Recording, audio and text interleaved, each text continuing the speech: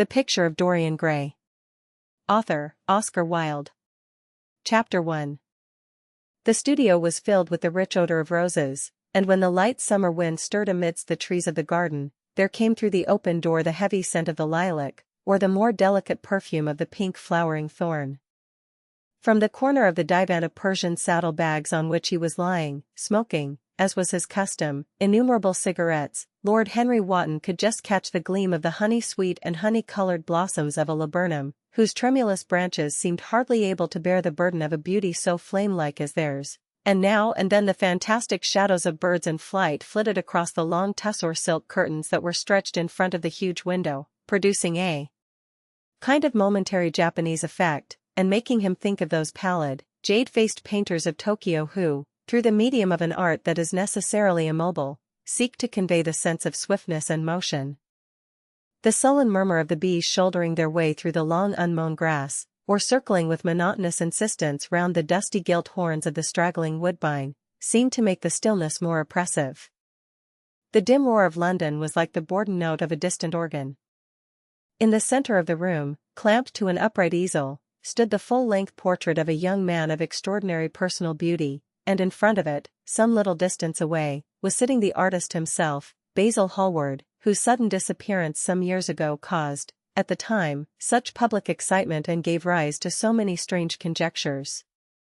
As the painter looked at the gracious and comely form he had so skillfully mirrored in his art, a smile of pleasure passed across his face, and seemed about to linger there.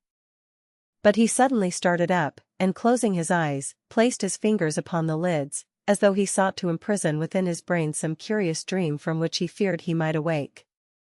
"It is your best work, Basil, the best thing you have ever done," said Lord Henry languidly. "You must certainly send it next year to the Grosvenor. The Academy is too large and too vulgar.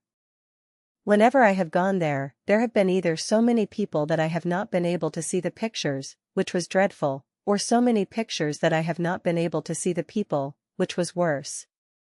The Grosvenor is really the only place." "I don't think I shall send it anywhere," he answered, tossing his head back in that odd way that used to make his friends laugh at him at Oxford. "No, I won't send it anywhere." Lord Henry elevated his eyebrows and looked at him in amazement through the thin blue wreaths of smoke that curled up in such fanciful whirls from his heavy, opium-tainted cigarette. "Not send it anywhere? My dear fellow, why? Have you any reason? What odd chaps you painters are. You do anything in the world to gain a reputation. As soon as you have one, you seem to want to throw it away. It is silly of you, for there is only one thing in the world worse than being talked about, and that is not being talked about. A portrait like this would set you far above all the young men in England, and make the old men quite jealous, if old men are ever capable of any emotion."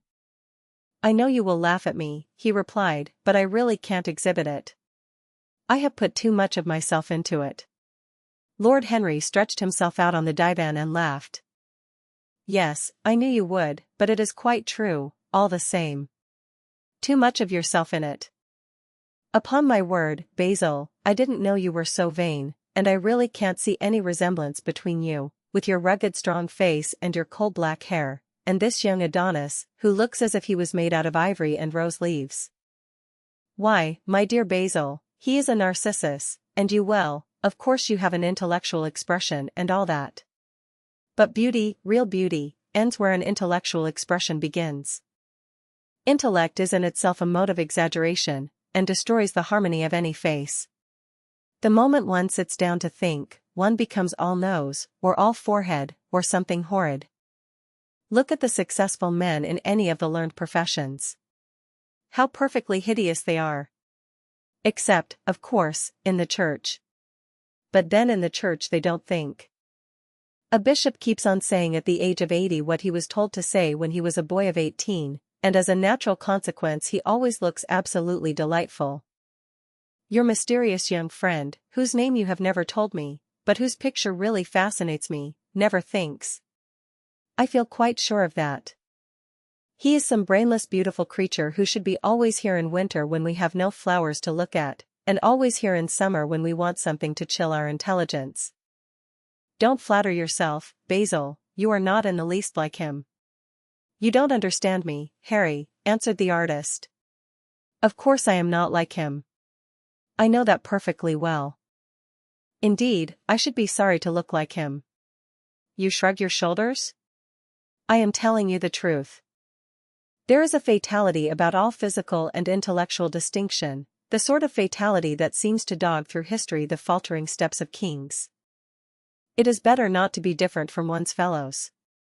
The ugly and the stupid have the best of it in this world. They can sit at their ease and gape at the play. If they know nothing of victory, they are at least spared the knowledge of defeat. They live as we all should live, undisturbed, indifferent, and without disquiet. They neither bring ruin upon others, nor ever receive it from alien hands. Your rank and wealth, Harry, my brains, such as they are, my art, whatever it may be worth, Dorian Gray's good looks, we shall all suffer for what the gods have given us, suffer terribly. Dorian Gray? Is that his name? Asked Lord Henry, walking across the studio towards Basil Hallward. Yes, that is his name. I didn't intend to tell it to you. But why not? Oh, I can't explain. When I like people immensely, I never tell their names to anyone. It is like surrendering a part of them. I have grown to love secrecy. It seems to be the one thing that can make modern life mysterious or marvelous to us. The commonest thing is delightful if one only hides it. When I leave town now, I never tell my people where I am going. If I did, I would lose all my pleasure. It is a silly habit, I dare say, but somehow it seems to bring a great deal of romance into one's life. I suppose you think me awfully foolish about it? Not at all, answered Lord Henry, not at all, my dear Basil. You seem to forget that I am married, and the one charm of marriage is that it makes a life of deception absolutely necessary for both parties. I never know where my wife is, and my wife never knows what I am doing. When we do meet occasionally, when we dine out together, or go down to the Duke's, we tell each other the most absurd stories with the most serious faces. My wife is very good at it, much better, in fact, than I am. She never gets confused over her dates, and I always do. But when she does find me out, she makes no row at all. I sometimes wish she would, but she merely laughs at me. I hate the way you talk about your married life, Harry, said Basil Hallward, strolling towards the door that led into the garden. I believe that you are really a very good husband, but that you are thoroughly ashamed of your own virtues. You are an extraordinary fellow. You never say a moral thing, and you never do a wrong thing. Your cynicism is simply a pose. Being natural is simply a pose, and the most irritating pose I know, cried Lord Henry, laughing, and the two young men went out into the garden together and ensconced themselves on a long bamboo seat that stood in the shade of a tall laurel bush. The sunlight slipped over the polished leaves. In the grass, white daisies were tremulous. After a pause, Lord Henry pulled out his watch. I am afraid I must be going, Basil, he murmured, and before I go, I insist on your answering a question I put to you some time ago. What is that? Said the painter, keeping his eyes fixed on the ground. You know quite well. I do not, Harry. Well, I will tell you what it is. I want you to explain to me why you won't exhibit Dorian Gray's picture. I want the real reason. I told you the real reason. No, you did not. You said it was because there was too much of yourself in it. Now, that is childish. Harry, said Basil Hallward, looking him straight in the face, every portrait that is painted with feeling is a portrait of the artist, not of the sitter. The sitter is merely the accident, the occasion. It is not he who is revealed by the painter, it is rather the painter who, on the colored canvas, reveals himself. The reason I will not exhibit this picture is that I am afraid that I have shown in it the secret of my own soul. Lord Henry laughed. And what is that? He asked. I will tell you, said Hallward, but an expression of perplexity came over his face. I am all expectation, Basil, continued his companion, glancing at him. Oh, there is really very little to tell, Harry, answered the painter, and I am afraid you will hardly understand it. Perhaps you will hardly believe it. Lord Henry smiled, and leaning down, plucked a pink-petaled daisy from the grass and examined it. "I am quite sure I shall understand it," he replied, gazing intently at the little golden, white-feathered disc, "and as for believing things, I can believe anything, provided that it is quite incredible." The wind shook some blossoms from the trees, and the heavy lilac blooms, with their clustering stars, moved to and fro in the languid air. A grasshopper began to chirrup by the wall, and like a blue thread a long thin dragon-fly floated past on its brown gauze wings. Lord Henry felt as if he could hear Basil Hallward's heart beating, and wondered what was coming. "The story is simply this," said the painter after some time. "2 months ago I went to a crush at Lady Brandon's. You know we poor artists have to show ourselves in society from time to time, just to remind the public that we are not savages. With an evening coat and a white tie, as you told me once, anybody, even a stockbroker, can gain a reputation for being civilized. Well, after I had been in the room about 10 minutes, talking to huge overdressed dowagers and tedious academicians, I suddenly became conscious that someone was looking at me. I turned halfway round and saw Dorian Gray for the first time. When our eyes met, I felt that I was growing pale. A curious sensation of terror came over me. I knew that I had come face to face with someone whose mere personality was so fascinating that, if I allowed it to do so, it would absorb my whole nature, my whole soul, my very art itself. I did not want any external influence in my life. You know yourself, Harry, how independent I am by nature. I have always been my own master, had at least always been so, till I met Dorian Gray. But I don't know how to explain it to you. Something seemed to tell me that I was on the verge of a terrible crisis in my life. I had a strange feeling that fate had in store for me exquisite joys and exquisite sorrows. I grew afraid and turned to quit the room. It was not conscience that made me do so, it was a sort of cowardice. I take no credit to myself for trying to escape. Conscience and cowardice are really the same things, Basil. Conscience is the trade name of the firm. That is all. I don't believe that, Harry, and I don't believe you do either. However, whatever was my motive, and it may have been pride, for I used to be very proud, I certainly struggled to the door. There, of course, I stumbled against Lady Brandon. "You are not going to run away so soon, Mr. Hallward," she screamed out. You know her curiously shrill voice? "Yes, she is a peacock in everything but beauty," said Lord Henry, pulling the daisy to bits with his long nervous fingers. "I could not get rid of her.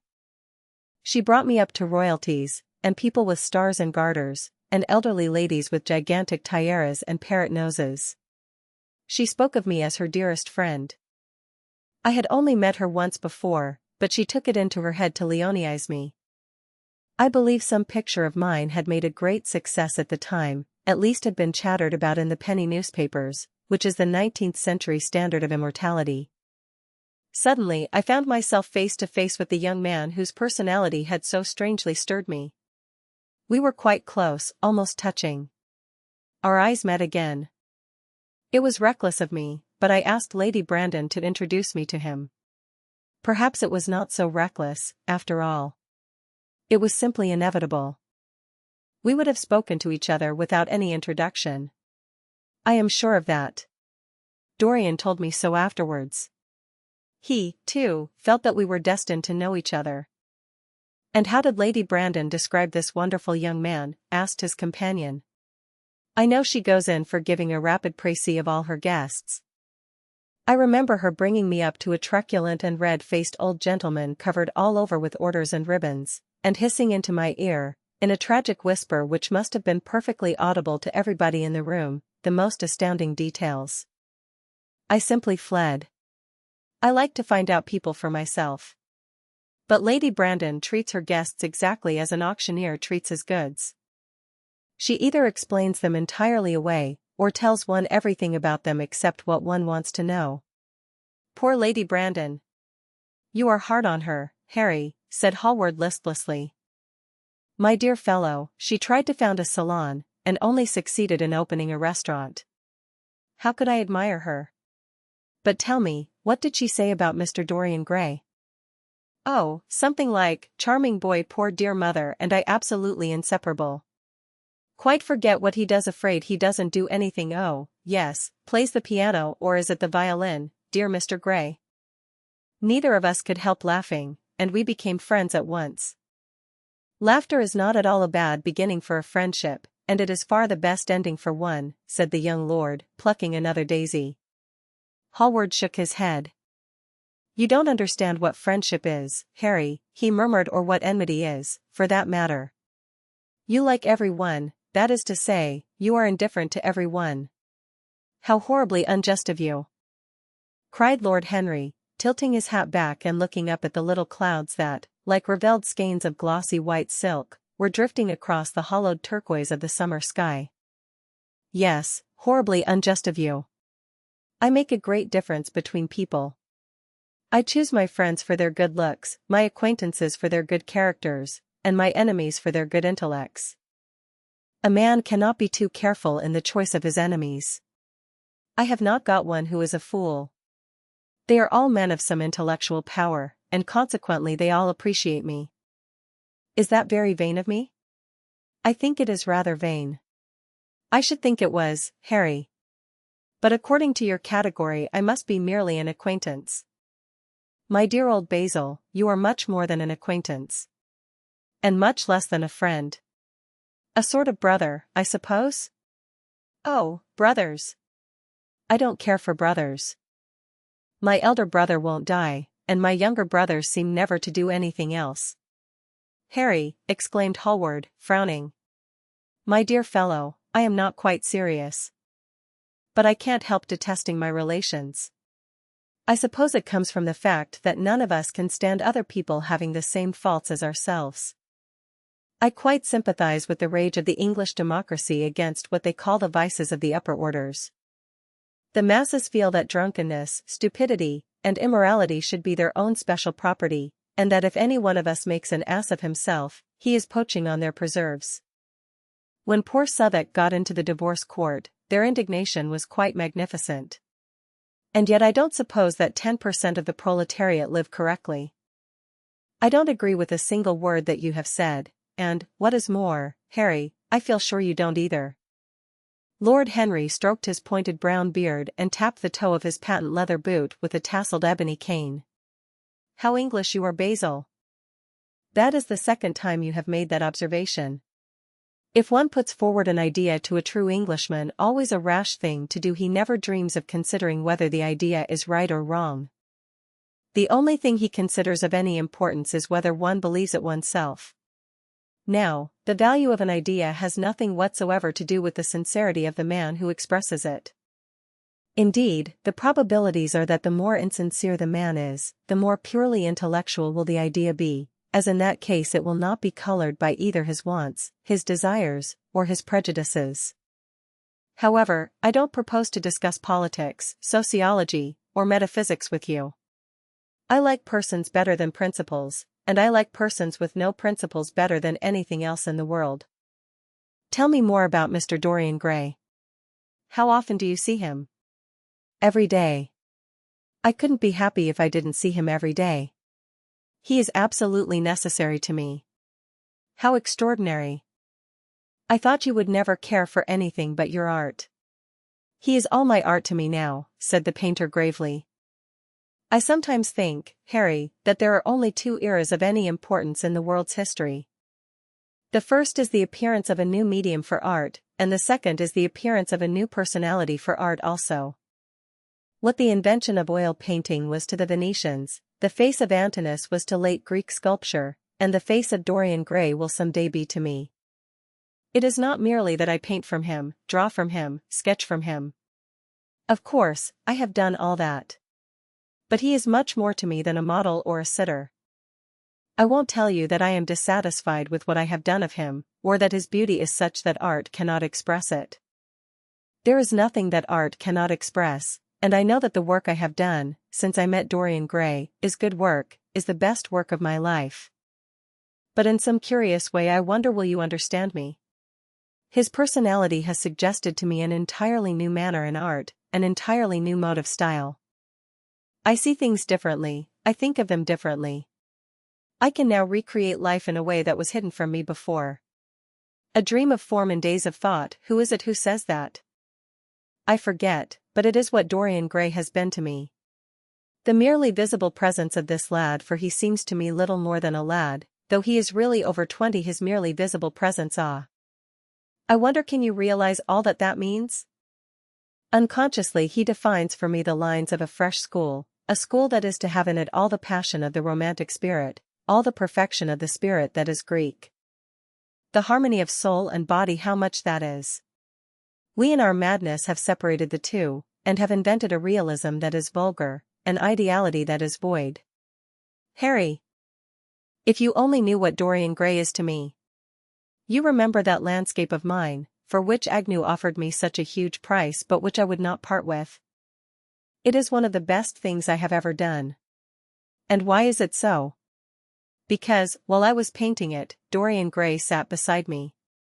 Some subtle influence passed from him to me, and for the first time in my life I saw in the plain woodland the wonder I had always looked for and always missed. Basil, this is extraordinary. I must see Dorian Gray.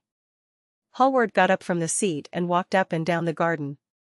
After some time he came back. Harry, he said, Dorian Gray is to me simply a motive in art. You might see nothing in him. I see everything in him. He is never more present in my work than when no image of him is there. He is a suggestion, as I have said, of a new manner. I find him in the curves of certain lines, in the loveliness and subtleties of certain colors. That is all. Then why won't you exhibit his portrait? Asked Lord Henry. Because, without intending it, I have put into it some expression of all this curious artistic idolatry, of which, of course, I have never cared to speak to him.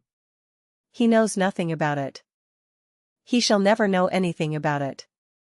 But the world might guess it, and I will not bare my soul to their shallow prying eyes. My heart shall never be put under their microscope. There is too much of myself in the thing, Harry, too much of myself. Poets are not so scrupulous as you are. They know how useful passion is for publication. Nowadays a broken heart will run to many editions. I hate them for it, cried Hallward. An artist should create beautiful things, but should put nothing of his own life into them. We live in an age when men treat art as if it were meant to be a form of autobiography. We have lost the abstract sense of beauty. Some day I will show the world what it is, and for that reason the world shall never see my portrait of Dorian Gray. I think you are wrong, Basil, but I won't argue with you. It is only the intellectually lost who ever argue. Tell me, is Dorian Gray very fond of you? The painter considered for a few moments. He likes me, he answered after a pause. I know he likes me. Of course I flatter him dreadfully. I find a strange pleasure in saying things to him that I know I shall be sorry for having said. As a rule, he is charming to me, and we sit in the studio and talk of 1,000 things. Now and then, however, he is horribly thoughtless, and seems to take a real delight in giving me pain. Then I feel, Harry, that I have given away my whole soul to someone who treats it as if it were a flower to put in his coat, a bit of decoration to charm his vanity, an ornament for a summer's day. Days in summer, Basil, are apt to linger, murmured Lord Henry. Perhaps you will tire sooner than he will. It is a sad thing to think of, but there is no doubt that genius lasts longer than beauty. That accounts for the fact that we all take such pains to over-educate ourselves. In the wild struggle for existence, we want to have something that endures, and so we fill our minds with rubbish and facts, in the silly hope of keeping our place. The thoroughly well-informed man, that is the modern ideal. And the mind of the thoroughly well-informed man is a dreadful thing. It is like a bric-a-brac shop, all monsters and dust, with everything priced above its proper value. I think you will tire first, all the same. Some day you will look at your friend, and he will seem to you to be a little out of drawing, or you won't like his tone of color, or something. You will bitterly reproach him in your own heart, and seriously think that he has behaved very badly to you.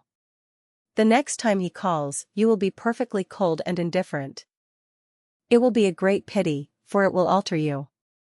What you have told me is quite a romance of art one might call it, and the worst of having a romance of any kind is that it leaves one so unromantic. Harry, don't talk like that. As long as I live, the personality of Dorian Gray will dominate me.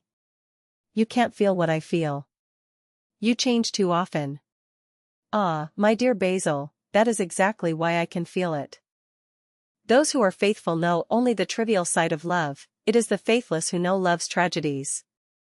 And Lord Henry struck a light on a dainty silver case and began to smoke a cigarette with a self-conscious and satisfied air, as if he had summed up the world in a phrase. There was a rustle of chirping sparrows in the green lacquer leaves of the ivy, and the blue cloud shadows chased themselves across the grass like swallows. How pleasant it was in the garden! And how delightful other people's emotions were! Much more delightful than their ideas, it seemed to him. One's own soul, and the passions of one's friends, those were the fascinating things in life. He pictured to himself with silent amusement the tedious luncheon that he had missed by staying so long with Basil Hallward. Had he gone to his aunt's, he would have been sure to have met Lord Goodbody there, and the whole conversation would have been about the feeding of the poor and the necessity for model lodging houses. Each class would have preached the importance of those virtues, for whose exercise there was no necessity in their own lives. The rich would have spoken on the value of thrift, and the idle grown eloquent over the dignity of labor. It was charming to have escaped all that. As he thought of his aunt, an idea seemed to strike him. He turned to Hallward and said, "My dear fellow, I have just remembered." "Remembered what, Harry?" "Where I heard the name of Dorian Gray." "Where was it?" asked Hallward, with a slight frown. "Don't look so angry, Basil." "It was at my aunt, Lady Agatha's. She told me she had discovered a wonderful young man who was going to help her in the East End, and that his name was Dorian Gray. I am bound to state that she never told me he was good-looking. Women have no appreciation of good looks, at least, good women have not. She said that he was very earnest and had a beautiful nature. I at once pictured to myself a creature with spectacles and lank hair, horribly freckled, and tramping about on huge feet. I wish I had known it was your friend." "I am very glad you didn't, Harry." "Why?" "I don't want you to meet him." "You don't want me to meet him?" "No." "Mr. Dorian Gray is in the studio, sir," said the butler, coming into the garden. "You must introduce me now," cried Lord Henry, laughing. The painter turned to his servant, who stood blinking in the sunlight. "Ask Mr. Gray to wait, Parker, I shall be in a few moments." The man bowed and went up the walk. Then he looked at Lord Henry. "Dorian Gray is my dearest friend," he said. "He has a simple and a beautiful nature. Your aunt was quite right in what she said of him. Don't spoil him. Don't try to influence him. Your influence would be bad. The world is wide, and has many marvelous people in it. Don't take away from me the one person who gives to my art whatever charm it possesses. My life as an artist depends on him. Mind, Harry, I trust you." He spoke very slowly, and the words seemed wrung out of him almost against his will. "What nonsense you talk," said Lord Henry, smiling, and taking Hallward by the arm, he almost led him into the house. Chapter 2. As they entered they saw Dorian Gray. He was seated at the piano, with his back to them, turning over the pages of a volume of Schumann's forest scenes. "You must lend me these, Basil," he cried. "I want to learn them. They are perfectly charming." "That entirely depends on how you sit today, Dorian." "Oh, I am tired of sitting, and I don't want a life-sized portrait of myself," answered the lad, swinging round on the music stool in a wilful, petulant manner. When he caught sight of Lord Henry, a faint blush colored his cheeks for a moment, and he started up. "I beg your pardon, Basil, but I didn't know you had any one with you. This is Lord Henry Wotton, Dorian, an old Oxford friend of mine. I have just been telling him what a capital sitter you were, and now you have spoiled everything." "You have not spoiled my pleasure in meeting you, Mr. Gray," said Lord Henry, stepping forward and extending his hand. "My aunt has often spoken to me about you. You are one of her favorites, and, I am afraid, one of her victims also. I am in Lady Agatha's black books at present, answered Dorian with a funny look of penitence. I promised to go to a club in Whitechapel with her last Tuesday, and I really forgot all about it. We were to have played a duet together, 3 duets, I believe. I don't know what she will say to me. I am far too frightened to call. Oh, I will make your peace with my aunt. She is quite devoted to you. And I don't think it really matters about your not being there. The audience probably thought it was a duet. When Aunt Agatha sits down to the piano, she makes quite enough noise for 2 people. That is very horrid to her, and not very nice to me, answered Dorian, laughing. Lord Henry looked at him. Yes, he was certainly wonderfully handsome, with his finely curved scarlet lips, his frank blue eyes, his crisp gold hair. There was something in his face that made one trust him at once. All the candor of youth was there, as well as all youth's passionate purity. One felt that he had kept himself unspotted from the world. No wonder Basil Hallward worshipped him. You are too charming to go in for philanthropy, Mr. Gray, far too charming. And Lord Henry flung himself down on the divan and opened his cigarette case. The painter had been busy mixing his colors and getting his brushes ready. He was looking worried, and when he heard Lord Henry's last remark, he glanced at him, hesitated for a moment, and then said, Harry, I want to finish this picture today. Would you think it awfully rude of me if I asked you to go away? Lord Henry smiled and looked at Dorian Gray. Am I to go, Mr. Gray? He asked. Oh, please don't, Lord Henry. I see that Basil is in one of his sulky moods, and I can't bear him when he sulks. Besides, I want you to tell me why I should not go in for philanthropy. I don't know that I shall tell you that, Mr. Gray. It is so tedious a subject that one would have to talk seriously about it. But I certainly shall not run away, now that you have asked me to stop. You don't really mind, Basil, do you? You have often told me that you liked your sitters to have someone to chat to. Hallward bit his lip. If Dorian wishes it, of course you must stay. Dorian's whims are laws to everybody, except himself. Lord Henry took up his hat and gloves. You are very pressing, Basil, but I am afraid I must go. I have promised to meet a man at the Orleans. Goodbye, Mr. Gray. Come and see me some afternoon in Curzon Street. I am nearly always at home at 5 o'clock. Write to me when you are coming. I should be sorry to miss you. Basil, cried Dorian Gray, if Lord Henry Wotton goes, I shall go, too. You never open your lips while you are painting, and it is horribly dull standing on a platform and trying to look pleasant. Ask him to stay. I insist upon it. Stay, Harry, to oblige Dorian, and to oblige me, said Hallward, gazing intently at his picture. It is quite true, I never talk when I am working, and never listen either, and it must be dreadfully tedious for my unfortunate sitters. I beg you to stay. But what about my man at the Orleans? The painter laughed.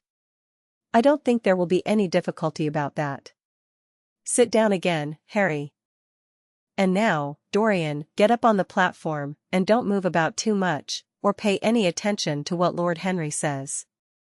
He has a very bad influence over all his friends, with the single exception of myself. Dorian Gray stepped up on the dais with the air of a young Greek martyr, and made a little moue of discontent to Lord Henry, to whom he had rather taken a fancy. He was so unlike Basil. They made a delightful contrast. And he had such a beautiful voice. After a few moments he said to him, Have you really a very bad influence, Lord Henry? As bad as Basil says? There is no such thing as a good influence, Mr. Gray. All influence is immoral from the scientific point of view. Why? Because to influence a person is to give him one's own soul. He does not think his natural thoughts, or burn with his natural passions. His virtues are not real to him. His sins, if there are such things as sins, are borrowed. He becomes an echo of someone else's music, an actor of a part that has not been written for him. The aim of life is self-development. To realize one's nature perfectly, that is what each of us is here for. People are afraid of themselves, nowadays. They have forgotten the highest of all duties, the duty that one owes to oneself. Of course, they are charitable. They feed the hungry and clothe the beggar. But their own souls starve, and are naked. Courage has gone out of our race. Perhaps we never really had it. The terror of society, which is the basis of morals, the terror of God, which is the secret of religion, these are the two things that govern us. And yet. Just turn your head a little more to the right, Dorian, like a good boy, said the painter, deep in his work and conscious only that a look had come into the lad's face that he had never seen there before. And yet, continued Lord Henry, in his low, musical voice, and with that graceful wave of the hand that was always so characteristic of him, and that he had even in his Eton days, I believe that if one man were to live out his life fully and completely, were to give form to every feeling, expression to every thought, reality to every dream, I believe that the world would gain such a fresh impulse of joy that we would forget all the maladies of medievalism, and return to the Hellenic ideal too. Something finer, richer than the Hellenic ideal, it may be. But the bravest man amongst us is afraid of himself. The mutilation of the savage has its tragic survival in the self-denial that mars our lives. We are punished for our refusals. Every impulse that we strive to strangle broods in the mind and poisons us. The body sins once, and has done with its sin, for action is a mode of purification. Nothing remains then but the recollection of a pleasure, or the luxury of a regret. The only way to get rid of a temptation is to yield to it. Resist it, and your soul grows sick with longing for the things it has forbidden to itself, with desire for what its monstrous laws have made monstrous and unlawful. It has been said that the great events of the world take place in the brain. It is in the brain, and the brain only, that the great sins of the world take place also. You, Mr. Gray, you yourself, with your rose-red youth and your rose-white boyhood, you have had passions that have made you afraid, thoughts that have filled you with terror, daydreams, and sleeping dreams whose mere memory might stain your cheek with shame. Stop, faltered Dorian Gray, stop. You bewilder me. I don't know what to say. There is some answer to you, but I cannot find it. Don't speak. Let me think. Or, rather, let me try not to think. For nearly 10 minutes he stood there, motionless, with parted lips and eyes strangely bright. He was dimly conscious that entirely fresh influences were at work within him. Yet they seemed to him to have come really from himself. The few words that Basil's friend had said to him, words spoken by chance, no doubt, and with willful paradox in them, had touched some secret chord that had never been touched before, but that he felt was now vibrating and throbbing to curious pulses. Music had stirred him like that. Music had troubled him many times. But music was not articulate. It was not a new world, but rather another chaos that it created in us. Words. Mere words. How terrible they were. How clear, and vivid, and cruel. One could not escape from them. And yet what a subtle magic there was in them. They seemed to be able to give a plastic form to formless things, and to have a music of their own as sweet as that of viol or of lute. Mere words. Was there anything so real as words? Yes, there had been things in his boyhood that he had not understood. He understood them now. Life suddenly became fiery-colored to him. It seemed to him that he had been walking in fire. Why had he not known it? With his subtle smile, Lord Henry watched him. He knew the precise psychological moment when to say nothing. He felt intensely interested. He was amazed at the sudden impression that his words had produced, and, remembering a book that he had read when he was 16, a book which had revealed to him much that he had not known before, he wondered whether Dorian Gray was passing through a similar experience. He had merely shot an arrow into the air. Had it hit the mark? How fascinating the lad was. Hallward painted away with that marvelous bold touch of his, that had the true refinement and perfect delicacy that in art, at any rate, comes only from strength. He was unconscious of the silence. Basil, I am tired of standing, cried Dorian Gray suddenly. I must go out and sit in the garden. The air is stifling here. My dear fellow, I am so sorry. When I am painting, I can't think of anything else. But you never sat better. You were perfectly still. And I have caught the effect I wanted, the half-parted lips and the bright look in the eyes. I don't know what Harry has been saying to you, but he has certainly made you have the most wonderful expression. I suppose he has been paying you compliments. You mustn't believe a word that he says. He has certainly not been paying me compliments. Perhaps that is the reason that I don't believe anything he has told me. You know you believe it all, said Lord Henry, looking at him with his dreamy languorous eyes. I will go out to the garden with you. It is horribly hot in the studio. Basil, let us have something iced to drink, something with strawberries in it. Certainly, Harry. Just touch the bell, and when Parker comes I will tell him what you want. I have got to work up this background, so I will join you later on. Don't keep Dorian too long. I have never been in better form for painting than I am today. This is going to be my masterpiece. It is my masterpiece as it stands. Lord Henry went out to the garden and found Dorian Gray burying his face in the great cool lilac blossoms, feverishly drinking in their perfume as if it had been wine. He came close to him and put his hand upon his shoulder. You are quite right to do that, he murmured. Nothing can cure the soul but the senses, just as nothing can cure the senses but the soul. The lad started and drew back. He was bareheaded, and the leaves had tossed his rebellious curls and tangled all their gilded threads. There was a look of fear in his eyes, such as people have when they are suddenly awakened. His finely chiseled nostrils quivered, and some hidden nerve shook the scarlet of his lips and left them trembling. Yes, continued Lord Henry, that is one of the great secrets of life, to cure the soul by means of the senses, and the senses by means of the soul. You are a wonderful creation. You know more than you think you know, just as you know less than you want to know. Dorian Gray frowned and turned his head away. He could not help liking the tall, graceful young man who was standing by him. His romantic, olive-colored face and worn expression interested him. There was something in his low languid voice that was absolutely fascinating. His cool, white, flower-like hands, even, had a curious charm.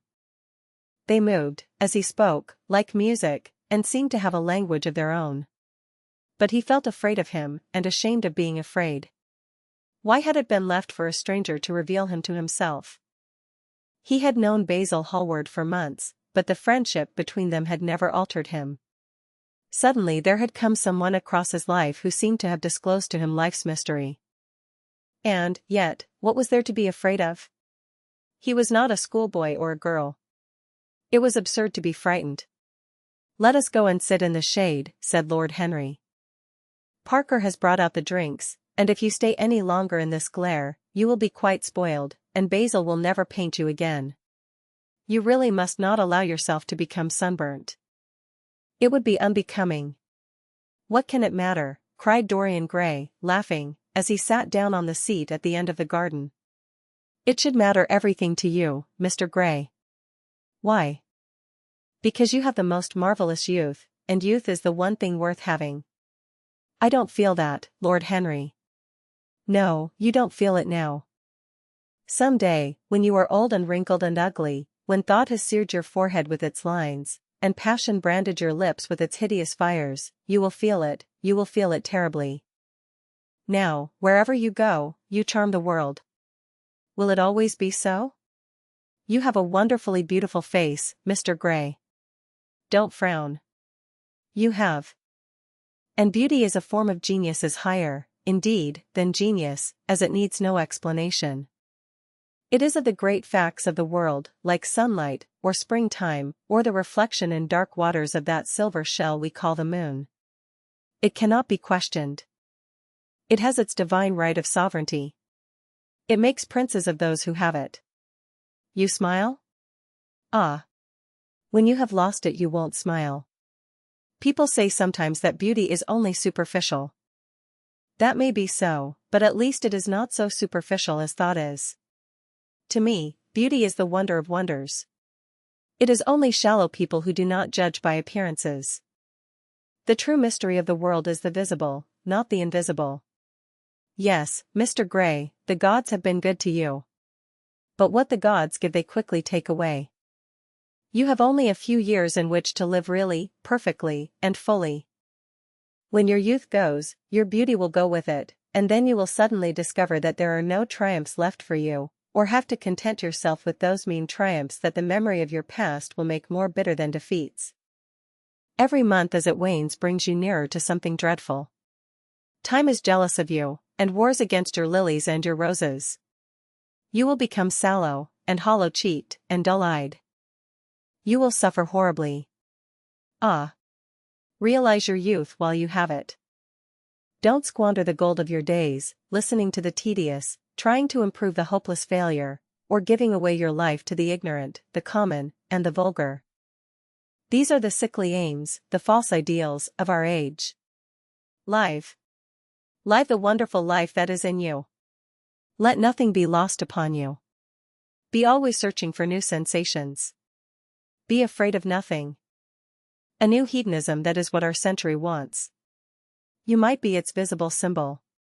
With your personality there is nothing you could not do. The world belongs to you for a season. The moment I met you I saw that you were quite unconscious of what you really are, of what you really might be. There was so much in you that charmed me that I felt I must tell you something about yourself. I thought how tragic it would be if you were wasted. For there is such a little time that your youth will last such a little time. The common hill flowers wither, but they blossom again. The laburnum will be as yellow next June as it is now. In a month there will be purple stars on the clematis, and year after year the green night of its leaves will hold its purple stars. But we never get back our youth. The pulse of joy that beats in us at 20 becomes sluggish. Our limbs fail, our senses rot. We degenerate into hideous puppets, haunted by the memory of the passions of which we were too much afraid, and the exquisite temptations that we had not the courage to yield to. Youth. Youth. There is absolutely nothing in the world but youth. Dorian Gray listened, open-eyed and wondering. The spray of lilac fell from his hand upon the gravel. A furry bee came and buzzed round it for a moment. Then it began to scramble all over the oval stellate globe of the tiny blossoms. He watched it with that strange interest in trivial things that we try to develop when things of high import make us afraid, or when we are stirred by some new emotion for which we cannot find expression, or when some thought that terrifies us lays sudden siege to the brain and calls on us to yield. After a time the bee flew away. He saw it creeping into the stained trumpet of a Tyrian convolvulus. The flower seemed to quiver, and then swayed gently to and fro. Suddenly the painter appeared at the door of the studio and made staccato signs for them to come in. They turned to each other and smiled. "I am waiting," he cried. "Do come in. The light is quite perfect, and you can bring your drinks." They rose up and sauntered down the walk together. 2 green and white butterflies fluttered past them, and in the pear tree at the corner of the garden a thrush began to sing. "You are glad you have met me, Mr. Gray," said Lord Henry, looking at him. "Yes, I am glad now. I wonder, shall I always be glad?" "Always. That is a dreadful word. It makes me shudder when I hear it. Women are so fond of using it. They spoil every romance by trying to make it last forever. It is a meaningless word, too. The only difference between a caprice and a lifelong passion is that the caprice lasts a little longer." As they entered the studio, Dorian Gray put his hand upon Lord Henry's arm. "In that case, let our friendship be a caprice," he murmured, flushing at his own boldness, then stepped up on the platform and resumed his pose. Lord Henry flung himself into a large wicker armchair and watched him. The sweep and dash of the brush on the canvas made the only sound that broke the stillness, except when, now and then, Hallward stepped back to look at his work from a distance. In the slanting beams that streamed through the open doorway the dust danced and was golden. The heavy scent of the roses seemed to brood over everything.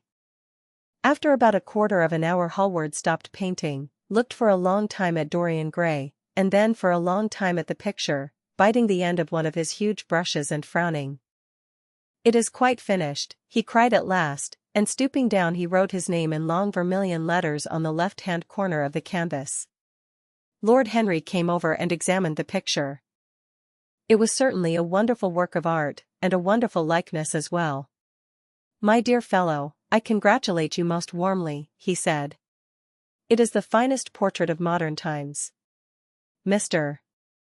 Gray, come over and look at yourself." The lad started, as if awakened from some dream. "Is it really finished?" he murmured, stepping down from the platform. "Quite finished," said the painter. "And you have sat splendidly today. I am awfully obliged to you." "That is entirely due to me," broke in Lord Henry. "Isn't it, Mr. Gray?" Dorian made no answer, but passed listlessly in front of his picture and turned towards it. When he saw it he drew back, and his cheeks flushed for a moment with pleasure. A look of joy came into his eyes, as if he had recognized himself for the first time. He stood there motionless and in wonder, dimly conscious that Hallward was speaking to him, but not catching the meaning of his words. The sense of his own beauty came on him like a revelation.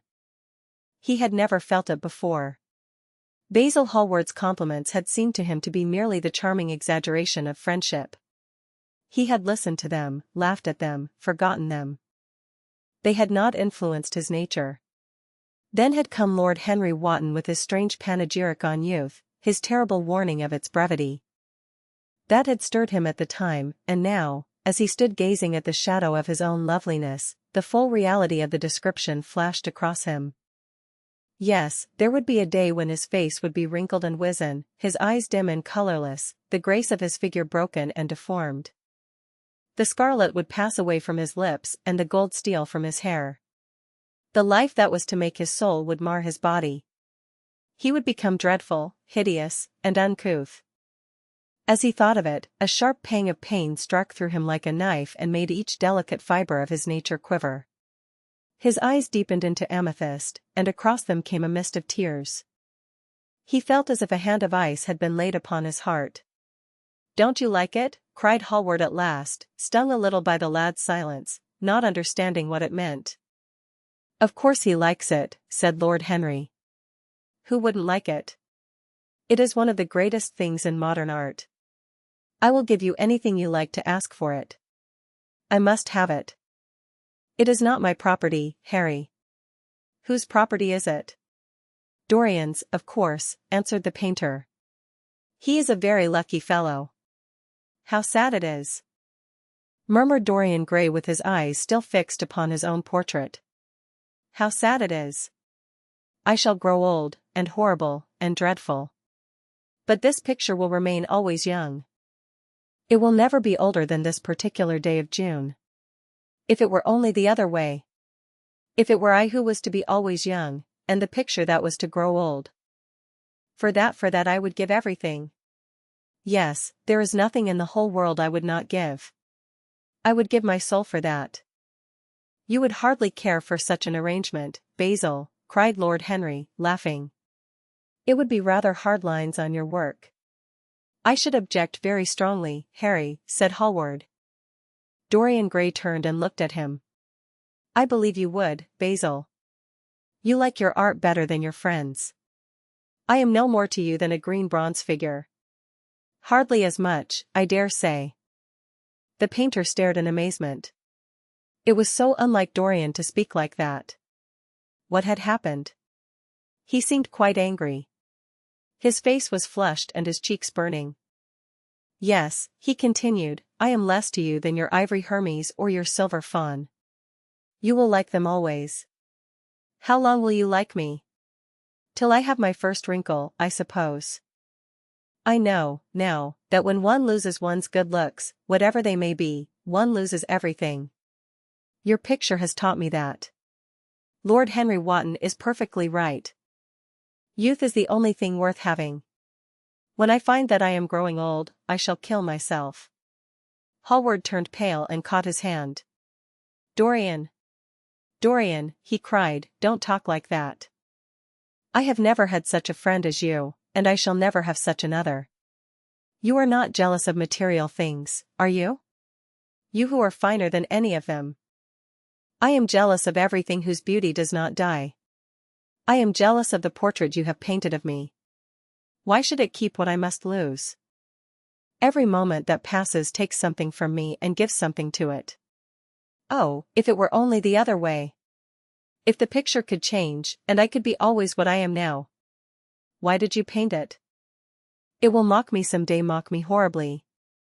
The hot tears welled into his eyes. He tore his hand away and, flinging himself on the divan, he buried his face in the cushions, as though he was praying. "This is your doing, Harry," said the painter bitterly. Lord Henry shrugged his shoulders. "It is the real Dorian Gray, that is all." "It is not." "If it is not, what have I to do with it?" "You should have gone away when I asked you," he muttered. "I stayed when you asked me," was Lord Henry's answer. "Harry, I can't quarrel with my two best friends at once, but between you both you have made me hate the finest piece of work I have ever done, and I will destroy it. What is it but canvas and color? I will not let it come across our three lives and mar them." Dorian Gray lifted his golden head from the pillow, and with pallid face and tear-stained eyes, looked at him as he walked over to the deal painting table that was set beneath the high-curtained window. What was he doing there? His fingers were straying about among the litter of tin tubes and dry brushes, seeking for something. Yes, it was for the long palette knife, with its thin blade of lithe steel. He had found it at last. He was going to rip up the canvas. With a stifled sob the lad leaped from the couch, and, rushing over to Hallward, tore the knife out of his hand, and flung it to the end of the studio. "Don't, Basil, don't," he cried. "It would be murder." "I am glad you appreciate my work at last, Dorian," said the painter coldly when he had recovered from his surprise. "I never thought you would." "Appreciate it? I am in love with it, Basil. It is part of myself. I feel that. Well, as soon as you are dry, you shall be varnished, and framed, and sent home. Then you can do what you like with yourself." And he walked across the room and rang the bell for tea. "You will have tea, of course, Dorian? And so will you, Harry? Or do you object to such simple pleasures?" "I adore simple pleasures," said Lord Henry. "They are the last refuge of the complex. But I don't like scenes, except on the stage." "What absurd fellows you are, both of you! I wonder who it was defined man as a rational animal. It was the most premature definition ever given. Man is many things, but he is not rational. I am glad he is not, after all, though I wish you chaps would not squabble over the picture. You had much better let me have it, Basil. This silly boy doesn't really want it, and I really do. If you let anyone have it but me, Basil, I shall never forgive you," cried Dorian Gray, "and I don't allow people to call me a silly boy. You know the picture is yours, Dorian. I gave it to you before it existed. And you know you have been a little silly, Mr. Gray, and that you don't really object to being reminded that you are extremely young." "I should have objected very strongly this morning, Lord Henry." "Ah. This morning? You have lived since then." There came a knock at the door, and the butler entered with a laden tea tray and set it down upon a small Japanese table. There was a rattle of cups and saucers and the hissing of a fluted Georgian urn. Two globe-shaped china dishes were brought in by a page. Dorian Gray went over and poured out the tea. The two men sauntered languidly to the table and examined what was under the covers. "Let us go to the theatre tonight," said Lord Henry. "There is sure to be something on, somewhere.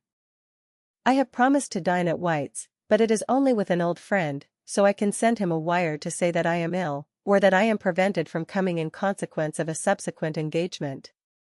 I think that would be a rather nice excuse. It would have all the surprise of candor." "It is such a bore putting on one's dress clothes," muttered Hallward. "And, when one has them on, they are so horrid." "Yes," answered Lord Henry dreamily, "the costume of the 19th century is detestable. It is so somber, so depressing. Sin is the only real color element left in modern life." "You really must not say things like that before Dorian, Harry." "Before which Dorian? The one who is pouring out tea for us, or the one in the picture?" "Before either." "I should like to come to the theatre with you, Lord Henry," said the lad. "Then you shall come, and you will come, too, Basil, won't you?" I can't, really. I would sooner not. I have a lot of work to do. Well, then, you and I will go alone, Mr. Gray. I should like that awfully. The painter bit his lip and walked over, cup in hand, to the picture. I shall stay with the real Dorian, he said, sadly. Is it the real Dorian? Cried the original of the portrait, strolling across to him. Am I really like that? Yes, you are just like that. How wonderful, Basil. At least you are like it in appearance. But it will never alter, sighed Hallward. That is something. What a fuss people make about fidelity, exclaimed Lord Henry. Why, even in love it is purely a question for physiology. It has nothing to do with our own will. Young men want to be faithful, and are not, old men want to be faithless, and cannot, that is all one can say. Don't go to the theatre tonight, Dorian, said Hallward. Stop and dine with me. I can't, Basil. Why? Because I have promised Lord Henry Wotton to go with him. He won't like you the better for keeping your promises. He always breaks his own. I beg you not to go. Dorian Gray laughed and shook his head. I entreat you. The lad hesitated, and looked over at Lord Henry, who was watching them from the tea table with an amused smile. I must go, Basil, he answered. Very well, said Hallward, and he went over and laid down his cup on the tray. It is rather late, and, as you have to dress, you had better lose no time. Goodbye, Harry. Goodbye, Dorian. Come and see me soon. Come tomorrow. Certainly. You won't forget? No, of course not, cried Dorian. And? Harry. Yes, Basil? Remember what I asked you, when we were in the garden this morning. I have forgotten it. I trust you. I wish I could trust myself, said Lord Henry, laughing. Come, Mr.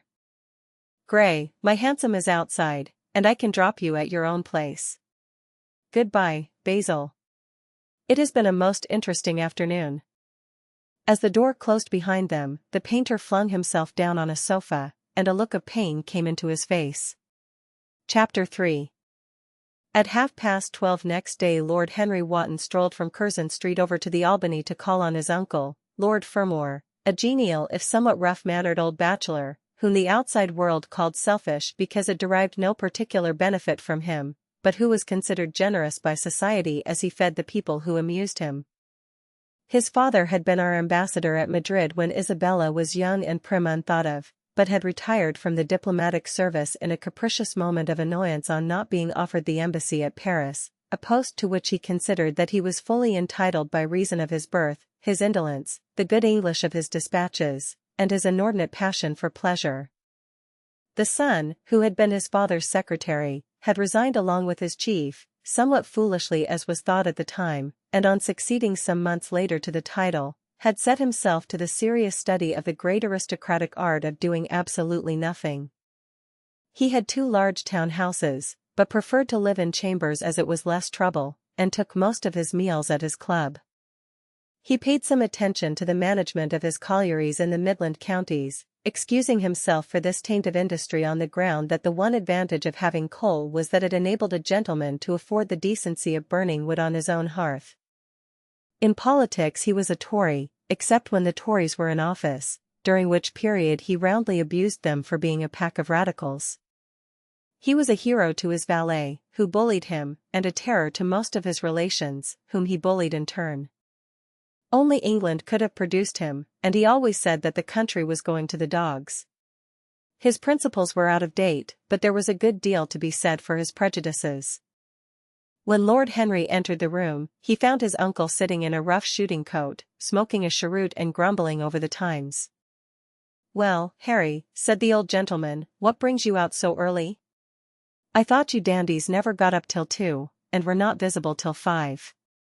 Pure family affection, I assure you, Uncle George. I want to get something out of you. Money, I suppose, said Lord Fermor, making a wry face. Well, sit down, and tell me all about it. Young people, nowadays, imagine that money is everything.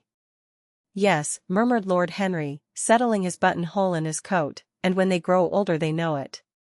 But I don't want money. It is only people who pay their bills who want that, Uncle George, and I never pay mine. Credit is the capital of a younger son, and one lives charmingly upon it. Besides, I always deal with Dartmoor's tradesmen, and consequently they never bother me. What I want is information, not useful information, of course, useless information. Well, I can tell you anything that is in an English blue book, Harry, although those fellows nowadays write a lot of nonsense. When I was in the diplomatic, things were much better. But I hear they let them in now by examination. What can you expect? Examinations, sir, are pure humbug from beginning to end. If a man is a gentleman, he knows quite enough, and if he is not a gentleman, whatever he knows is bad for him. Mr. Dorian Gray does not belong to blue books, Uncle George, said Lord Henry languidly. Mr. Dorian Gray? Who is he? Asked Lord Fermor, knitting his bushy white eyebrows. That is what I have come to learn, Uncle George. Or rather, I know who he is. He is the last Lord Kelso's grandson. His mother was a Devereux, Lady Margaret Devereux. I want you to tell me about his mother. What was she like? Whom did she marry? You have known nearly everybody in your time, so you might have known her. I am very much interested in Mr. Gray at present. I have only just met him. Kelso's grandson, echoed the old gentleman. Kelso's grandson. Of course. I knew his mother intimately. I believe I was at her christening. She was an extraordinarily beautiful girl, Margaret Devereux, and made all the men frantic by running away with a penniless young fellow, a mere nobody, sir, a subaltern in a foot regiment, or something of that kind. Certainly. I remember the whole thing as if it happened yesterday. The poor chap was killed in a duel at Spa a few months after the marriage. There was an ugly story about it. They said Kelso got some rascally adventurer, some Belgian brute, to insult his son-in-law in public, paid him, sir, to do it, paid him, and that the fellow spitted his man as if he had been a pigeon. The thing was hushed up, but, egad, Kelso ate his chop alone at the club for some time afterwards. He brought his daughter back with him, I was told, and she never spoke to him again. Oh, yes, it was a bad business. The girl died, too, died within a year. So she left a son, did she? I had forgotten that. What sort of boy is he?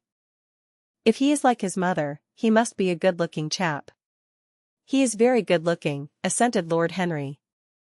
I hope he will fall into proper hands, continued the old man.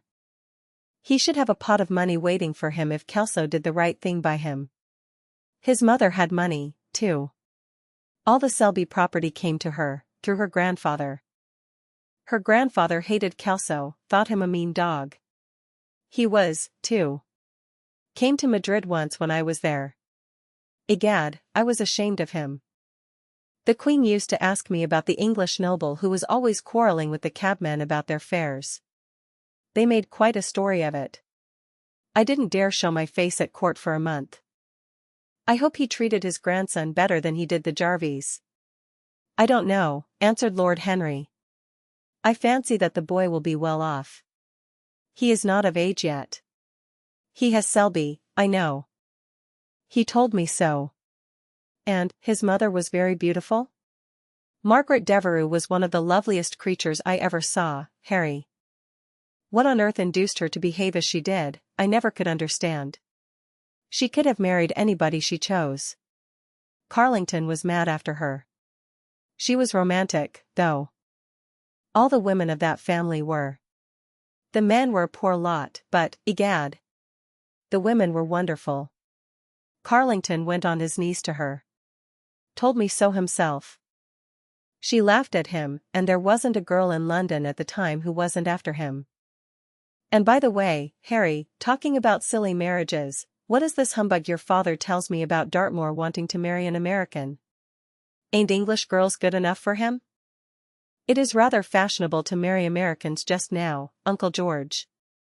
I'll back English women against the world, Harry, said Lord Fermor, striking the table with his fist. The betting is on the Americans. They don't last, I am told, muttered his uncle. A long engagement exhausts them, but they are capital at a steeplechase. They take things flying. I don't think Dartmoor has a chance. Who are her people? Grumbled the old gentleman. Has she got any? Lord Henry shook his head. American girls are as clever at concealing their parents as English women are at concealing their past, he said, rising to go. They are pork packers, I suppose? I hope so, Uncle George, for Dartmoor's sake. I am told that pork packing is the most lucrative profession in America, after politics. Is she pretty? She behaves as if she was beautiful. Most American women do. It is the secret of their charm. Why can't these American women stay in their own country? They are always telling us that it is the paradise for women. It is. That is the reason why, like Eve, they are so excessively anxious to get out of it, said Lord Henry. Goodbye, Uncle George. I shall be late for lunch if I stop any longer. Thanks for giving me the information I wanted. I always like to know everything about my new friends, and nothing about my old ones. Where are you lunching, Harry? At Aunt Agatha's. I have asked myself and Mr. Gray. He is her latest protégé. Humph. Tell your Aunt Agatha, Harry, not to bother me any more with her charity appeals. I am sick of them. Why, the good woman thinks that I have nothing to do but to write checks for her silly fads. All right, Uncle George, I'll tell her, but it won't have any effect. Philanthropic people lose all sense of humanity. It is their distinguishing characteristic. The old gentleman growled approvingly and rang the bell for his servant. Lord Henry passed up the low arcade into Burlington Street and turned his steps in the direction of Berkeley Square. So that was the story of Dorian Gray's parentage. Crudely as it had been told to him, it had yet stirred him by its suggestion of a strange, almost modern romance. A beautiful woman risking everything for a mad passion. A few wild weeks of happiness cut short by a hideous, treacherous crime.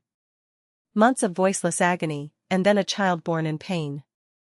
The mother snatched away by death, the boy left to solitude and the tyranny of an old and loveless man. Yes, it was an interesting background. It posed the lad, made him more perfect, as it were. Behind every exquisite thing that existed, there was something tragic. Worlds had to be in travail, that the meanest flower might blow. And how charming he had been at dinner the night before, as with startled eyes and lips parted in frightened pleasure he had sat opposite to him at the club, the red candle shade staining to a richer rose the wakening wonder of his face. Talking to him was like playing upon an exquisite violin. He answered to every touch and thrill of the bow. There was something terribly enthralling in the exercise of influence. No other activity was like it. To project one's soul into some gracious form, and let it tarry there for a moment, to hear one's own intellectual views echoed back to one with all the added music of passion and youth, to convey one's temperament into another as though it were a subtle fluid or a strange perfume, there was a real joy in that, perhaps the most satisfying joy left to us in an age so limited and vulgar as our own, an age grossly carnal in its pleasures, and grossly common in its aims. He was a marvelous type, too, this lad, whom by so curious a chance he had met in Basil's studio, or could be fashioned into a marvelous type, at any rate. Grace was his, and the white purity of boyhood, and beauty such as old Greek marbles kept for us. There was nothing that one could not do with him. He could be made a titan or a toy. What a pity it was that such beauty was destined to fade. And Basil? From a psychological point of view, how interesting he was. The new manner in art, the fresh mode of looking at life, suggested so strangely by the merely visible presence of one who was unconscious of it all, the silent spirit that dwelt in dim woodland, and walked unseen in open field, suddenly showing herself, dryad-like and not afraid, because in his soul who sought for her there had been wakened that wonderful vision to which alone are wonderful things revealed, the mere shapes and patterns of things becoming, as it were, refined, and gaining a kind of symbolical value, as though they were themselves patterns of some other and more perfect form whose shadow they made real. How strange it all was. He remembered something like it in history. Was it not Plato, that artist in thought, who had first analyzed it? Was it not Buonarroti who had carved it in the colored marbles of a sonnet sequence? But in our own century it was strange. Yes, he would try to be to Dorian Gray what, without knowing it, the lad was to the painter who had fashioned the wonderful portrait. He would seek to dominate him, had already, indeed, half done so. He would make that wonderful spirit his own. There was something fascinating in this son of love and death. Suddenly he stopped and glanced up at the houses. He found that he had passed his aunt's some distance, and, smiling to himself, turned back. When he entered the somewhat somber hall, the butler told him that they had gone in to lunch. He gave one of the footmen his hat and stick and passed into the dining room. "Late as usual, Harry," cried his aunt, shaking her head at him. He invented a facile excuse, and having taken the vacant seat next to her, looked round to see who was there.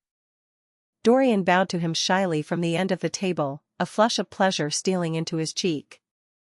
Opposite was the Duchess of Harley, a lady of admirable good nature and good temper, much liked by every one who knew her, and of those ample architectural proportions that in women who are not duchesses are described by contemporary historians as stoutness. Next to her sat, on her right, Sir Thomas Burton, a radical member of Parliament, who followed his leader in public life and in private life followed the best cooks, dining with the Tories and thinking with the Liberals, in accordance with a wise and well-known rule. The post on her left was occupied by Mr. Erskine of Treadley, an old gentleman of considerable charm and culture, who had fallen, however, into bad habits of silence, having, as he explained once to Lady Agatha, said everything that he had to say before he was 30. His own neighbor was Mrs. Vandeleur, one of his aunt's oldest friends, a perfect saint amongst women, but so dreadfully dowdy that she reminded one of a badly bound hymn book. Fortunately for him she had on the other side Lord Fodle, a most intelligent middle-aged mediocrity, as bald as a ministerial statement in the House of Commons, with whom she was conversing in that intensely earnest manner which is the one unpardonable error, as he remarked once himself, that all really good people fall into, and from which none of them ever quite escape. "We are talking about poor Dartmoor, Lord Henry," cried the Duchess, nodding pleasantly to him across the table. "Do you think he will really marry this fascinating young person?" "I believe she has made up her mind to propose to him, Duchess." "How dreadful!" exclaimed Lady Agatha. "Really, someone should interfere." "I am told, on excellent authority, that her father keeps an American dry goods store," said Sir Thomas Burton, looking supercilious. "My uncle has already suggested pork packing, Sir Thomas." "Dry goods? What are American dry goods?" asked the Duchess, raising her large hands in wonder and accentuating the verb. "American novels," answered Lord Henry, helping himself to some quail. The Duchess looked puzzled. "Don't mind him, my dear," whispered Lady Agatha. "He never means anything that he says." "When America was discovered," said the radical member, and he began to give some wearisome facts. Like all people who try to exhaust a subject, he exhausted his listeners. The Duchess sighed and exercised her privilege of interruption. "I wish to goodness it never had been discovered at all," she exclaimed. "Really, our girls have no chance nowadays. It is most unfair." "Perhaps, after all, America never has been discovered," said Mr. Erskine. "I myself would say that it had merely been detected." "Oh. But I have seen specimens of the inhabitants," answered the Duchess vaguely. "I must confess that most of them are extremely pretty. And they dress well, too. They get all their dresses in Paris. I wish I could afford to do the same." "They say that when good Americans die they go to Paris," chuckled Sir Thomas, who had a large wardrobe of Humour's cast-off clothes. "Really? And where do bad Americans go to when they die?" inquired the Duchess. "They go to America," murmured Lord Henry. Sir Thomas frowned. "I am afraid that your nephew is prejudiced against that great country," he said to Lady Agatha. "I have travelled all over it in cars provided by the directors, who, in such matters, are extremely civil."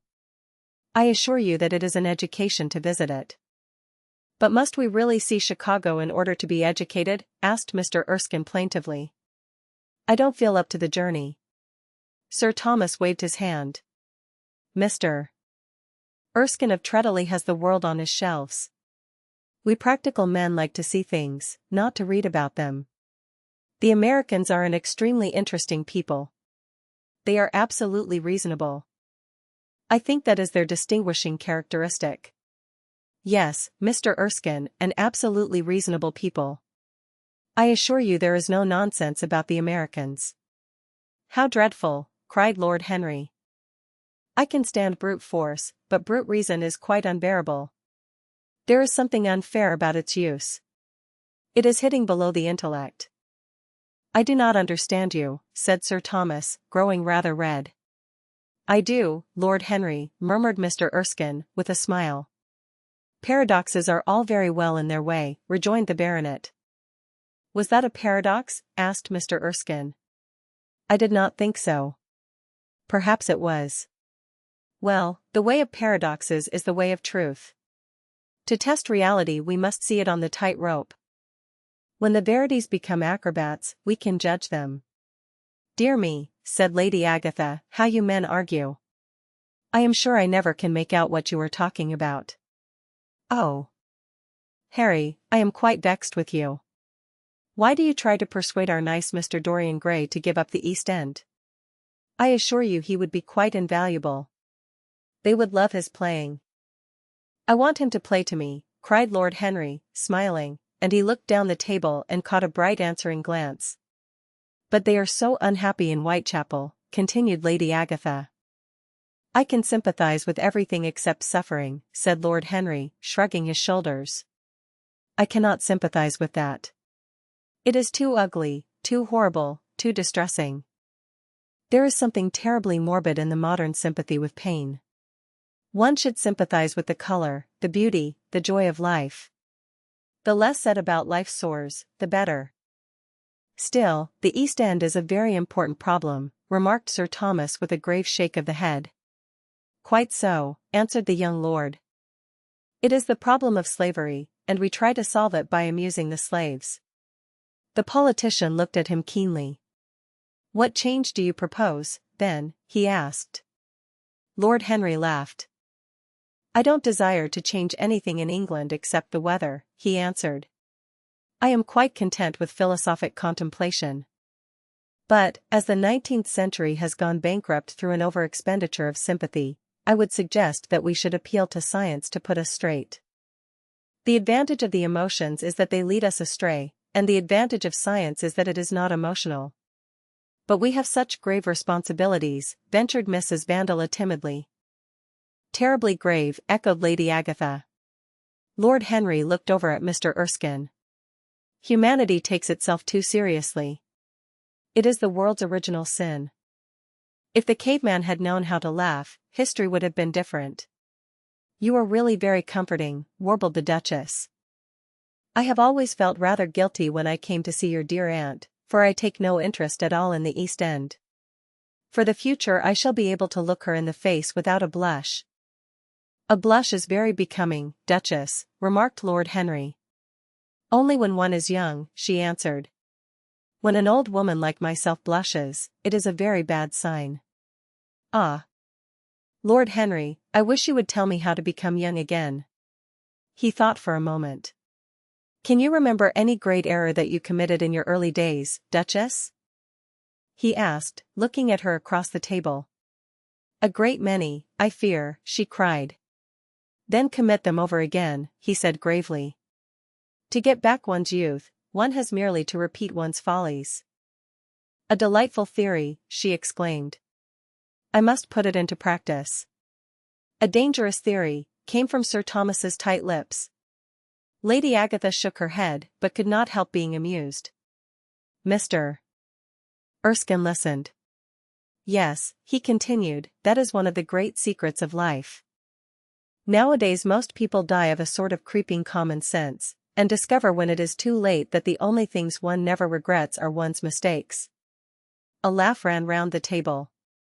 He played with the idea and grew willful, tossed it into the air and transformed it, let it escape and recaptured it, made it iridescent with fancy and winged it with paradox. The praise of folly, as he went on, soared into a philosophy, and philosophy herself became young, and catching the mad music of pleasure, wearing, one might fancy, her wine-stained robe and wreath of ivy, danced like a bacchante over the hills of life, and mocked the slow Silenus for being sober. Facts fled before her like frightened forest things. Her white feet trod the huge press at which wise Omar sits, till the seething grape juice rose round her bare limbs in waves of purple bubbles, or crawled in red foam over the vat's black, dripping, sloping sides. It was an extraordinary improvisation. He felt that the eyes of Dorian Gray were fixed on him, and the consciousness that amongst his audience there was one whose temperament he wished to fascinate seemed to give his wit keenness and to lend color to his imagination. He was brilliant, fantastic, irresponsible. He charmed his listeners out of themselves, and they followed his pipe, laughing. Dorian Gray never took his gaze off him, but sat like one under a spell, smiles chasing each other over his lips and wonder growing grave in his darkening eyes. At last, liveried in the costume of the age, reality entered the room in the shape of a servant to tell the Duchess that her carriage was waiting. She wrung her hands in mock despair. "How annoying!" she cried. "I must go. I have to call for my husband at the club, to take him to some absurd meeting at Willis's rooms, where he is going to be in the chair.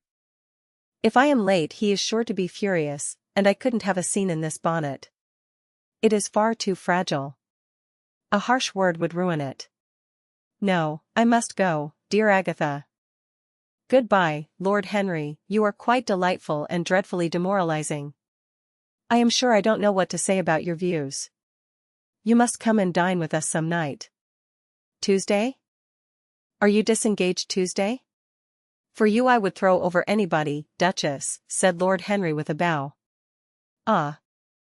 That is very nice, and very wrong of you," she cried, "so mind you come," and she swept out of the room, followed by Lady Agatha and the other ladies. When Lord Henry had sat down again, Mr. Erskine moved round, and taking a chair close to him, placed his hand upon his arm. "You talk books away," he said, "why don't you write one?"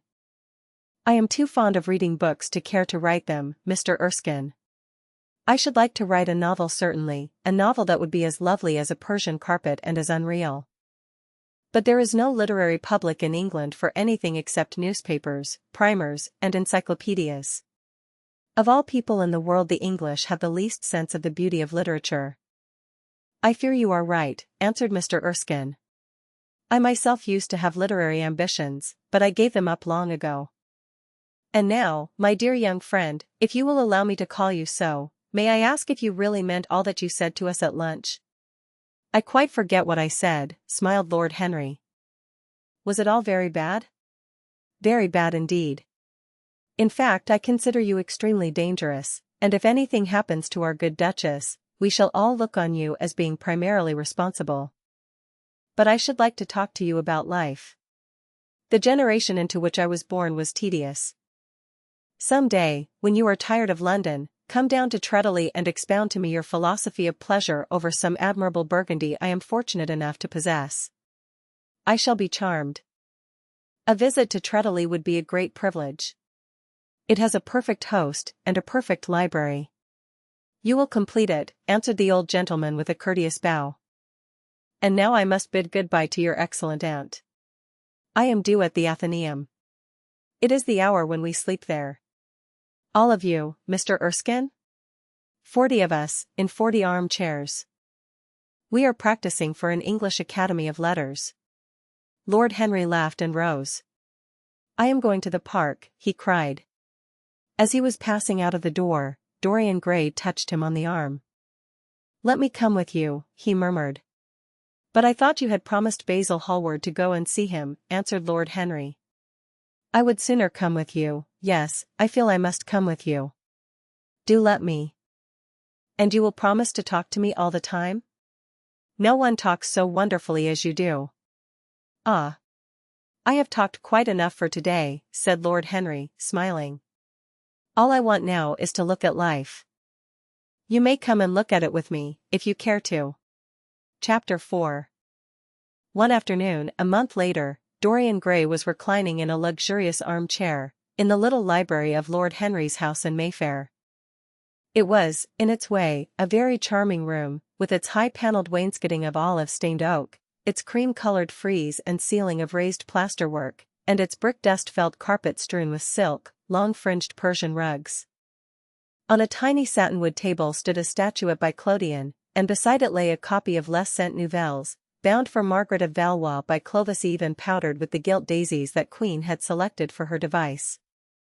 Some large blue china jars and parrot tulips were ranged on the mantelshelf, and through the small leaded panes of the window streamed the apricot-colored light of a summer day in London. Lord Henry had not yet come in. He was always late on principle, his principle being that punctuality is the thief of time. So the lad was looking rather sulky, as with listless fingers he turned over the pages of an elaborately illustrated edition of Manon Lescaut that he had found in one of the bookcases. The formal monotonous ticking of the Louis Quatorze clock annoyed him. Once or twice he thought of going away. At last he heard a step outside, and the door opened. "How late you are, Harry," he murmured. "I am afraid it is not Harry, Mr. Gray," answered a shrill voice. He glanced quickly round and rose to his feet. "I beg your pardon. I thought. You thought it was my husband." "It is only his wife. You must let me introduce myself. I know you quite well by your photographs. I think my husband has got 17 of them." "Not 17, Lady Henry?" "Well, 18, then. And I saw you with him the other night at the opera." She laughed nervously as she spoke, and watched him with her vague forget-me-not eyes. She was a curious woman, whose dresses always looked as if they had been designed in a rage and put on in a tempest. She was usually in love with somebody, and, as her passion was never returned, she had kept all her illusions. She tried to look picturesque, but only succeeded in being untidy. Her name was Victoria, and she had a perfect mania for going to church. "That was at Lohengrin, Lady Henry, I think?" "Yes, it was at dear Lohengrin. I like Wagner's music better than anybody's. It is so loud that one can talk the whole time without other people hearing what one says. That is a great advantage, don't you think so, Mr. Gray?" The same nervous staccato laugh broke from her thin lips, and her fingers began to play with a long tortoise-shell paper knife. Dorian smiled and shook his head. "I am afraid I don't think so, Lady Henry. I never talk during music, at least, during good music. If one hears bad music, it is one's duty to drown it in conversation." "Ah. That is one of Harry's views, isn't it, Mr. Gray?" "I always hear Harry's views from his friends. It is the only way I get to know of them. But you must not think I don't like good music. I adore it, but I am afraid of it. It makes me too romantic. I have simply worshipped pianists 2 at a time, sometimes, Harry tells me. I don't know what it is about them. Perhaps it is that they are foreigners. They all are, ain't they? Even those that are born in England become foreigners after a time, don't they? It is so clever of them, and such a compliment to art. Makes it quite cosmopolitan, doesn't it? You have never been to any of my parties, have you, Mr. Gray? You must come. I can't afford orchids, but I spare no expense in foreigners. They make one's rooms look so picturesque. But here is Harry. Harry, I came in to look for you, to ask you something. I forget what it was, and I found Mr. Gray here. We have had such a pleasant chat about music. We have quite the same ideas. No, I think our ideas are quite different. But he has been most pleasant. I am so glad I've seen him." "I am charmed, my love, quite charmed," said Lord Henry, elevating his dark, crescent-shaped eyebrows and looking at them both with an amused smile. "So sorry I am late, Dorian. I went to look after a piece of old brocade in Wardour Street and had to bargain for hours for it. Nowadays people know the price of everything and the value of nothing." "I am afraid I must be going," exclaimed Lady Henry, breaking an awkward silence with her silly sudden laugh. "I have promised to drive with the Duchess. Goodbye, Mr. Gray." Goodbye, Harry. You are dining out, I suppose? So am I. Perhaps I shall see you at Lady Thornbury's. I dare say, my dear, said Lord Henry, shutting the door behind her as, looking like a bird of paradise that had been out all night in the rain, she flitted out of the room, leaving a faint odor of frangipani. Then he lit a cigarette and flung himself down on the sofa.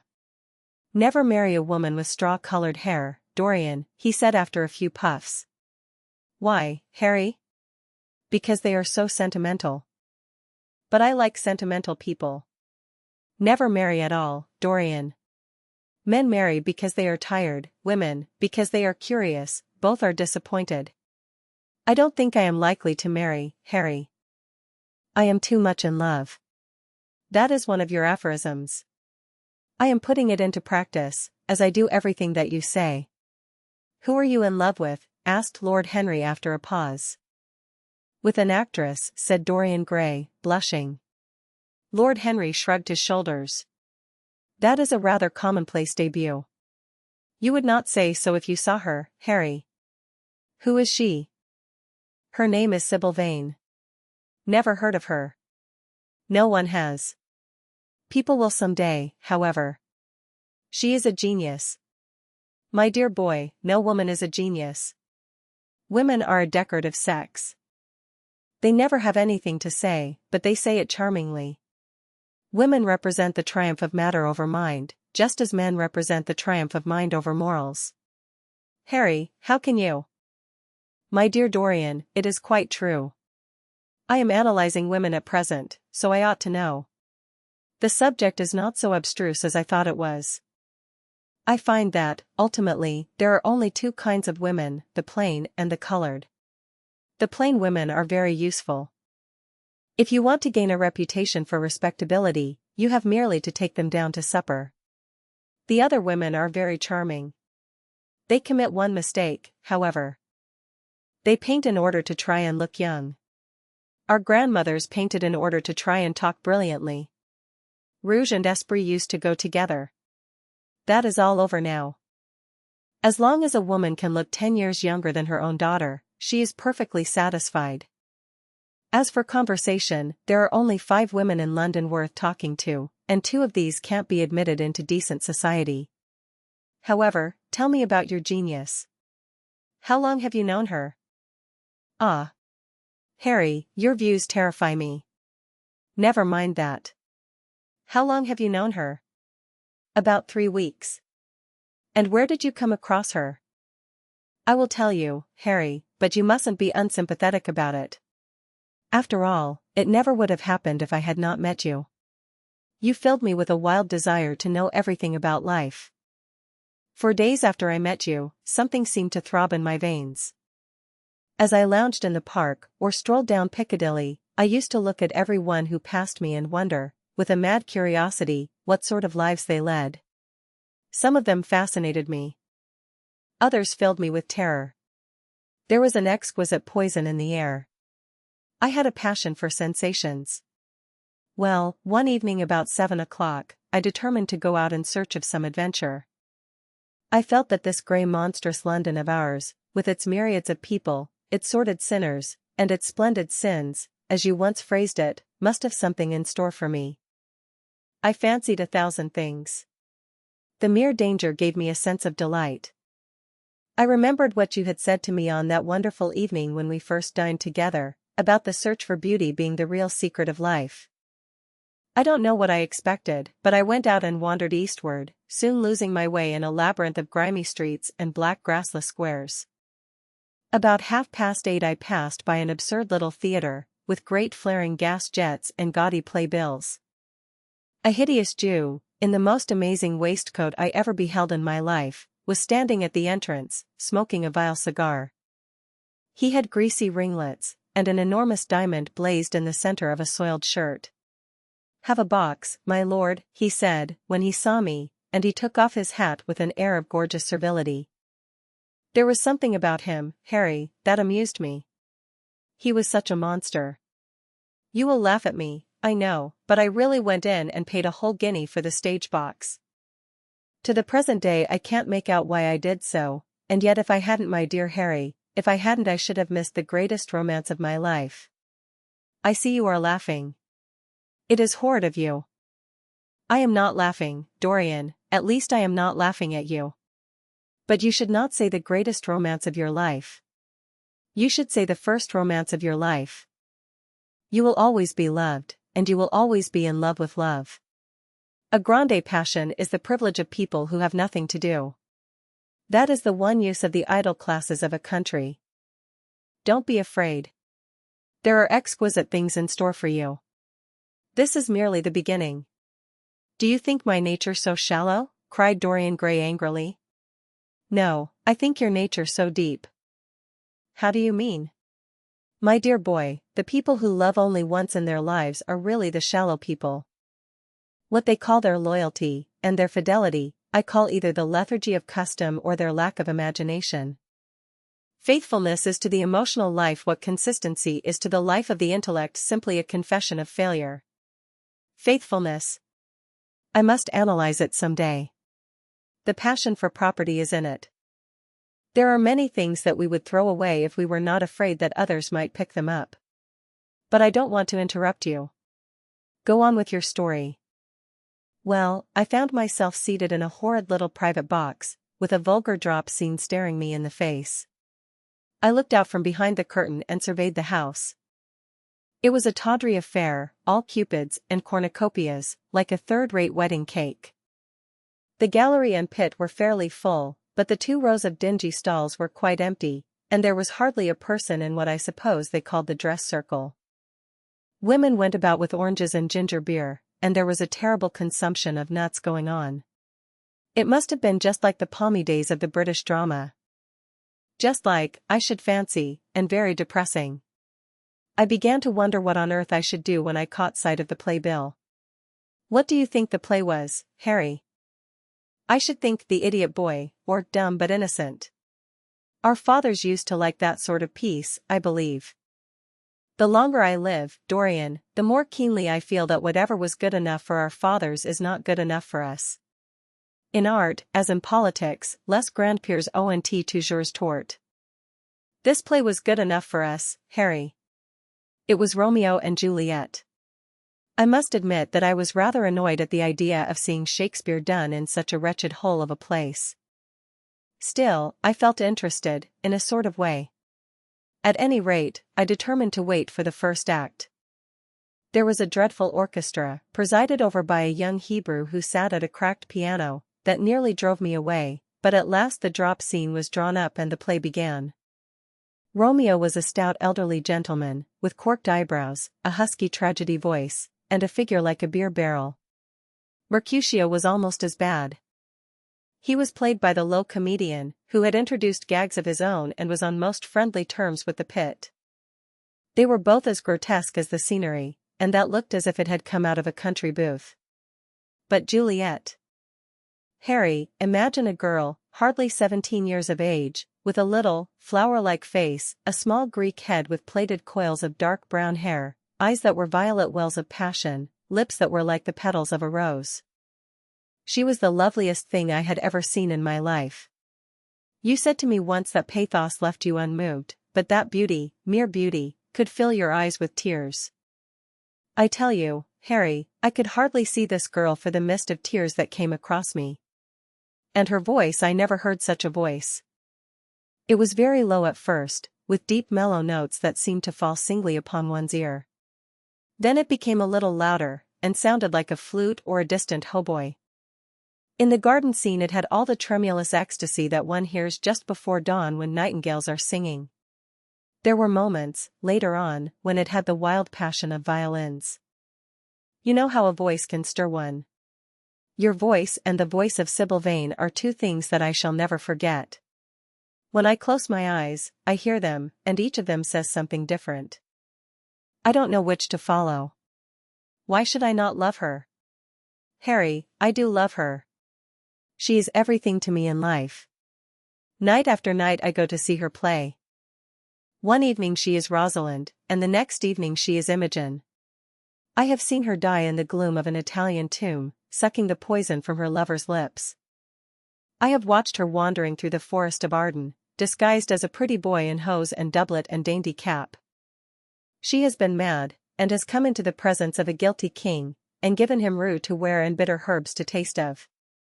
She has been innocent, and the black hands of jealousy have crushed her reed-like throat. I have seen her in every age and in every costume. Ordinary women never appeal to one's imagination. They are limited to their century. No glamour ever transfigures them. One knows their minds as easily as one knows their bonnets. One can always find them. There is no mystery in any of them. They ride in the park in the morning and chatter at tea parties in the afternoon. They have their stereotyped smile and their fashionable manner. They are quite obvious. But an actress? How different an actress is. Harry, why didn't you tell me that the only thing worth loving is an actress? Because I have loved so many of them, Dorian. Oh, yes, horrid people with dyed hair and painted faces. Don't run down dyed hair and painted faces. There is an extraordinary charm in them, sometimes, said Lord Henry. I wish now I had not told you about Sybil Vane. You could not have helped telling me, Dorian. All through your life you will tell me everything you do. Yes, Harry, I believe that is true. I cannot help telling you things. You have a curious influence over me. If I ever did a crime, I would come and confess it to you. You would understand me. People like you, the willful sunbeams of life, don't commit crimes, Dorian. But I am much obliged for the compliment, all the same. And now tell me, reach me the matches, like a good boy. Thanks. What are your actual relations with Sybil Vane? Dorian Gray leaped to his feet, with flushed cheeks and burning eyes. Harry. Sybil Vane is sacred. It is only the sacred things that are worth touching, Dorian, said Lord Henry, with a strange touch of pathos in his voice. But why should you be annoyed? I suppose she will belong to you some day. When one is in love, one always begins by deceiving oneself, and one always ends by deceiving others. That is what the world calls a romance. You know her, at any rate, I suppose? Of course I know her. On the first night I was at the theatre, the horrid old Jew came round to the box after the performance was over and offered to take me behind the scenes and introduce me to her. I was furious with him, and told him that Juliet had been dead for hundreds of years and that her body was lying in a marble tomb in Verona. I think, from his blank look of amazement, that he was under the impression that I had taken too much champagne, or something. I am not surprised. Then he asked me if I wrote for any of the newspapers. I told him I never even read them. He seemed terribly disappointed at that, and confided to me that all the dramatic critics were in a conspiracy against him, and that they were every one of them to be bought. I should not wonder if he was quite right there. But, on the other hand, judging from their appearance, most of them cannot be at all expensive. Well, he seemed to think they were beyond his means, laughed Dorian. By this time, however, the lights were being put out in the theatre, and I had to go. He wanted me to try some cigars that he strongly recommended. I declined. The next night, of course, I arrived at the place again. When he saw me, he made me a low bow and assured me that I was a munificent patron of art. He was a most offensive brute, though he had an extraordinary passion for Shakespeare. He told me once, with an air of pride, that his 5 bankruptcies were entirely due to the bard, as he insisted on calling him. He seemed to think it a distinction. It was a distinction, my dear Dorian, a great distinction. Most people become bankrupt through having invested too heavily in the prose of life. To have ruined one's self over poetry is an honor. But when did you first speak to Miss Sybil Vane? The 3rd night. She had been playing Rosalind. I could not help going round. I had thrown her some flowers, and she had looked at me. At least I fancied that she had. The old Jew was persistent. He seemed determined to take me behind, so I consented. It was curious my not wanting to know her, wasn't it? No, I don't think so. My dear Harry, why? I will tell you some other time. Now I want to know about the girl. Sybil? Oh, she was so shy and so gentle. There is something of a child about her. Her eyes opened wide in exquisite wonder when I told her what I thought of her performance, and she seemed quite unconscious of her power. I think we were both rather nervous. The old Jew stood grinning at the doorway of the dusty green room, making elaborate speeches about us both, while we stood looking at each other like children.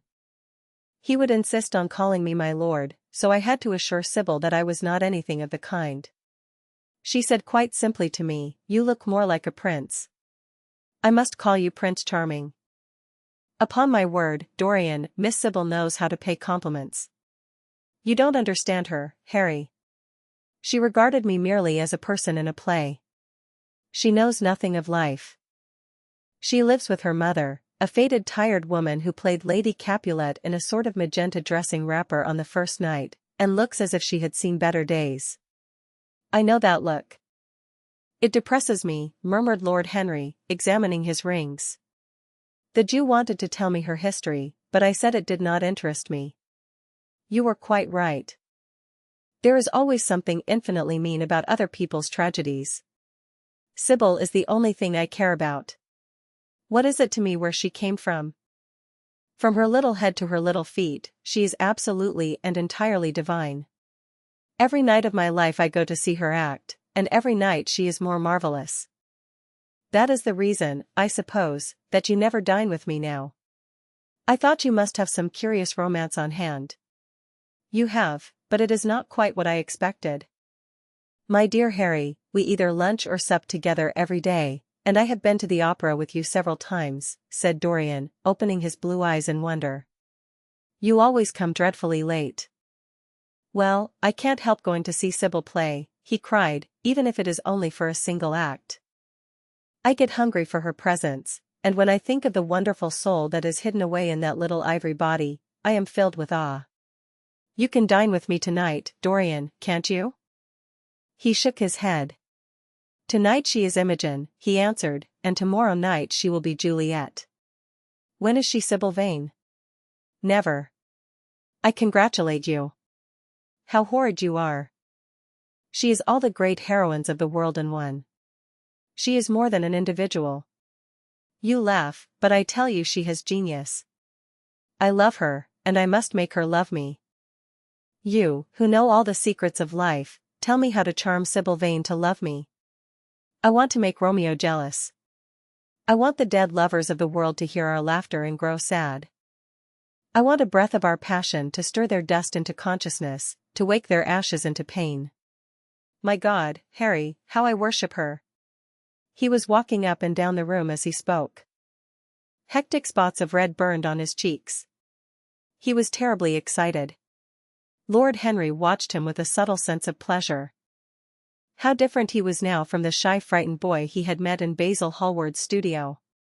His nature had developed like a flower, had borne blossoms of scarlet flame. Out of its secret hiding place had crept his soul, and desire had come to meet it on the way. And what do you propose to do? Said Lord Henry at last. I want you and Basil to come with me some night and see her act. I have not the slightest fear of the result. You are certain to acknowledge her genius. Then we must get her out of the Jew's hands. She is bound to him for 3 years, at least for 2 years and 8 months from the present time. I shall have to pay him something, of course. When all that is settled, I shall take a West End theatre and bring her out properly. She will make the world as mad as she has made me. That would be impossible, my dear boy. Yes, she will. She has not merely art, consummate art instinct, in her, but she has personality also, and you have often told me that it is personalities, not principles, that move the age. Well, what night shall we go? Let me see. Today is Tuesday. Let us fix tomorrow.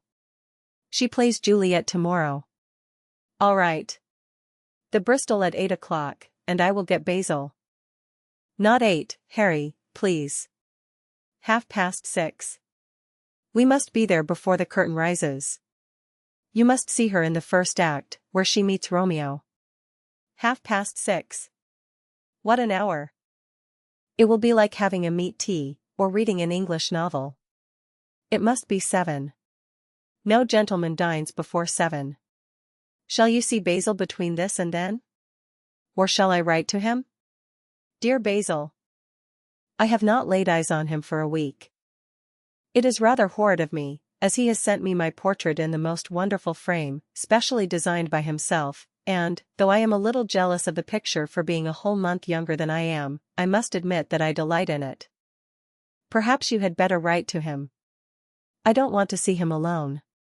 He says things that annoy me. He gives me good advice. Lord Henry smiled. People are very fond of giving away what they need most themselves. It is what I call the depth of generosity. Oh, Basil is the best of fellows, but he seems to me to be just a bit of a Philistine. Since I have known you, Harry, I have discovered that Basil, my dear boy, puts everything that is charming in him into his work. The consequence is that he has nothing left for life but his prejudices, his principles, and his common sense. The only artists I have ever known who are personally delightful are bad artists. Good artists exist simply in what they make, and consequently are perfectly uninteresting in what they are. A great poet, a really great poet, is the most unpoetical of all creatures. But inferior poets are absolutely fascinating. The worse their rhymes are, the more picturesque they look. The mere fact of having published a book of second-rate sonnets makes a man quite irresistible. He lives the poetry that he cannot write. The others write the poetry that they dare not realize. I wonder, is that really so, Harry, said Dorian Gray, putting some perfume on his handkerchief out of a large, gold-topped bottle that stood on the table. It must be, if you say it. And now I am off. Imogen is waiting for me. Don't forget about tomorrow. Goodbye. As he left the room, Lord Henry's heavy eyelids drooped, and he began to think. Certainly few people had ever interested him so much as Dorian Gray, and yet the lad's mad adoration of someone else caused him not the slightest pang of annoyance or jealousy. He was pleased by it. It made him a more interesting study. He had been always enthralled by the methods of natural science, but the ordinary subject matter of that science had seemed to him trivial and of no import. And so he had begun by vivisecting himself, as he had ended by vivisecting others. Human life, that appeared to him the one thing worth investigating. Compared to it there was nothing else of any value. It was true that as one watched life in its curious crucible of pain and pleasure, one could not wear over one's face a mask of glass, nor keep the sulphureous fumes from troubling the brain and making the imagination turbid with monstrous fancies and misshapen dreams. There were poisons so subtle that to know their properties one had to sicken of them. There were maladies so strange that one had to pass through them if one sought to understand their nature. And, yet, what a great reward one received! How wonderful the whole world became to one! To note the curious hard logic of passion, and the emotional colored life of the intellect, to observe where they met, and where they separated, at what point they were in unison, and at what point they were at discord, there was a delight in that. What matter what the cost was? One could never pay too high a price for any sensation. He was conscious, and the thought brought a gleam of pleasure into his brown agate eyes, that it was through certain words of his, musical words said with musical utterance, that Dorian Gray's soul had turned to this white girl and bowed in worship before her. To a large extent the lad was his own creation. He had made him premature. That was something. Ordinary people waited till life disclosed to them its secrets, but to the few, to the elect, the mysteries of life were revealed before the veil was drawn away. Sometimes this was the effect of art, and chiefly of the art of literature, which dealt immediately with the passions and the intellect. But now and then a complex personality took the place and assumed the office of art, was indeed, in its way, a real work of art, life having its elaborate masterpieces, just as poetry has, or sculpture, or painting. Yes, the lad was premature. He was gathering his harvest while it was yet spring. The pulse and passion of youth were in him, but he was becoming self-conscious. It was delightful to watch him. With his beautiful face, and his beautiful soul, he was a thing to wonder at. It was no matter how it all ended, or was destined to end. He was like one of those gracious figures in a pageant or a play, whose joys seem to be remote from one, but whose sorrows stir one's sense of beauty, and whose wounds are like red roses. Soul and body, body and soul, how mysterious they were. There was animalism in the soul, and the body had its moments of spirituality. The senses could refine, and the intellect could degrade.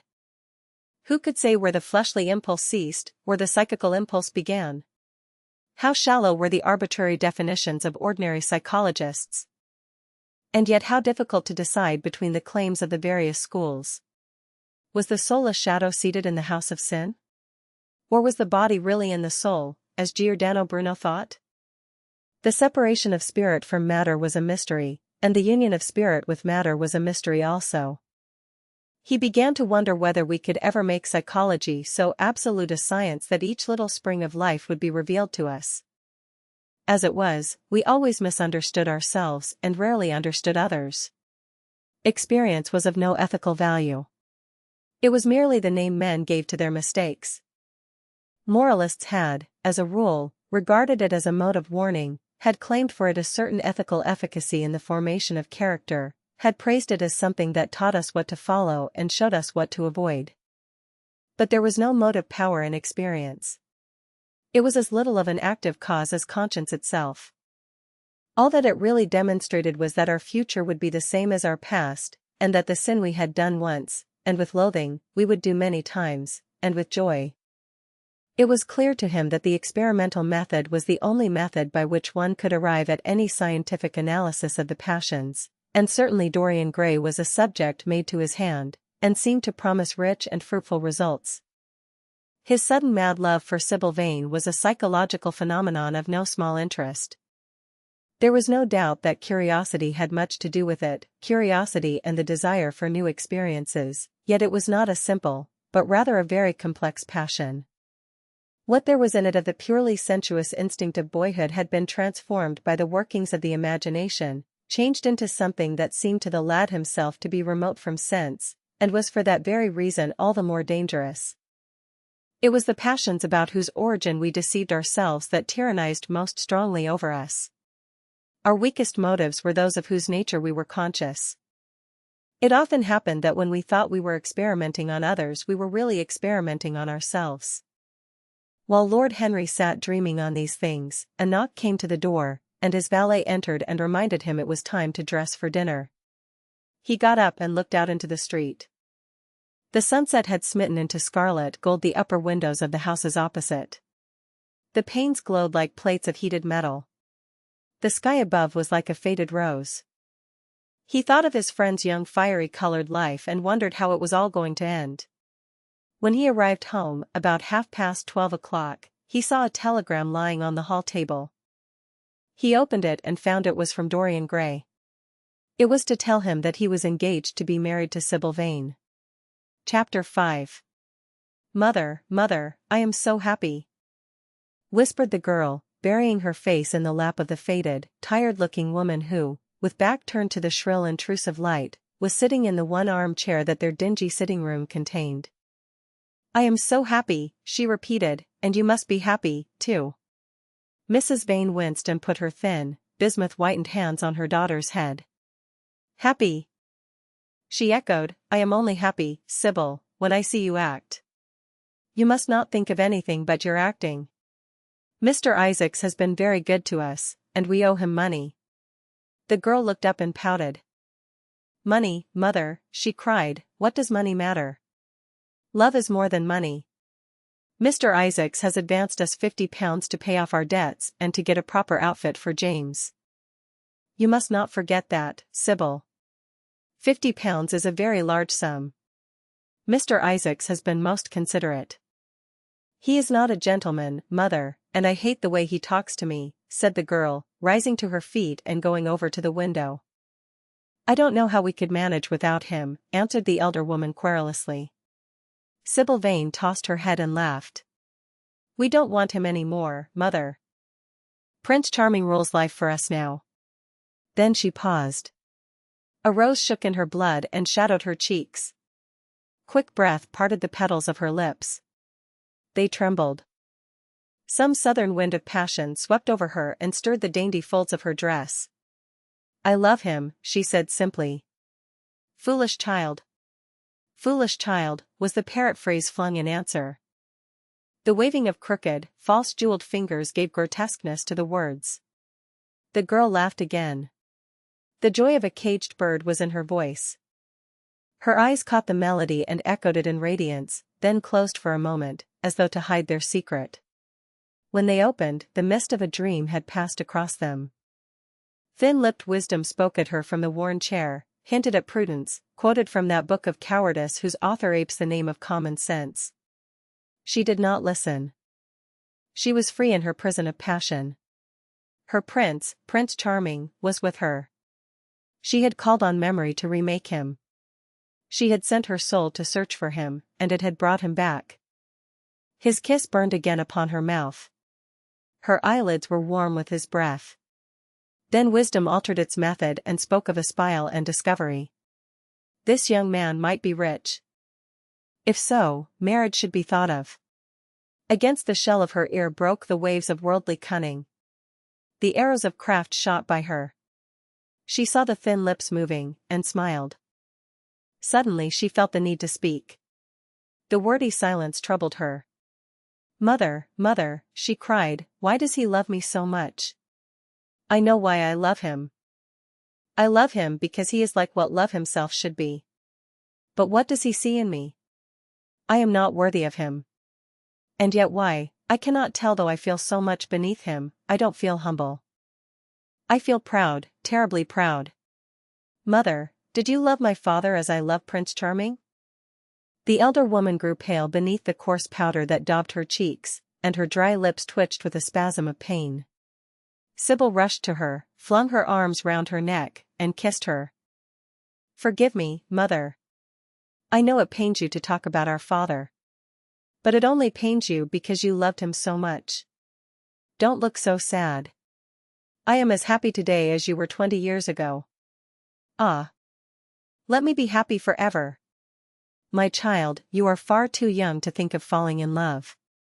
Besides, what do you know of this young man? You don't even know his name. The whole thing is most inconvenient, and really, when James is going away to Australia, and I have so much to think of, I must say that you should have shown more consideration. However, as I said before, if he is rich." "Ah! Mother, mother, let me be happy." Mrs. Vane glanced at her, and with one of those false theatrical gestures that so often become a mode of second nature to a stage player, clasped her in her arms. At this moment, the door opened and a young lad with rough brown hair came into the room. He was thick-set of figure, and his hands and feet were large and somewhat clumsy in movement. He was not so finely bred as his sister. One would hardly have guessed the close relationship that existed between them. Mrs. Vane fixed her eyes on him and intensified her smile. She mentally elevated her son to the dignity of an audience. She felt sure that the tableau was interesting. "You might keep some of your kisses for me, Sybil, I think," said the lad with a good-natured grumble. "Ah! But you don't like being kissed, Jim," she cried. "You are a dreadful old bear." And she ran across the room and hugged him. James Vane looked into his sister's face with tenderness. "I want you to come out with me for a walk, Sybil. I don't suppose I shall ever see this horrid London again." "I am sure I don't want to." "My son, don't say such dreadful things," murmured Mrs. Vane, taking up a tawdry theatrical dress, with a sigh, and beginning to patch it. She felt a little disappointed that he had not joined the group. It would have increased the theatrical picturesqueness of the situation. "Why not, mother?" "I mean it. You pain me, my son. I trust you will return from Australia in a position of affluence. I believe there is no society of any kind in the colonies, nothing that I would call society, so when you have made your fortune, you must come back and assert yourself in London." "Society?" muttered the lad. "I don't want to know anything about that. I should like to make some money to take you and Sybil off the stage."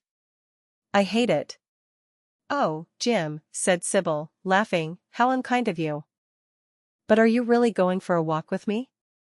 That will be nice. I was afraid you were going to say goodbye to some of your friends, to Tom Hardy, who gave you that hideous pipe, or Ned Langton, who makes fun of you for smoking it. It is very sweet of you to let me have your last afternoon. Where shall we go? Let us go to the park. I am too shabby, he answered, frowning. Only swell people go to the park. Nonsense, Jim, she whispered, stroking the sleeve of his coat. He hesitated for a moment. Very well, he said at last, but don't be too long dressing. She danced out of the door.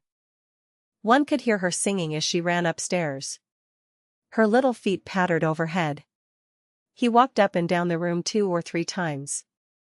Then he turned to the still figure in the chair. Mother, are my things ready? He asked. Quite ready, James, she answered, keeping her eyes on her work. For some months past she had felt ill at ease when she was alone with this rough stern son of hers. Her shallow secret nature was troubled when their eyes met. She used to wonder if he suspected anything. The silence, for he made no other observation, became intolerable to her. She began to complain. Women defend themselves by attacking, just as they attack by sudden and strange surrenders. I hope you will be contented, James, with your seafaring life, she said. You must remember that it is your own choice. You might have entered a solicitor's office. Solicitors are a very respectable class, and in the country often dine with the best families. I hate offices, and I hate clerks, he replied. But you are quite right. I have chosen my own life. All I say is, watch over Sybil. Don't let her come to any harm. Mother, you must watch over her. James, you really talk very strangely. Of course I watch over Sybil. I hear a gentleman comes every night to the theater and goes behind to talk to her. Is that right? What about that? You are speaking about things you don't understand, James. In the profession we are accustomed to receive a great deal of most gratifying attention. I myself used to receive many bouquets at one time. That was when acting was really understood. As for Sybil, I do not know at present whether her attachment is serious or not. But there is no doubt that the young man in question is a perfect gentleman. He is always most polite to me. Besides, he has the appearance of being rich, and the flowers he sends are lovely. You don't know his name, though, said the lad harshly. No, answered his mother with a placid expression in her face. He has not yet revealed his real name. I think it is quite romantic of him. He is probably a member of the aristocracy. James Vane bit his lip. Watch over Sybil, mother, he cried, watch over her. My son, you distress me very much. Sybil is always under my special care. Of course, if this gentleman is wealthy, there is no reason why she should not contract an alliance with him. I trust he is one of the aristocracy. He has all the appearance of it, I must say. It might be a most brilliant marriage for Sybil. They would make a charming couple. His good looks are really quite remarkable, everybody notices them. The lad muttered something to himself and drummed on the window pane with his coarse fingers. He had just turned round to say something when the door opened and Sybil ran in. How serious you both are, she cried. What is the matter? Nothing, he answered. I suppose one must be serious sometimes. Goodbye, mother, I will have my dinner at 5 o'clock. Everything is packed, except my shirts, so you need not trouble. Goodbye, my son, she answered with a bow of strained stateliness. She was extremely annoyed at the tone he had adopted with her, and there was something in his look that had made her feel afraid. Kiss me, mother, said the girl. Her flower-like lips touched the withered cheek and warmed its frost. My child. My child, cried Mrs. Vane, looking up to the ceiling in search of an imaginary gallery. Come, Sybil, said her brother impatiently. He hated his mother's affectations. They went out into the flickering, wind-blown sunlight and strolled down the dreary Euston Road. The passers-by glanced in wonder at the sullen heavy youth who, in coarse, ill-fitting clothes, was in the company of such a graceful, refined-looking girl. He was like a common gardener walking with a rose.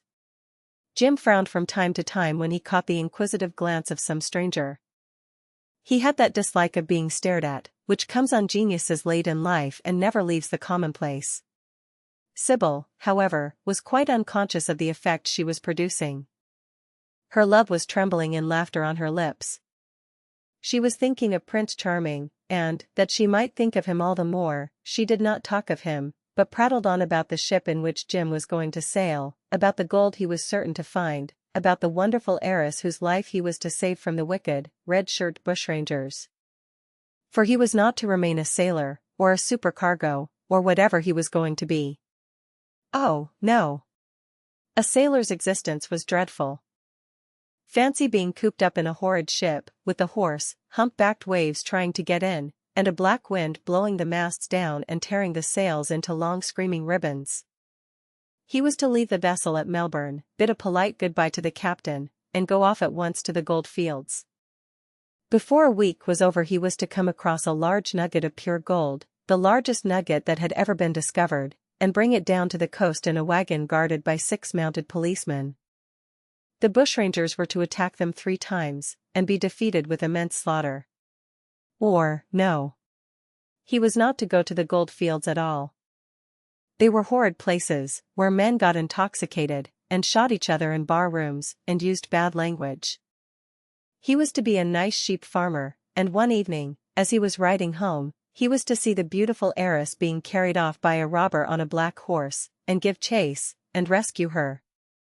Of course, she would fall in love with him, and he with her, and they would get married, and come home, and live in an immense house in London. Yes, there were delightful things in store for him. But he must be very good, and not lose his temper, or spend his money foolishly. She was only a year older than he was, but she knew so much more of life. He must be sure, also, to write to her by every mail, and to say his prayers each night before he went to sleep. God was very good, and would watch over him. She would pray for him, too, and in a few years he would come back quite rich and happy.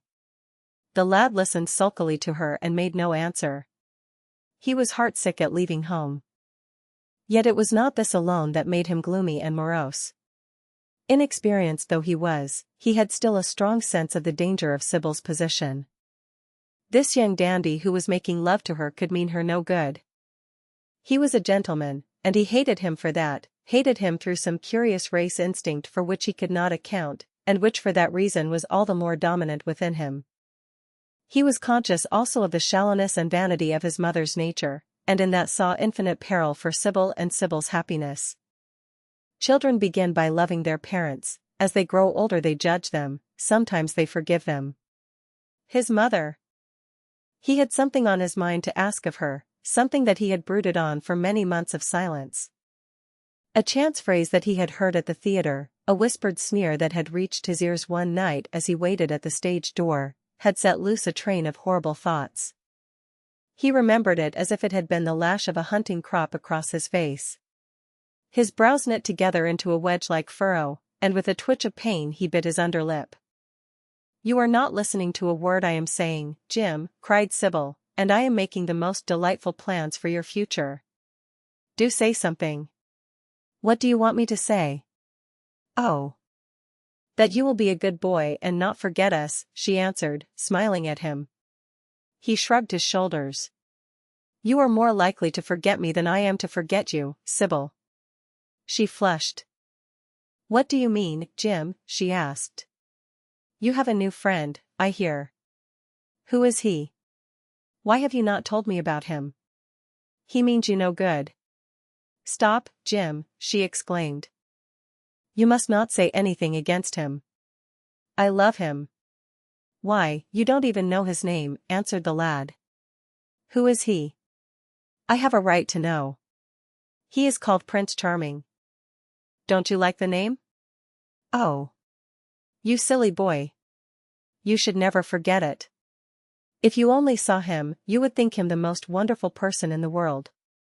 Some day you will meet him when you come back from Australia. You will like him so much.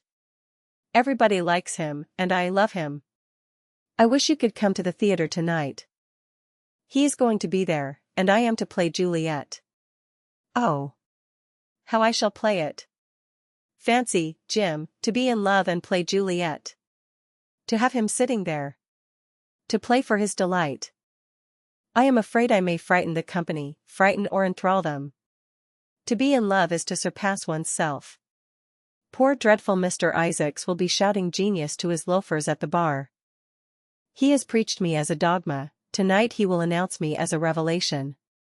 I feel it. And it is all his only, Prince Charming, my wonderful lover, my god of graces. But I am poor beside him. Poor? What does that matter? When poverty creeps in at the door, love flies in through the window. Our proverbs want rewriting. They were made in winter, and it is summer now, springtime for me, I think, a very dance of blossoms in blue skies. He is a gentleman, said the lad sullenly. A prince, she cried musically. What more do you want?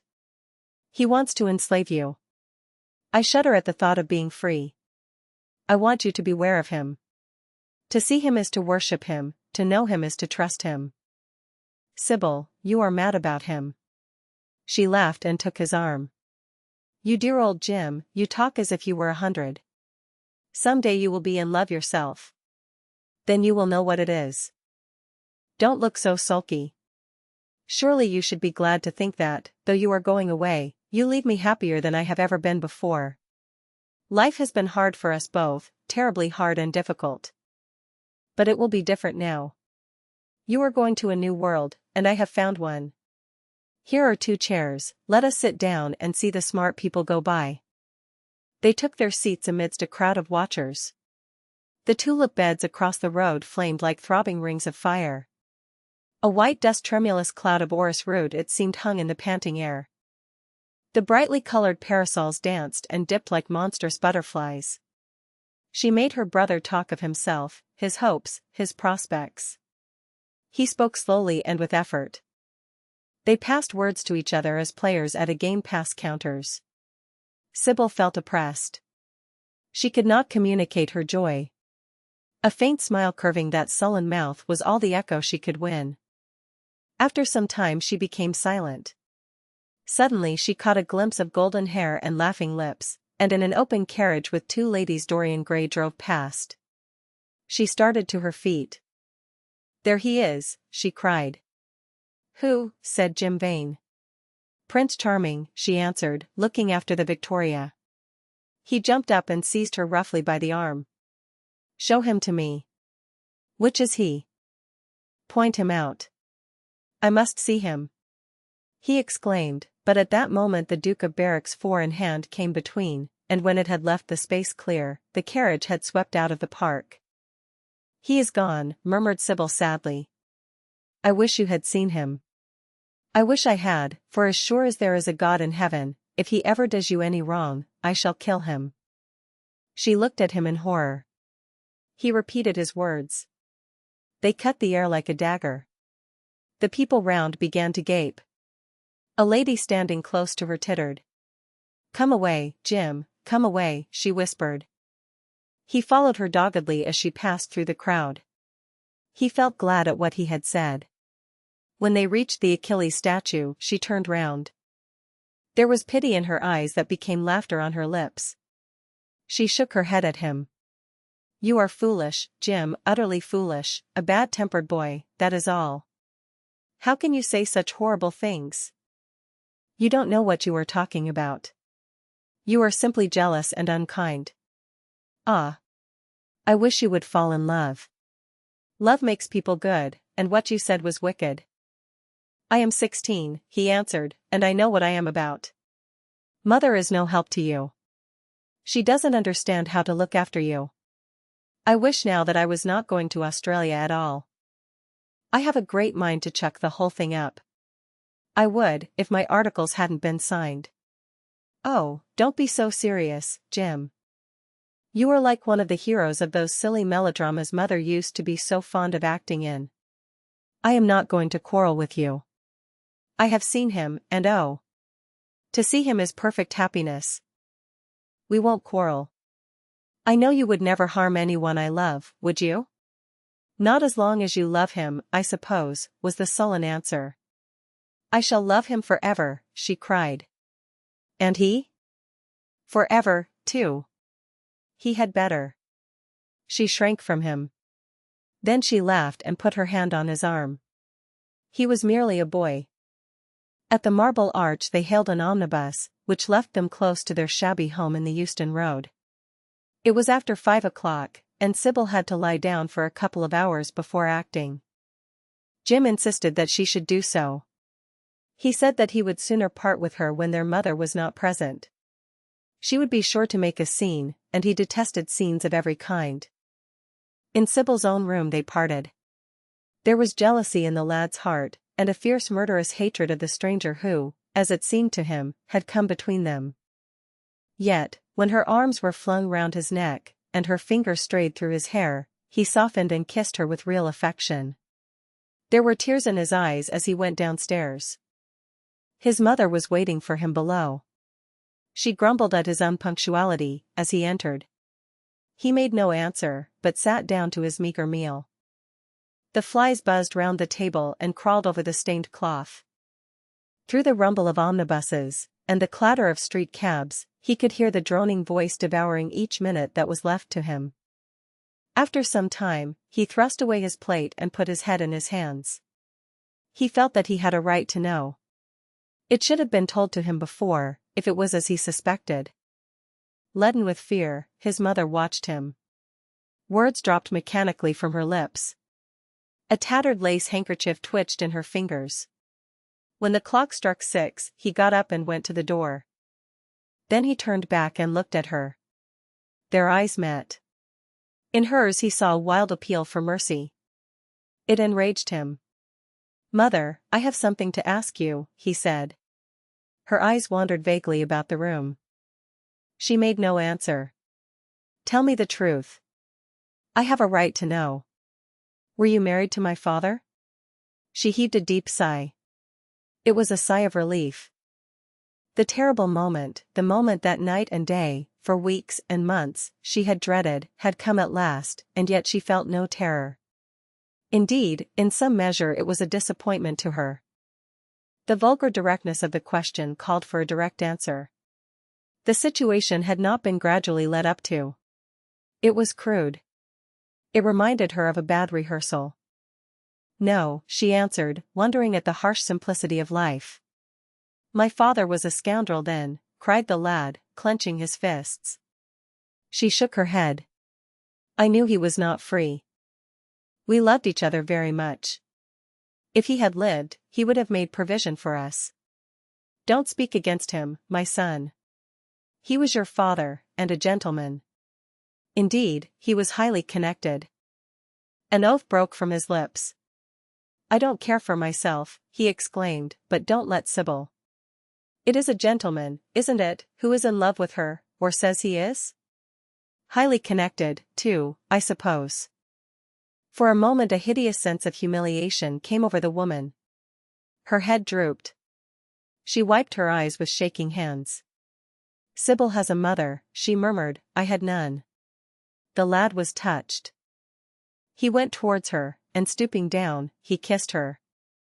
"I am sorry if I have pained you by asking about my father," he said, "but I could not help it. I must go now. Goodbye. Don't forget that you will have only one child now to look after, and believe me that if this man wrongs my sister, I will find out who he is, track him down, and kill him like a dog. I swear it." The exaggerated folly of the threat, the passionate gesture that accompanied it, the mad melodramatic words, made life seem more vivid to her. She was familiar with the atmosphere. She breathed more freely, and for the first time for many months she really admired her son. She would have liked to have continued the scene on the same emotional scale, but he cut her short. Trunks had to be carried down and mufflers looked for. The lodging-house drudge bustled in and out. There was the bargaining with the cabman. The moment was lost in vulgar details. It was with a renewed feeling of disappointment that she waved the tattered lace handkerchief from the window, as her son drove away. She was conscious that a great opportunity had been wasted. She consoled herself by telling Sybil how desolate she felt her life would be, now that she had only one child to look after. She remembered the phrase. It had pleased her. Of the threat she said nothing. It was vividly and dramatically expressed. She felt that they would all laugh at it someday. Chapter 6. I suppose you have heard the news, Basil? Said Lord Henry that evening as Hallward was shown into a little private room at the Bristol where dinner had been laid for 3. No, Harry, answered the artist, giving his hat and coat to the bowing waiter. What is it? Nothing about politics, I hope. They don't interest me. There is hardly a single person in the House of Commons worth painting, though many of them would be the better for a little whitewashing. Dorian Gray is engaged to be married, said Lord Henry, watching him as he spoke. Hallward started and then frowned. Dorian engaged to be married, he cried. Impossible. It is perfectly true. To whom? To some little actress or other.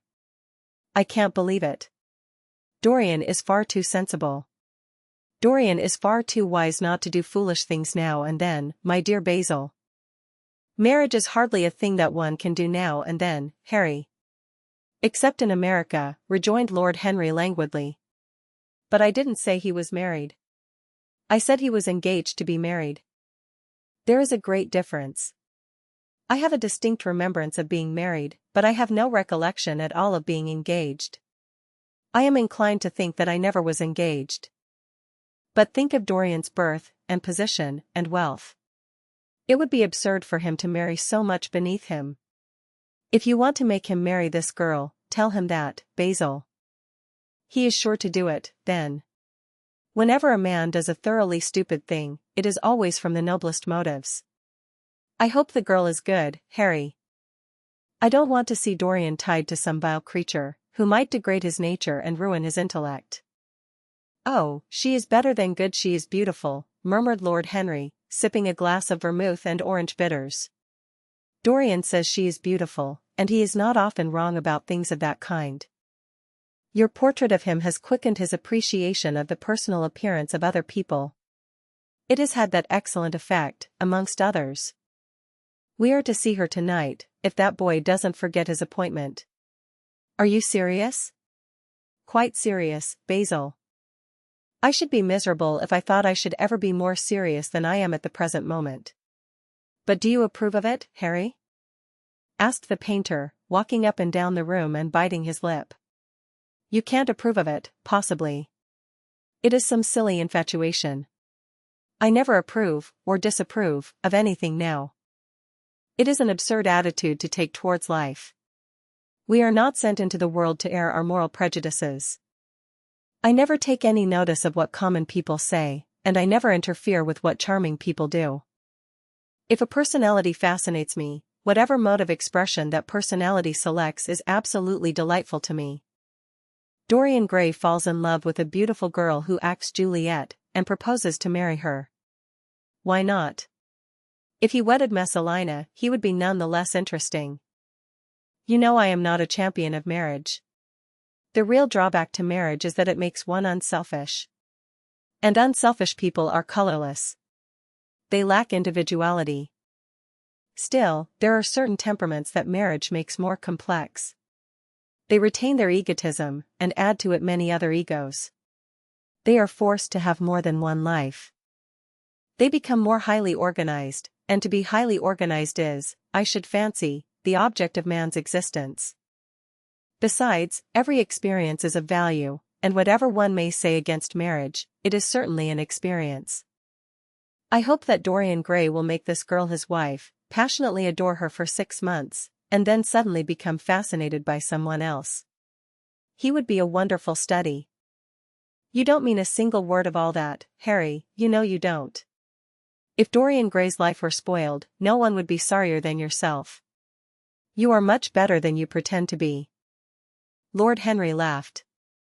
The reason we all like to think so well of others is that we are all afraid for ourselves.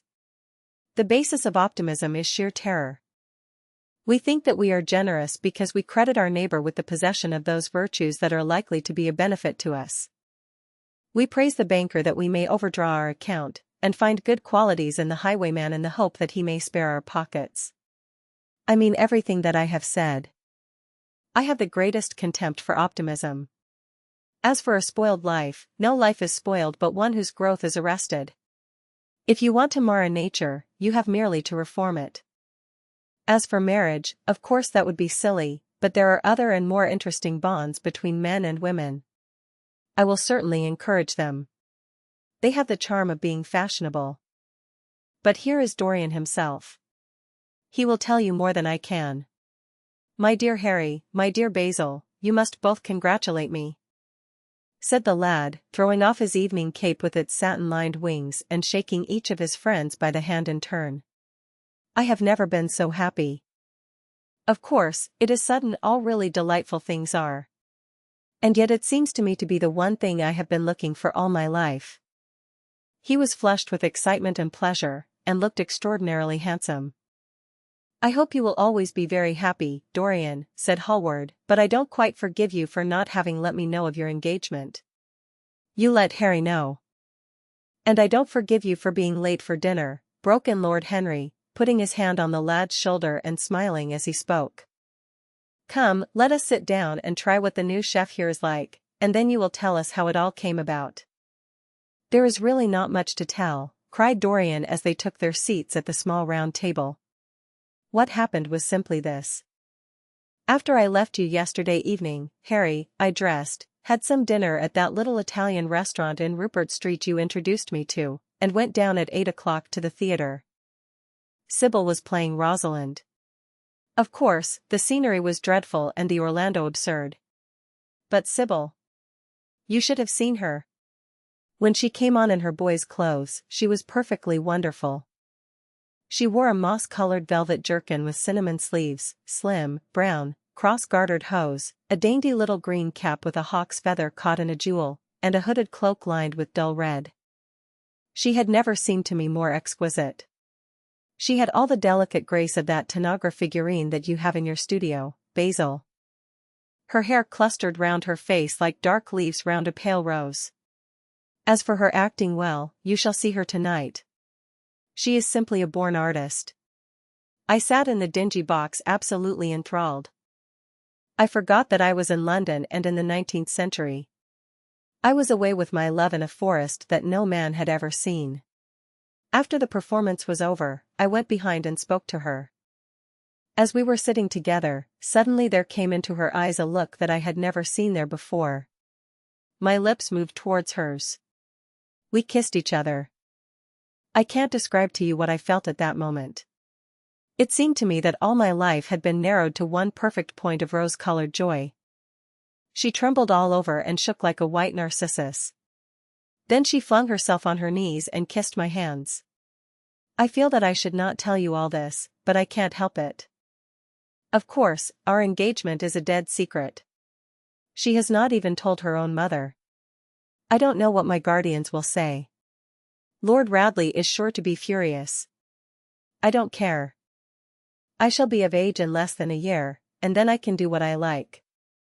I have been right, Basil, haven't I, to take my love out of poetry and to find my wife in Shakespeare's plays?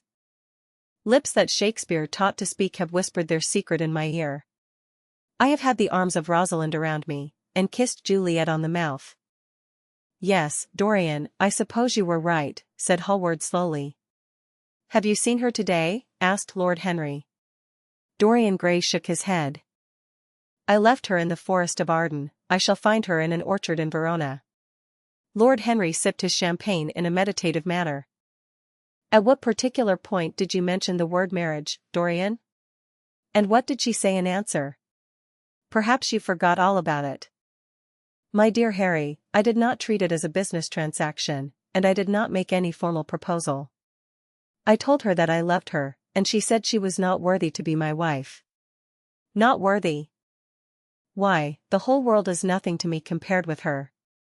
Women are wonderfully practical, murmured Lord Henry, much more practical than we are. In situations of that kind we often forget to say anything about marriage, and they always remind us. Hallward laid his hand upon his arm. Don't, Harry. You have annoyed Dorian. He is not like other men. He would never bring misery upon anyone. His nature is too fine for that. Lord Henry looked across the table. Dorian is never annoyed with me, he answered. I asked the question for the best reason possible, for the only reason, indeed, that excuses one for asking any question: simple curiosity. I have a theory that it is always the women who propose to us, and not we who propose to the women. Except, of course, in middle-class life. But then the middle classes are not modern. Dorian Gray laughed, and tossed his head. You are quite incorrigible, Harry, but I don't mind. It is impossible to be angry with you. When you see Sybil Vane, you will feel that the man who could wrong her would be a beast without a heart. I cannot understand how anyone can wish to shame the thing he loves. I love Sybil Vane. I want to place her on a pedestal of gold and to see the world worship the woman who is mine. What is marriage? An irrevocable vow. You mock at it for that. Ah. Don't mock. It is an irrevocable vow that I want to take. Her trust makes me faithful, her belief makes me good. When I am with her, I regret all that you have taught me. I become different from what you have known me to be. I am changed, and the mere touch of Sybil Vane's hand makes me forget you and all your wrong, fascinating, poisonous, delightful theories. And those are? Asked Lord Henry, helping himself to some salad. Oh, your theories about life, your theories about love, your theories about pleasure. All your theories, in fact, Harry. Pleasure is the only thing worth having a theory about, he answered in his slow melodious voice. But I am afraid I cannot claim my theory as my own. It belongs to nature, not to me. Pleasure is nature's test, her sign of approval. When we are happy, we are always good, but when we are good, we are not always happy. Ah. But what do you mean by good? Cried Basil Hallward. Yes, echoed Dorian, leaning back in his chair and looking at Lord Henry over the heavy clusters of purple-lipped irises that stood in the center of the table. What do you mean by good, Harry? To be good is to be in harmony with one's self, he replied, touching the thin stem of his glass with his pale, fine-pointed fingers. Discord is to be forced to be in harmony with others. One's own life, that is the important thing. As for the lives of one's neighbors, if one wishes to be a prig or a Puritan, one can flaunt one's moral views about them, but they are not one's concern. Besides, individualism has really the higher aim. Modern morality consists in accepting the standard of one's age. I consider that for any man of culture to accept the standard of his age is a form of the grossest immorality. But, surely, if one lives merely for one's self, Harry, one pays a terrible price for doing so, suggested the painter. Yes, we are overcharged for everything nowadays. I should fancy that the real tragedy of the poor is that they can afford nothing but self-denial. Beautiful sins, like beautiful things, are the privilege of the rich. One has to pay in other ways but money. What sort of ways, Basil? Oh. I should fancy in remorse, in suffering, in the consciousness of degradation. Lord Henry shrugged his shoulders. My dear fellow, medieval art is charming, but medieval emotions are out of date. One can use them in fiction, of course. But then the only things that one can use in fiction are the things that one has ceased to use in fact. Believe me, no civilized man ever regrets a pleasure, and no uncivilized man ever knows what a pleasure is. I know what pleasure is, cried Dorian Gray. It is to adore someone. That is certainly better than being adored, he answered, toying with some fruits. Being adored is a nuisance. Women treat us just as humanity treats its gods. They worship us, and are always bothering us to do something for them. I should have said that whatever they ask for they had first given to us, murmured the lad gravely. They create love in our natures. They have a right to demand it back. That is quite true, Dorian, cried Hallward. Nothing is ever quite true, said Lord Henry. This is, interrupted Dorian. You must admit, Harry, that women give to men the very gold of their lives. Possibly, he sighed, but they invariably want it back in such very small change. That is the worry. Women, as some witty Frenchman once put it, inspire us with the desire to do masterpieces and always prevent us from carrying them out. Harry, you are dreadful. I don't know why I like you so much. You will always like me, Dorian, he replied. Will you have some coffee, you fellows? Waiter, bring coffee, and fine champagne, and some cigarettes. No, don't mind the cigarettes, I have some. Basil, I can't allow you to smoke cigars. You must have a cigarette. A cigarette is the perfect type of a perfect pleasure. It is exquisite, and it leaves one unsatisfied. What more can one want? Yes, Dorian, you will always be fond of me. I represent to you all the sins you have never had the courage to commit. What nonsense you talk, Harry, cried the lad, taking a light from a fire-breathing silver dragon that the waiter had placed on the table. Let us go down to the theatre. When Sybil comes on the stage you will have a new ideal of life. She will represent something to you that you have never known. I have known everything, said Lord Henry, with a tired look in his eyes, but I am always ready for a new emotion. I am afraid, however, that, for me at any rate, there is no such thing. Still, your wonderful girl may thrill me. I love acting. It is so much more real than life. Let us go. Dorian, you will come with me. I am so sorry, Basil, but there is only room for 2 in the brougham. You must follow us in a hansom. They got up and put on their coats, sipping their coffee standing. The painter was silent and preoccupied. There was a gloom over him. He could not bear this marriage, and yet it seemed to him to be better than many other things that might have happened. After a few minutes, they all passed downstairs. He drove off by himself, as had been arranged, and watched the flashing lights of the little brougham in front of him. A strange sense of loss came over him. He felt that Dorian Gray would never again be to him all that he had been in the past. Life had come between them. His eyes darkened, and the crowded flaring streets became blurred to his eyes. When the cab drew up at the theatre, it seemed to him that he had grown years older. Chapter 7. For some reason or other, the house was crowded that night, and the fat Jew manager who met them at the door was beaming from ear to ear with an oily tremulous smile. He escorted them to their box with a sort of pompous humility, waving his fat jeweled hands and talking at the top of his voice. Dorian Gray loathed him more than ever. He felt as if he had come to look for Miranda and had been met by Caliban. Lord Henry, upon the other hand, rather liked him. At least he declared he did, and insisted on shaking him by the hand and assuring him that he was proud to meet a man who had discovered a real genius and gone bankrupt over a poet. Hallward amused himself with watching the faces in the pit. The heat was terribly oppressive, and the huge sunlight flamed like a monstrous dahlia with petals of yellow fire. The youths in the gallery had taken off their coats and waistcoats and hung them over the side. They talked to each other across the theatre and shared their oranges with the tawdry girls who sat beside them. Some women were laughing in the pit. Their voices were horribly shrill and discordant. The sound of the popping of corks came from the bar. What a place to find one's divinity in, said Lord Henry. Yes, answered Dorian Gray. It was here I found her, and she is divine beyond all living things.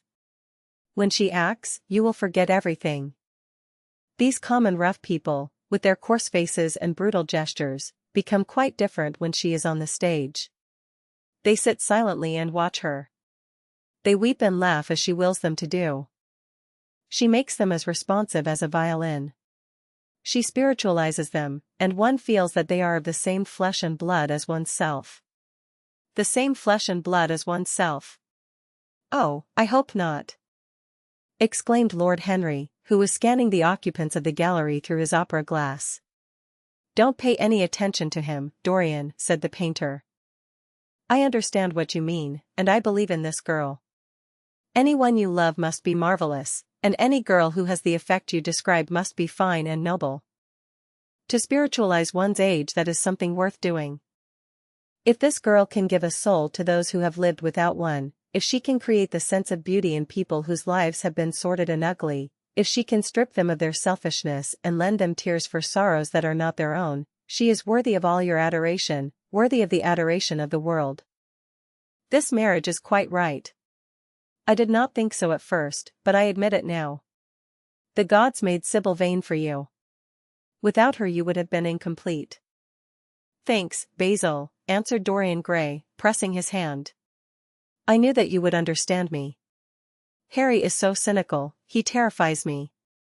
But here is the orchestra.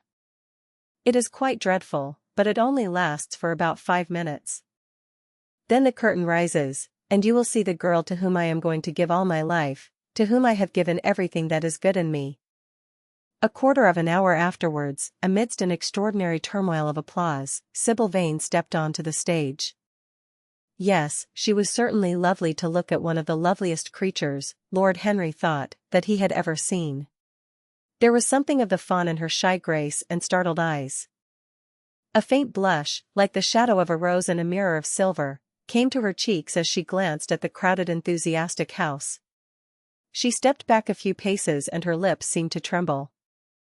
Basil Hallward leaped to his feet and began to applaud. Motionless, and as one in a dream, sat Dorian Gray, gazing at her. Lord Henry peered through his glasses, murmuring, "Charming! Charming!"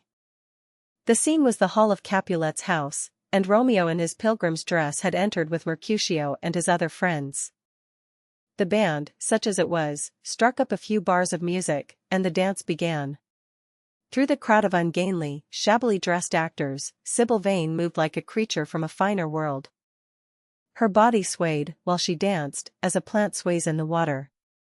The curves of her throat were the curves of a white lily. Her hands seemed to be made of cool ivory. Yet she was curiously listless. She showed no sign of joy when her eyes rested on Romeo. The few words she had to speak. "Good pilgrim, you do wrong your hand too much. Which mannerly devotion shows in this. For saints have hands that pilgrims' hands do touch. And palm to palm is holy palmer's kiss." With the brief dialogue that follows, were spoken in a thoroughly artificial manner. The voice was exquisite, but from the point of view of tone it was absolutely false. It was wrong in color. It took away all the life from the verse. It made the passion unreal. Dorian Gray grew pale as he watched her. He was puzzled and anxious. Neither of his friends dared to say anything to him. She seemed to them to be absolutely incompetent. They were horribly disappointed. Yet they felt that the true test of any Juliet is the balcony scene of the second act. They waited for that. If she failed there was nothing in her. She looked charming as she came out in the moonlight. That could not be denied. But the stockiness of her acting was unbearable, and grew worse as she went on.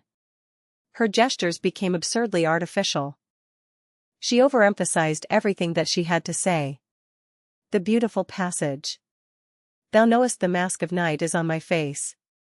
Else would a maiden blush bepaint my cheek. For that which thou hast heard me speak tonight," was declaimed with the painful precision of a schoolgirl who has been taught to recite by some second-rate professor of elocution. When she leaned over the balcony and came to those wonderful lines. "Although I joy in thee, I have no joy of this contract tonight, it is too rash, too unadvised, too sudden. Too like the lightning, which doth cease to be. Ere one can say, it lightens. Sweet, good night. This bud of love by summer's ripening breath may prove a beauteous flower when next we meet." She spoke the words as though they conveyed no meaning to her. It was not nervousness.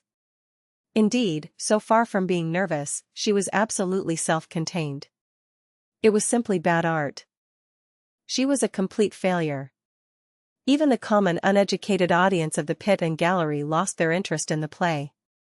They got restless, and began to talk loudly and to whistle. The Jew manager, who was standing at the back of the dress circle, stamped and swore with rage. The only person unmoved was the girl herself. When the second act was over, there came a storm of hisses, and Lord Henry got up from his chair and put on his coat. "She is quite beautiful, Dorian," he said, "but she can't act. Let us go." "I am going to see the play through," answered the lad, in a hard bitter voice. "I am awfully sorry that I have made you waste an evening, Harry. I apologize to you both." "My dear Dorian, I should think Miss Vane was ill," interrupted Hallward. We will come some other night. I wish she were ill, he rejoined. But she seems to me to be simply callous and cold. She has entirely altered. Last night she was a great artist. This evening she is merely a commonplace mediocre actress. Don't talk like that about anyone you love, Dorian. Love is a more wonderful thing than art. They are both simply forms of imitation, remarked Lord Henry. But do let us go. Dorian, you must not stay here any longer. It is not good for one's morals to see bad acting. Besides, I don't suppose you will want your wife to act, so what does it matter if she plays Juliet like a wooden doll? She is very lovely, and if she knows as little about life as she does about acting, she will be a delightful experience. There are only two kinds of people who are really fascinating: people who know absolutely everything, and people who know absolutely nothing. Good heavens, my dear boy, don't look so tragic. The secret of remaining young is never to have an emotion that is unbecoming. Come to the club with Basil and myself. We will smoke cigarettes and drink to the beauty of Sybil Vane. She is beautiful. What more can you want? Go away, Harry, cried the lad. I want to be alone. Basil, you must go. Ah. Can't you see that my heart is breaking? The hot tears came to his eyes. His lips trembled, and rushing to the back of the box, he leaned up against the wall, hiding his face in his hands. Let us go, Basil, said Lord Henry with a strange tenderness in his voice, and the two young men passed out together. A few moments afterwards the footlights flared up and the curtain rose on the third act. Dorian Gray went back to his seat. He looked pale, and proud, and indifferent. The play dragged on, and seemed interminable. Half of the audience went out, tramping in heavy boots and laughing. The whole thing was a fiasco. The last act was played to almost empty benches. The curtain went down on a titter and some groans. As soon as it was over, Dorian Gray rushed behind the scenes into the green room. The girl was standing there alone, with a look of triumph on her face. Her eyes were lit with an exquisite fire. There was a radiance about her. Her parted lips were smiling over some secret of their own. When he entered, she looked at him, and an expression of infinite joy came over her. How badly I acted tonight, Dorian, she cried. Horribly, he answered, gazing at her in amazement. Horribly. It was dreadful. Are you ill? You have no idea what it was. You have no idea what I suffered. The girl smiled. Dorian, she answered, lingering over his name with long-drawn music in her voice, as though it were sweeter than honey to the red petals of her mouth. Dorian, you should have understood. But you understand now, don't you? Understand what? He asked, angrily. Why I was so bad tonight. Why I shall always be bad. Why I shall never act well again. He shrugged his shoulders. You are ill, I suppose. When you are ill you shouldn't act. You make yourself ridiculous. My friends were bored. I was bored. She seemed not to listen to him. She was transfigured with joy. An ecstasy of happiness dominated her. Dorian, Dorian, she cried, before I knew you, acting was the one reality of my life. It was only in the theater that I lived. I thought that it was all true. I was Rosalind one night and Portia the other. The joy of Beatrice was my joy, and the sorrows of Cordelia were mine also. I believed in everything. The common people who acted with me seemed to me to be godlike. The painted scenes were my world. I knew nothing but shadows, and I thought them real. You came, oh, my beautiful love. And you freed my soul from prison. You taught me what reality really is.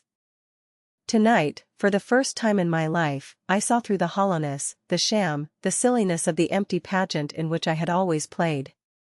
Tonight, for the first time, I became conscious that the Romeo was hideous, and old, and painted, that the moonlight in the orchard was false, that the scenery was vulgar, and that the words I had to speak were unreal, were not my words, were not what I wanted to say. You had brought me something higher, something of which all art is but a reflection. You had made me understand what love really is. My love. My love. Prince Charming. Prince of Life. I have grown sick of shadows. You are more to me than all art can ever be. What have I to do with the puppets of a play? When I came on tonight, I could not understand how it was that everything had gone from me. I thought that I was going to be wonderful. I found that I could do nothing. Suddenly it dawned on my soul what it all meant. The knowledge was exquisite to me. I heard them hissing, and I smiled. What could they know of love such as ours? Take me away, Dorian, take me away with you, where we can be quite alone. I hate the stage. I might mimic a passion that I do not feel, but I cannot mimic one that burns me like fire. Oh, Dorian, Dorian, you understand now what it signifies? Even if I could do it, it would be profanation for me to play at being in love. You have made me see that. He flung himself down on the sofa and turned away his face. You have killed my love, he muttered. She looked at him in wonder and laughed. He made no answer. She came across to him, and with her little fingers stroked his hair. She knelt down and pressed his hands to her lips. He drew them away, and a shudder ran through him. Then he leaped up and went to the door. Yes, he cried, you have killed my love. You used to stir my imagination. Now you don't even stir my curiosity. You simply produce no effect. I loved you because you were marvelous, because you had genius and intellect, because you realized the dreams of great poets and gave shape and substance to the shadows of art. You have thrown it all away. You are shallow and stupid. My God! How mad I was to love you! What a fool I have been! You are nothing to me now. I will never see you again. I will never think of you. I will never mention your name. You don't know what you were to me, once. Why, once. Oh, I can't bear to think of it. I wish I had never laid eyes upon you. You have spoiled the romance of my life. How little you can know of love, if you say it mars your art. Without your art, you are nothing. I would have made you famous, splendid, magnificent. The world would have worshipped you, and you would have borne my name. What are you now? A third-rate actress with a pretty face. The girl grew white, and trembled. She clenched her hands together, and her voice seemed to catch in her throat. You are not serious, Dorian, she murmured. You are acting. Acting. I leave that to you. You do it so well, he answered bitterly. She rose from her knees and, with a piteous expression of pain in her face, came across the room to him. She put her hand upon his arm and looked into his eyes. He thrust her back. Don't touch me, he cried. A low moan broke from her, and she flung herself at his feet and lay there like a trampled flower. Dorian, Dorian, don't leave me, she whispered. I am so sorry I didn't act well. I was thinking of you all the time. But I will try indeed, I will try. It came so suddenly across me, my love for you. I think I should never have known it if you had not kissed me, if we had not kissed each other. Kiss me again, my love. Don't go away from me. I couldn't bear it. Oh. Don't go away from me. My brother. No, never mind. He didn't mean it. He was in jest. But you, oh. Can't you forgive me for tonight? I will work so hard and try to improve. Don't be cruel to me, because I love you better than anything in the world. After all, it is only once that I have not pleased you. But you are quite right, Dorian. I should have shown myself more of an artist. It was foolish of me, and yet I couldn't help it. Oh, don't leave me, don't leave me. A fit of passionate sobbing choked her. She crouched on the floor like a wounded thing, and Dorian Gray, with his beautiful eyes, looked down at her, and his chiseled lips curled in exquisite disdain. There is always something ridiculous about the emotions of people whom one has ceased to love. Sybil Vane seemed to him to be absurdly melodramatic. Her tears and sobs annoyed him. I am going, he said at last in his calm, clear voice. I don't wish to be unkind, but I can't see you again. You have disappointed me. She wept silently, and made no answer, but crept nearer. Her little hand stretched blindly out, and appeared to be seeking for him. He turned on his heel and left the room. In a few moments he was out of the theater. Where he went to he hardly knew. He remembered wandering through dimly lit streets, past gaunt, black-shadowed archways and evil-looking houses. Women with hoarse voices and harsh laughter had called after him. Drunkards had reeled by, cursing and chattering to themselves like monstrous apes. He had seen grotesque children huddled upon doorsteps, and heard shrieks and oaths from gloomy courts. As the dawn was just breaking, he found himself close to Covent Garden. The darkness lifted, and, flushed with faint fires, the sky hollowed itself into a perfect pearl. Huge carts filled with nodding lilies rumbled slowly down the polished empty street. The air was heavy with the perfume of the flowers, and their beauty seemed to bring him an anodyne for his pain. He followed into the market and watched the men unloading their wagons. A white-smocked carter offered him some cherries. He thanked him, wondered why he refused to accept any money for them, and began to eat them listlessly. They had been plucked at midnight, and the coldness of the moon had entered into them. A long line of boys carrying crates of striped tulips, and of yellow and red roses, defiled in front of him, threading their way through the huge, jade-green piles of vegetables. Under the portico, with its grey, sun-bleached pillars, loitered a troop of draggled bare-headed girls, waiting for the auction to be over. Others crowded round the swinging doors of the coffee-house in the piazza. The heavy cart horses slipped and stamped upon the rough stones, shaking their bells and trappings. Some of the drivers were lying asleep on a pile of sacks. Iris-necked and pink-footed, the pigeons ran about picking up seeds.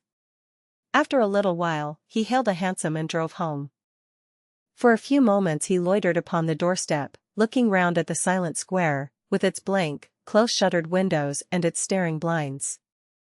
The sky was pure opal now, and the roofs of the houses glistened like silver against it. From some chimney opposite a thin wreath of smoke was rising.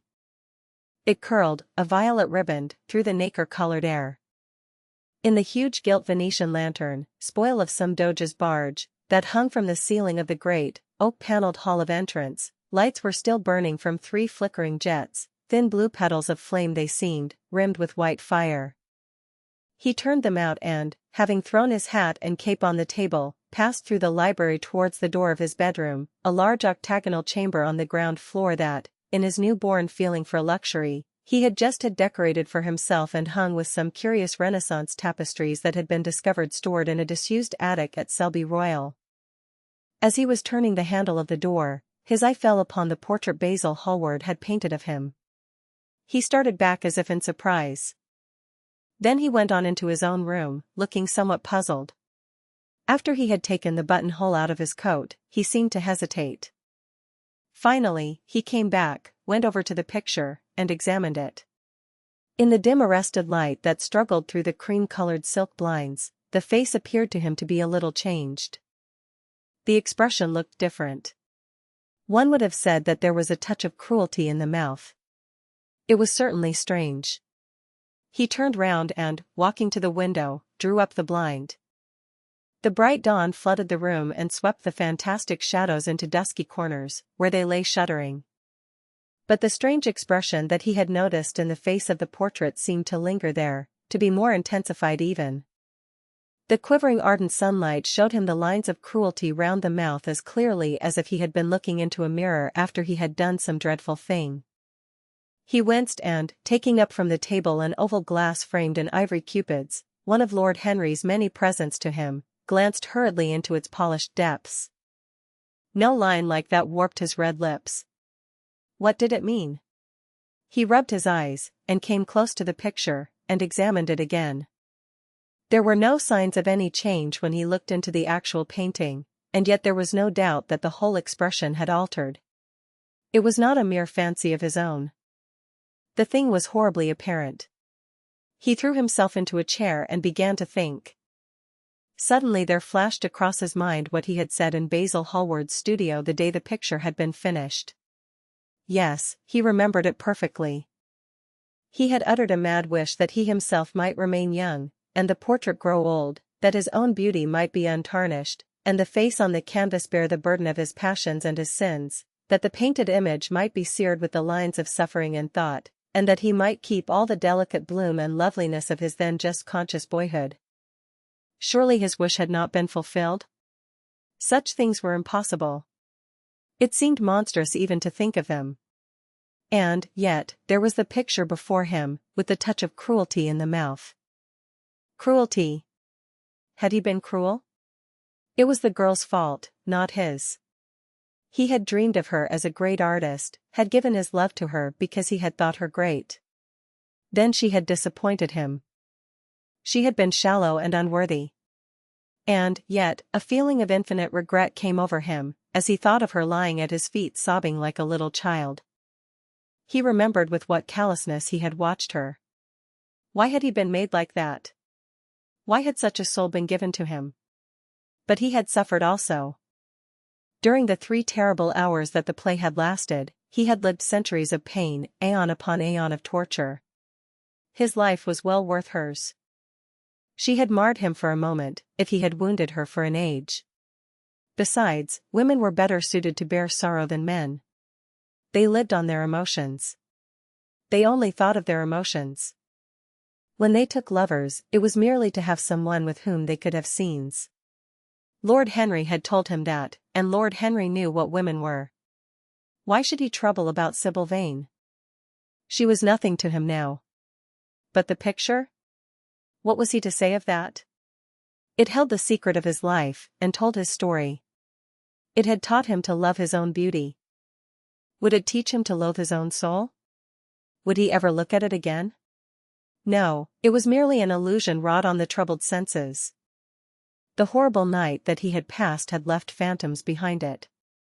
Suddenly there had fallen upon his brain that tiny scarlet speck that makes men mad. The picture had not changed. It was folly to think so. Yet it was watching him, with its beautiful marred face and its cruel smile. Its bright hair gleamed in the early sunlight.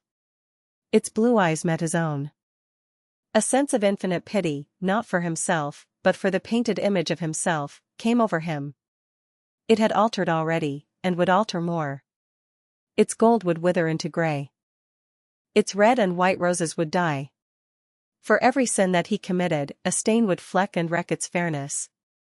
But he would not sin. The picture, changed or unchanged, would be to him the visible emblem of conscience. He would resist temptation. He would not see Lord Henry any more, would not, at any rate, listen to those subtle poisonous theories that in Basil Hallward's garden had first stirred within him the passion for impossible things. He would go back to Sybil Vane, make her amends, marry her, try to love her again.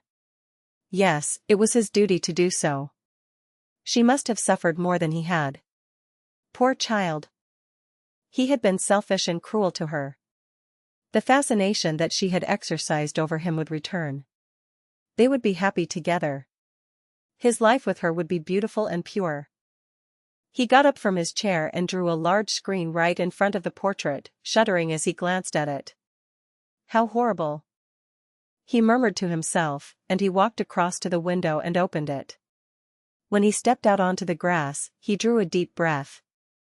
The fresh morning air seemed to drive away all his somber passions. He thought only of Sybil. A faint echo of his love came back to him. He repeated her name over and over again. The birds that were singing in the dew-drenched garden seemed to be telling the flowers about her. Chapter 8. It was long past noon when he awoke. His valet had crept several times on tiptoe into the room to see if he was stirring, and had wondered what made his young master sleep so late. Finally his bell sounded, and Victor came in softly with a cup of tea, and a pile of letters, on a small tray of old Sèvres china, and drew back the olive satin curtains, with their shimmering blue lining, that hung in front of the 3 tall windows. "Monsieur has well slept this morning," he said, smiling. "What o'clock is it, Victor?" asked Dorian Gray drowsily. 1 hour and a quarter, monsieur." How late it was! He sat up, and having sipped some tea, turned over his letters. One of them was from Lord Henry, and had been brought by hand that morning. He hesitated for a moment, and then put it aside. The others he opened listlessly.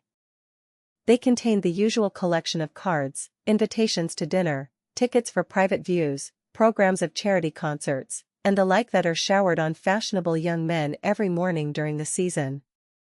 There was a rather heavy bill for a chased silver Louis Quinze toilet set that he had not yet had the courage to send on to his guardians, who were extremely old-fashioned people and did not realize that we live in an age when unnecessary things are our only necessities. And there were several very courteously worded communications from German street money lenders offering to advance any sum of money at a moment's notice and at the most reasonable rates of interest.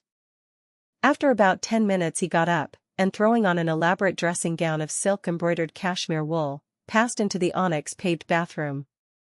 The cool water refreshed him after his long sleep. He seemed to have forgotten all that he had gone through. A dim sense of having taken part in some strange tragedy came to him once or twice, but there was the unreality of a dream about it. As soon as he was dressed, he went into the library and sat down to a light French breakfast that had been laid out for him on a small round table close to the open window. It was an exquisite day. The warm air seemed laden with spices. A bee flew in and buzzed round the blue dragon bowl that, filled with sulphur-yellow roses, stood before him. He felt perfectly happy. Suddenly his eye fell on the screen that he had placed in front of the portrait, and he started. "Too cold for monsieur?" asked his valet, putting an omelette on the table. "I shut the window?" Dorian shook his head. "I am not cold," he murmured.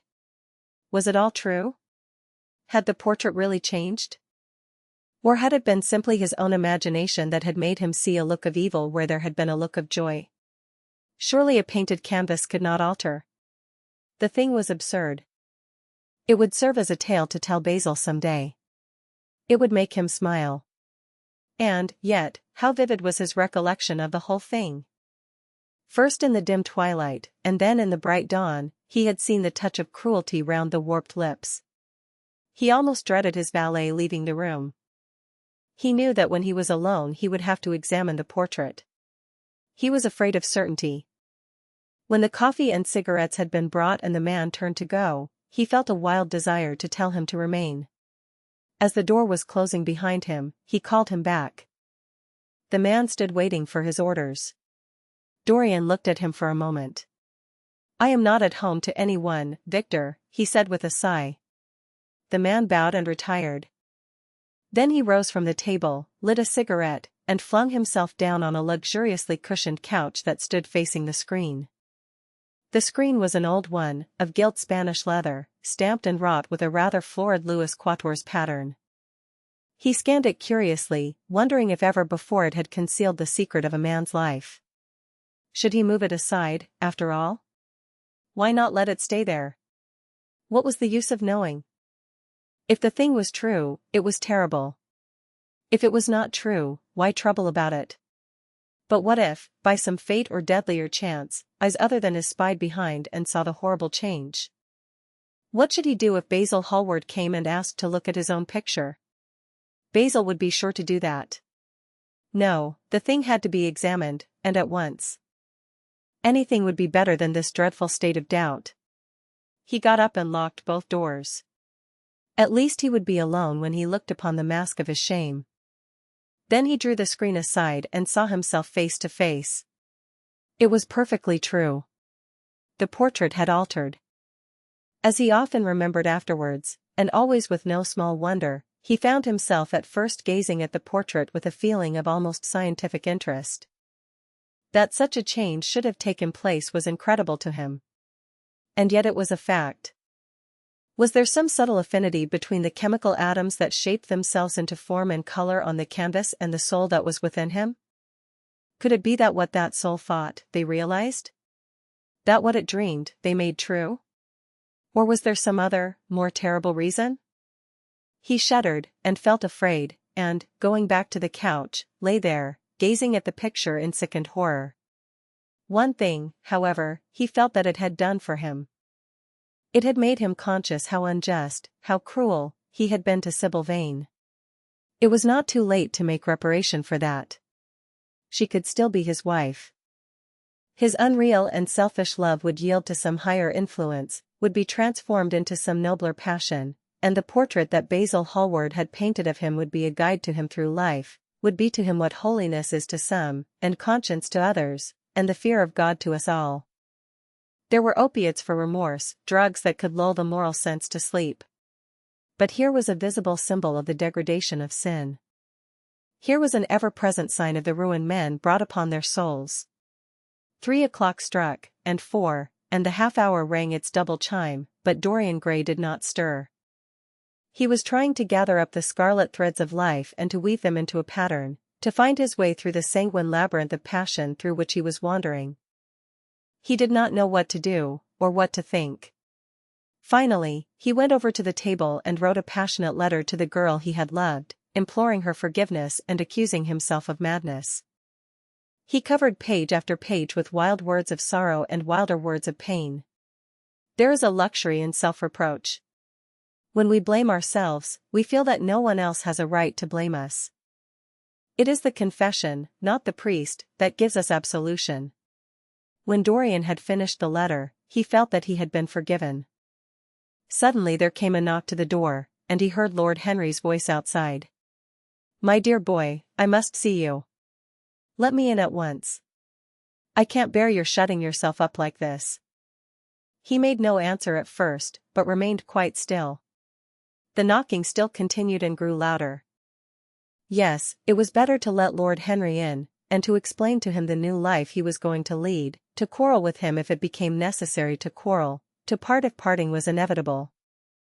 He jumped up, drew the screen hastily across the picture, and unlocked the door. "I am so sorry for it all, Dorian," said Lord Henry as he entered. "But you must not think too much about it." "Do you mean about Sybil Vane?" asked the lad. "Yes, of course," answered Lord Henry, sinking into a chair and slowly pulling off his yellow gloves. "It is dreadful, from one point of view, but it was not your fault. Tell me, did you go behind and see her, after the play was over?" "Yes. I felt sure you had." "Did you make a scene with her?" "I was brutal, Harry, perfectly brutal. But it is all right now. I am not sorry for anything that has happened. It has taught me to know myself better." "Ah, Dorian, I am so glad you take it in that way. I was afraid I would find you plunged in remorse and tearing that nice curly hair of yours." "I have got through all that," said Dorian, shaking his head and smiling. "I am perfectly happy now. I know what conscience is, to begin with. It is not what you told me it was. It is the divinest thing in us. Don't sneer at it, Harry, any more, at least not before me. I want to be good. I can't bear the idea of my soul being hideous." "A very charming artistic basis for ethics, Dorian. I congratulate you on it. But how are you going to begin?" "By marrying Sybil Vane." "Marrying Sybil Vane?" cried Lord Henry, standing up and looking at him in perplexed amazement. "But, my dear Dorian—" "Yes, Harry, I know what you are going to say. Something dreadful about marriage." "Don't say it. Don't ever say things of that kind to me again. 2 days ago I asked Sybil to marry me. I am not going to break my word to her. She is to be my wife." "Your wife? Dorian! Didn't you get my letter? I wrote to you this morning, and sent the note down by my own man." "Your letter? Oh, yes, I remember. I have not read it yet, Harry. I was afraid there might be something in it that I wouldn't like. You cut life to pieces with your epigrams. You know nothing then?" "What do you mean?" Lord Henry walked across the room, and sitting down by Dorian Gray, took both his hands in his own and held them tightly. "Dorian," he said, "my letter, don't be frightened, was to tell you that Sybil Vane is dead." A cry of pain broke from the lad's lips, and he leaped to his feet, tearing his hands away from Lord Henry's grasp. "Dead? Sybil dead? It is not true. It is a horrible lie. How dare you say it?" "It is quite true, Dorian," said Lord Henry, gravely. "It is in all the morning papers. I wrote down to you to ask you not to see anyone till I came. There will have to be an inquest, of course, and you must not be mixed up in it. Things like that make a man fashionable in Paris. But in London people are so prejudiced. Here, one should never make one's debut with a scandal. One should reserve that to give an interest to one's old age. I suppose they don't know your name at the theater? If they don't, it is all right. Did anyone see you going round to her room? That is an important point. Dorian did not answer for a few moments. He was dazed with horror. Finally he stammered, in a stifled voice, "Harry, did you say an inquest? What did you mean by that? Did Sybil?" "Oh, Harry, I can't bear it." "But be quick. Tell me everything at once." "I have no doubt it was not an accident, Dorian, though it must be put in that way to the public. It seems that as she was leaving the theater with her mother, about 12:30 or so, she said she had forgotten something upstairs. They waited some time for her, but she did not come down again. They ultimately found her lying dead on the floor of her dressing room. She had swallowed something by mistake, some dreadful thing they use at theaters. I don't know what it was, but it had either prussic acid or white lead in it. I should fancy it was prussic acid, as she seems to have died instantaneously." "Harry, Harry, it is terrible," cried the lad. "Yes, it is very tragic, of course, but you must not get yourself mixed up in it. I see by the standard that she was 17. I should have thought she was almost younger than that. She looked such a child, and seemed to know so little about acting. Dorian, you mustn't let this thing get on your nerves. You must come and dine with me, and afterwards we will look in at the opera. It is a Patty night, and everybody will be there. You can come to my sister's box. She has got some smart women with her." "So I have murdered Sybil Vane," said Dorian Gray, half to himself, "murdered her as surely as if I had cut her little throat with a knife. Yet the roses are not less lovely for all that. The birds sing just as happily in my garden. And tonight I am to dine with you, and then go on to the opera, and sup somewhere, I suppose, afterwards. How extraordinarily dramatic life is. If I had read all this in a book, Harry, I think I would have wept over it. Somehow, now that it has happened actually, and to me, it seems far too wonderful for tears. Here is the first passionate love letter I have ever written in my life. Strange, that my first passionate love letter should have been addressed to a dead girl. Can they feel, I wonder, those white silent people we call the dead? Sybil. Can she feel, or know, or listen? Oh, Harry, how I loved her once. It seems years ago to me now. She was everything to me. Then came that dreadful night. Was it really only last night? When she played so badly, and my heart almost broke. She explained it all to me. It was terribly pathetic. But I was not moved a bit. I thought her shallow. Suddenly something happened that made me afraid. I can't tell you what it was, but it was terrible. I said I would go back to her. I felt I had done wrong. And now she is dead. My God. My God. Harry, what shall I do? You don't know the danger I am in, and there is nothing to keep me straight. She would have done that for me. She had no right to kill herself. It was selfish of her. My dear Dorian, answered Lord Henry, taking a cigarette from his case and producing a gold latten matchbox, the only way a woman can ever reform a man is by boring him so completely that he loses all possible interest in life. If you had married this girl, you would have been wretched. Of course, you would have treated her kindly. One can always be kind to people about whom one cares nothing. But she would have soon found out that you were absolutely indifferent to her. And when a woman finds that out about her husband, she either becomes dreadfully dowdy, or wears very smart bonnets that some other woman's husband has to pay for. I say nothing about the social mistake, which would have been abject, which, of course, I would not have allowed, but I assure you that in any case the whole thing would have been an absolute failure. I suppose it would, muttered the lad, walking up and down the room and looking horribly pale. But I thought it was my duty. It is not my fault that this terrible tragedy has prevented my doing what was right. I remember your saying once that there is a fatality about good resolutions, that they are always made too late. Mine certainly were. Good resolutions are useless attempts to interfere with scientific laws. Their origin is pure vanity. Their result is absolutely nil. They give us, now and then, some of those luxurious sterile emotions that have a certain charm for the weak. That is all that can be said for them. They are simply checks that men draw on a bank where they have no account. Harry, cried Dorian Gray, coming over and sitting down beside him, why is it that I cannot feel this tragedy as much as I want to? I don't think I am heartless. Do you? You have done too many foolish things during the last fortnight to be entitled to give yourself that name, Dorian, answered Lord Henry with his sweet melancholy smile. The lad frowned. I don't like that explanation, Harry, he rejoined, but I am glad you don't think I am heartless. I am nothing of the kind. I know I am not. And yet I must admit that this thing that has happened does not affect me as it should. It seems to me to be simply like a wonderful ending to a wonderful play. It has all the terrible beauty of a Greek tragedy, a tragedy in which I took a great part, but by which I have not been wounded. It is an interesting question, said Lord Henry, who found an exquisite pleasure in playing on the lad's unconscious egotism, an extremely interesting question.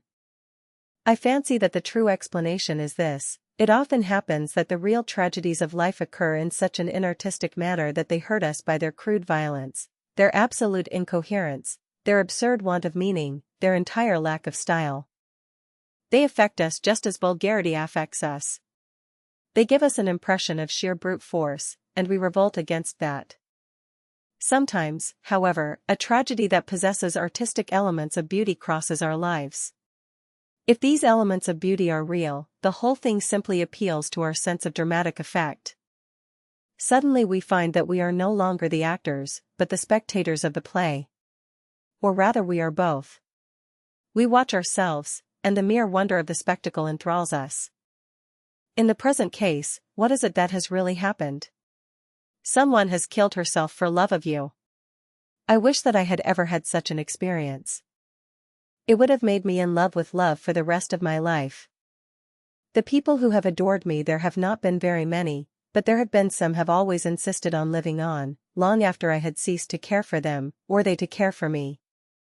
They have become stout and tedious, and when I meet them, they go in at once for reminiscences. That awful memory of woman. What a fearful thing it is. And what an utter intellectual stagnation it reveals. One should absorb the color of life, but one should never remember its details. Details are always vulgar. I must sow poppies in my garden, sighed Dorian. There is no necessity, rejoined his companion. Life has always poppies in her hands. Of course, now and then things linger. I once wore nothing but violets all through one season, as a form of artistic mourning for a romance that would not die. Ultimately, however, it did die. I forget what killed it. I think it was her proposing to sacrifice the whole world for me. That is always a dreadful moment.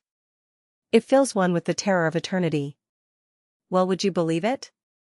A week ago, at Lady Hampshire's, I found myself seated at dinner next the lady in question, and she insisted on going over the whole thing again, and digging up the past, and raking up the future. I had buried my romance in a bed of asphodel. She dragged it out again and assured me that I had spoiled her life. I am bound to state that she ate an enormous dinner, so I did not feel any anxiety. But what a lack of taste she showed. The one charm of the past is that it is the past. But women never know when the curtain has fallen. They always want a sixth act, and as soon as the interest of the play is entirely over, they propose to continue it. If they were allowed their own way, every comedy would have a tragic ending, and every tragedy would culminate in a farce. They are charmingly artificial, but they have no sense of art. You are more fortunate than I am. I assure you, Dorian, that not one of the women I have known would have done for me what Sybil Vane did for you. Ordinary women always console themselves. Some of them do it by going in for sentimental colors. Never trust a woman who wears mauve, whatever her age may be, or a woman over 35 who is fond of pink ribbons. It always means that they have a history. Others find a great consolation in suddenly discovering the good qualities of their husbands. They flaunt their conjugal felicity in one's face, as if it were the most fascinating of sins. Religion consoles some. Its mysteries have all the charm of a flirtation, a woman once told me, and I can quite understand it. Besides, nothing makes one so vain as being told that one is a sinner. Conscience makes egotists of us all. Yes, there is really no end to the consolations that women find in modern life. Indeed, I have not mentioned the most important one. What is that, Harry? Said the lad listlessly. Oh, the obvious consolation. Taking someone else's admirer when one loses one's own. In good society that always whitewashes a woman. But really, Dorian, how different Sybil Vane must have been from all the women one meets. There is something to me quite beautiful about her death. I am glad I am living in a century when such wonders happen. They make one believe in the reality of the things we all play with, such as romance, passion, and love. I was terribly cruel to her. You forget that. I am afraid that women appreciate cruelty, downright cruelty, more than anything else. They have wonderfully primitive instincts. We have emancipated them, but they remain slaves looking for their masters, all the same. They love being dominated. I am sure you were splendid. I have never seen you really and absolutely angry, but I can fancy how delightful you looked. And, after all, you said something to me the day before yesterday that seemed to me at the time to be merely fanciful, but that I see now was absolutely true, and it holds the key to everything. What was that, Harry? You said to me that Sybil Vane represented to you all the heroines of romance, that she was Desdemona one night, and Ophelia the other, that if she died as Juliet, she came to life as Imogen. She will never come to life again now, muttered the lad, burying his face in his hands. No, she will never come to life. She has played her last part. But you must think of that lonely death in the tawdry dressing-room simply as a strange lurid fragment from some Jacobean tragedy, as a wonderful scene from Webster, or Ford, or Cyril Turner. The girl never really lived, and so she has never really died. To you at least she was always a dream, a phantom that flitted through Shakespeare's plays and left them lovelier for its presence, a reed through which Shakespeare's music sounded richer and more full of joy. The moment she touched actual life, she marred it, and it marred her, and so she passed away. Mourn for Ophelia, if you like. Put ashes on your head because Cordelia was strangled. Cry out against heaven because the daughter of Brabantio died. But don't waste your tears over Sybil Vane. She was less real than they are. There was a silence. The evening darkened in the room. Noiselessly, and with silver feet, the shadows crept in from the garden. The colors faded wearily out of things. After some time Dorian Gray looked up.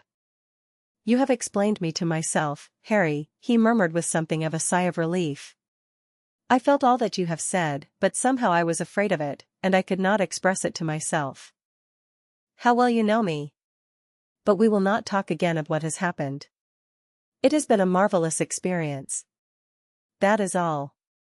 I wonder if life has still in store for me anything as marvelous. Life has everything in store for you, Dorian. There is nothing that you, with your extraordinary good looks, will not be able to do. But suppose, Harry, I became haggard, and old, and wrinkled? What then? Ah, then, said Lord Henry, rising to go, then, my dear Dorian, you would have to fight for your victories. As it is, they are brought to you. No, you must keep your good looks. We live in an age that reads too much to be wise, and that thinks too much to be beautiful. We cannot spare you. And now you had better dress and drive down to the club. We are rather late, as it is. I think I shall join you at the opera, Harry. I feel too tired to eat anything. What is the number of your sister's box? 27, I believe. It is on the grand tier. You will see her name on the door. But I am sorry you won't come and dine. I don't feel up to it, said Dorian listlessly. But I am awfully obliged to you for all that you have said to me. You are certainly my best friend.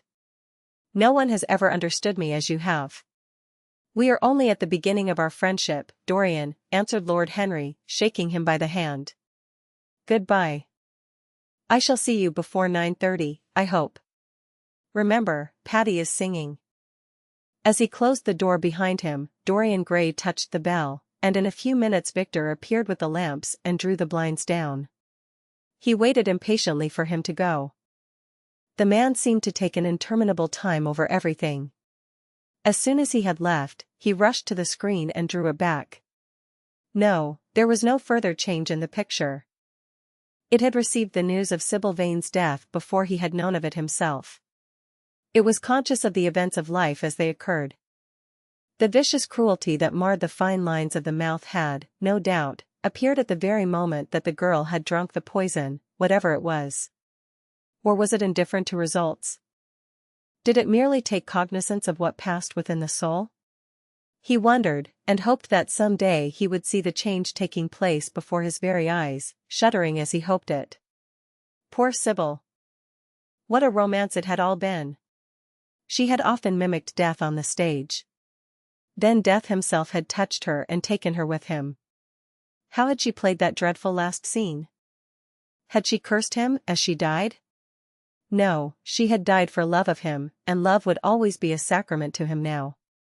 She had atoned for everything by the sacrifice she had made of her life. He would not think any more of what she had made him go through, on that horrible night at the theater. When he thought of her, it would be as a wonderful tragic figure sent on to the world's stage to show the supreme reality of love. A wonderful tragic figure? Tears came to his eyes as he remembered her childlike look, and winsome fanciful ways, and shy tremulous grace. He brushed them away hastily and looked again at the picture.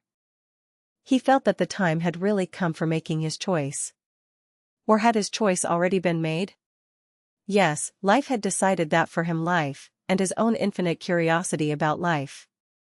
Eternal youth, infinite passion, pleasure subtle and secret, wild joys and wilder sins, he was to have all these things.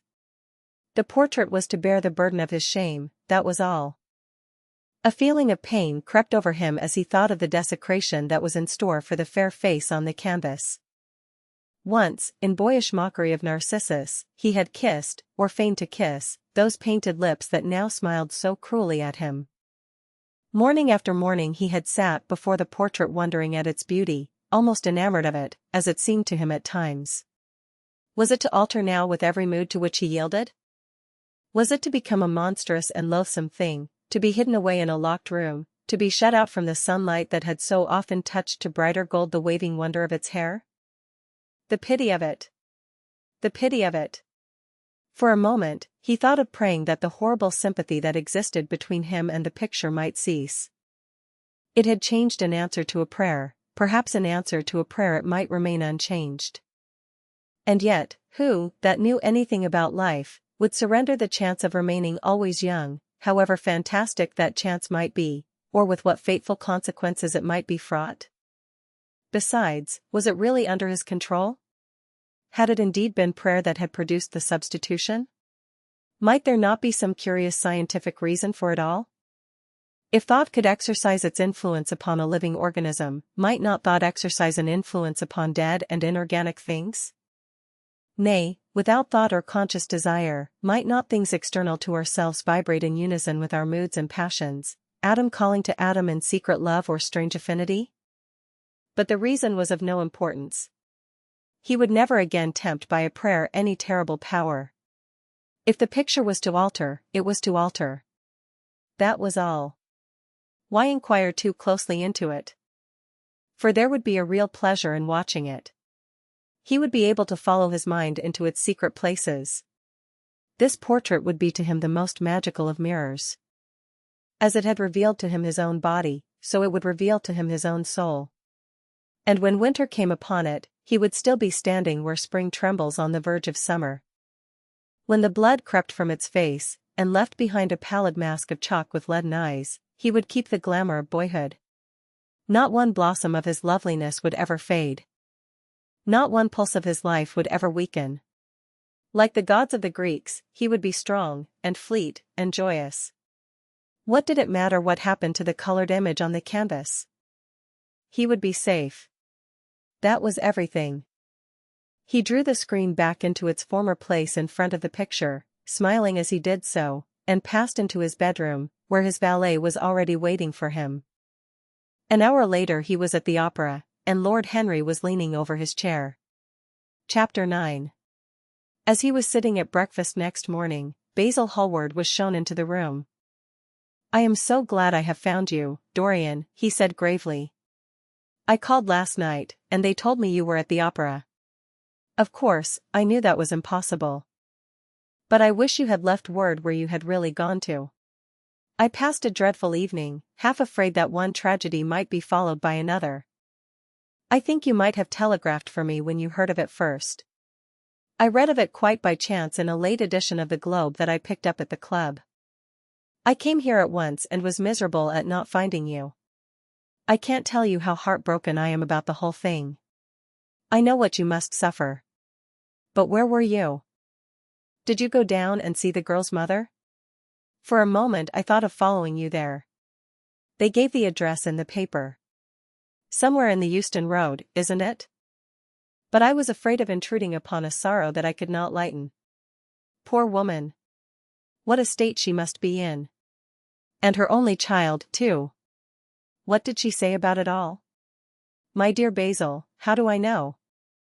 murmured Dorian Gray, sipping some pale yellow wine from a delicate, gold-beaded bubble of Venetian glass and looking dreadfully bored. "I was at the opera.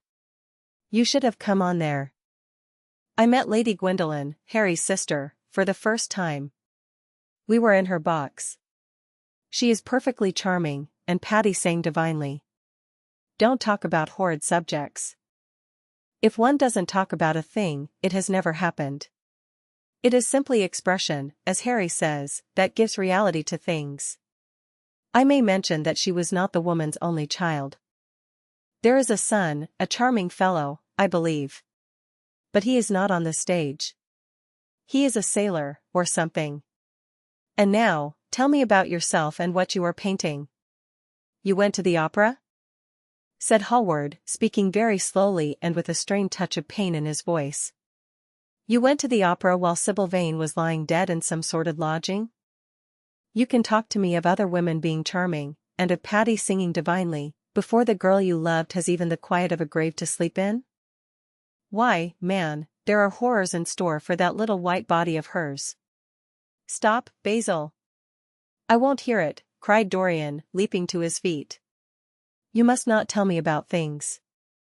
What is done is done. What is past is past." "You call yesterday the past?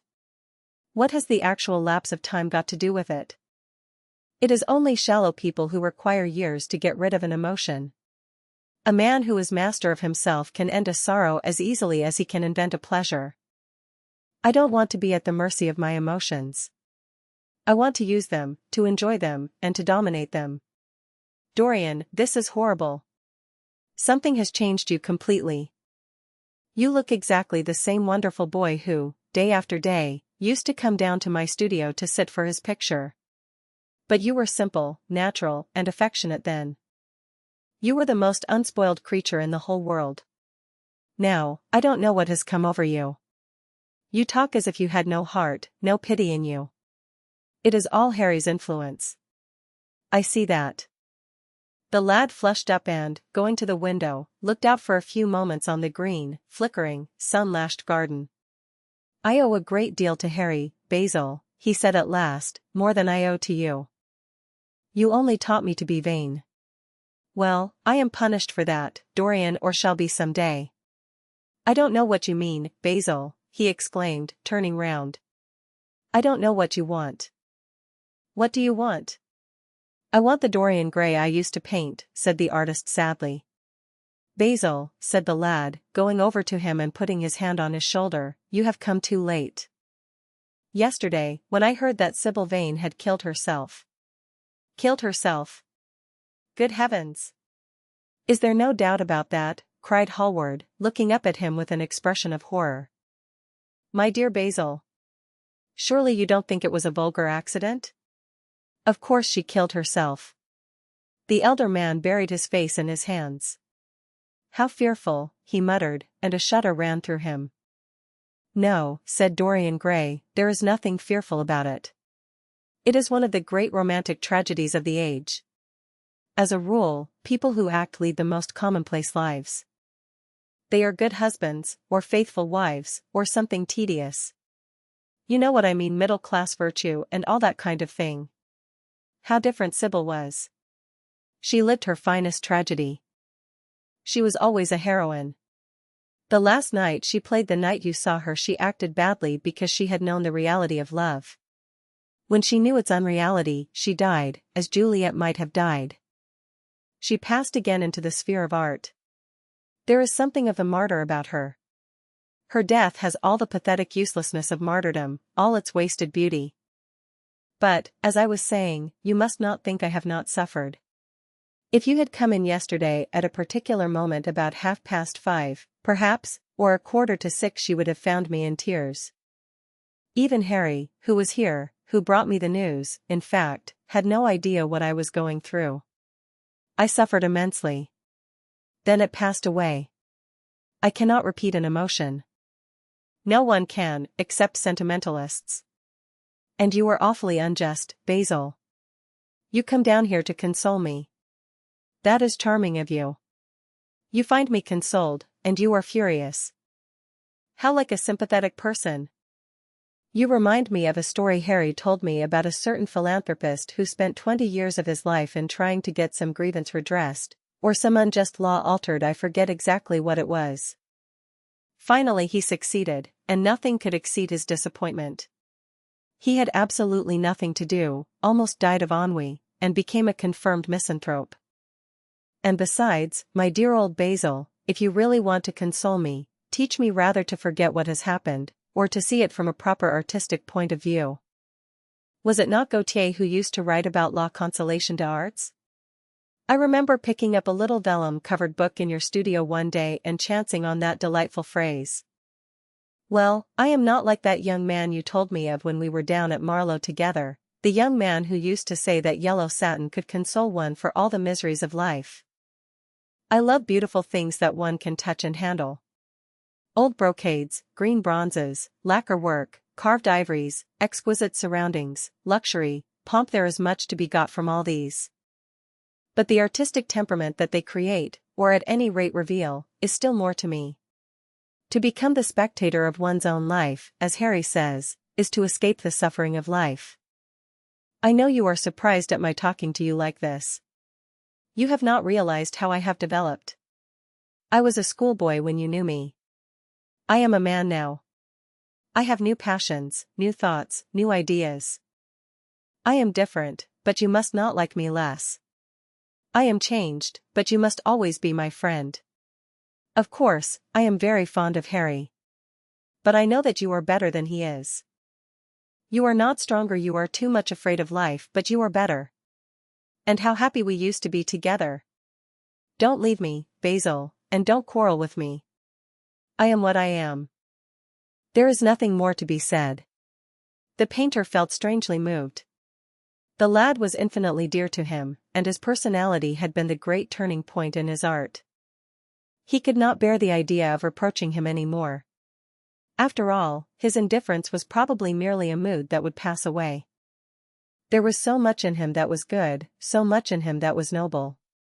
Well, Dorian, he said at length, with a sad smile, I won't speak to you again about this horrible thing, after today. I only trust your name won't be mentioned in connection with it. The inquest is to take place this afternoon. Have they summoned you? Dorian shook his head, and a look of annoyance passed over his face at the mention of the word inquest. There was something so crude and vulgar about everything of the kind. They don't know my name, he answered. But surely she did? Only my Christian name, and that I am quite sure she never mentioned to anyone. She told me once that they were all rather curious to learn who I was, and that she invariably told them my name was Prince Charming. It was pretty of her. You must do me a drawing of Sybil, Basil. I should like to have something more of her than the memory of a few kisses and some broken pathetic words. I will try and do something, Dorian, if it would please you. But you must come and sit to me yourself again. I can't get on without you. I can never sit to you again, Basil. It is impossible, he exclaimed, starting back. The painter stared at him. My dear boy, what nonsense, he cried. Do you mean to say you don't like what I did of you? Where is it? Why have you pulled the screen in front of it? Let me look at it. It is the best thing I have ever done. Do take the screen away, Dorian. It is simply disgraceful of your servant hiding my work like that. I felt the room looked different as I came in. My servant has nothing to do with it, Basil. You don't imagine I let him arrange my room for me? He settles my flowers for me sometimes, that is all. No, I did it myself. The light was too strong on the portrait. Too strong? Surely not, my dear fellow? It is an admirable place for it. Let me see it. And Hallward walked towards the corner of the room. A cry of terror broke from Dorian Gray's lips, and he rushed between the painter and the screen. Basil, he said, looking very pale, you must not look at it. I don't wish you to. Not look at my own work. You are not serious. Why shouldn't I look at it? Exclaimed Hallward, laughing. If you try to look at it, Basil, on my word of honor I will never speak to you again as long as I live. I am quite serious. I don't offer any explanation, and you are not to ask for any. But, remember, if you touch this screen, everything is over between us. Hallward was thunderstruck. He looked at Dorian Gray in absolute amazement. He had never seen him like this before. The lad was actually pallid with rage. His hands were clenched, and the pupils of his eyes were like discs of blue fire. He was trembling all over. Dorian! Don't speak. But what is the matter? Of course I won't look at it if you don't want me to, he said, rather coldly, turning on his heel and going over towards the window. But, really, it seems rather absurd that I shouldn't see my own work, especially as I am going to exhibit it in Paris in the autumn. I shall probably have to give it another coat of varnish before that, so I must see it some day, and why not today? To exhibit it. You want to exhibit it? Exclaimed Dorian Gray, a strange sense of terror creeping over him. Was the world going to be shown his secret? Were people to gape at the mystery of his life? That was impossible. Something he did not know what had to be done at once. Yes, I don't suppose you will object to that. Georges Petit is going to collect all my best pictures for a special exhibition in the Rue d'Assise, which will open the first week in October. The portrait will only be away a month. I should think you could easily spare it for that time. In fact, you are sure to be out of town. And if you keep it always behind a screen, you can't care much about it. Dorian Gray passed his hand over his forehead. There were beads of perspiration there. He felt that he was on the brink of a horrible danger. You told me a month ago that you would never exhibit it, he cried. Why have you changed your mind? You people who go in for being consistent have just as many moods as others have. The only difference is that your moods are rather meaningless. You can't have forgotten that you assured me most solemnly that nothing in the world would induce you to send it to any exhibition. You told Harry exactly the same thing.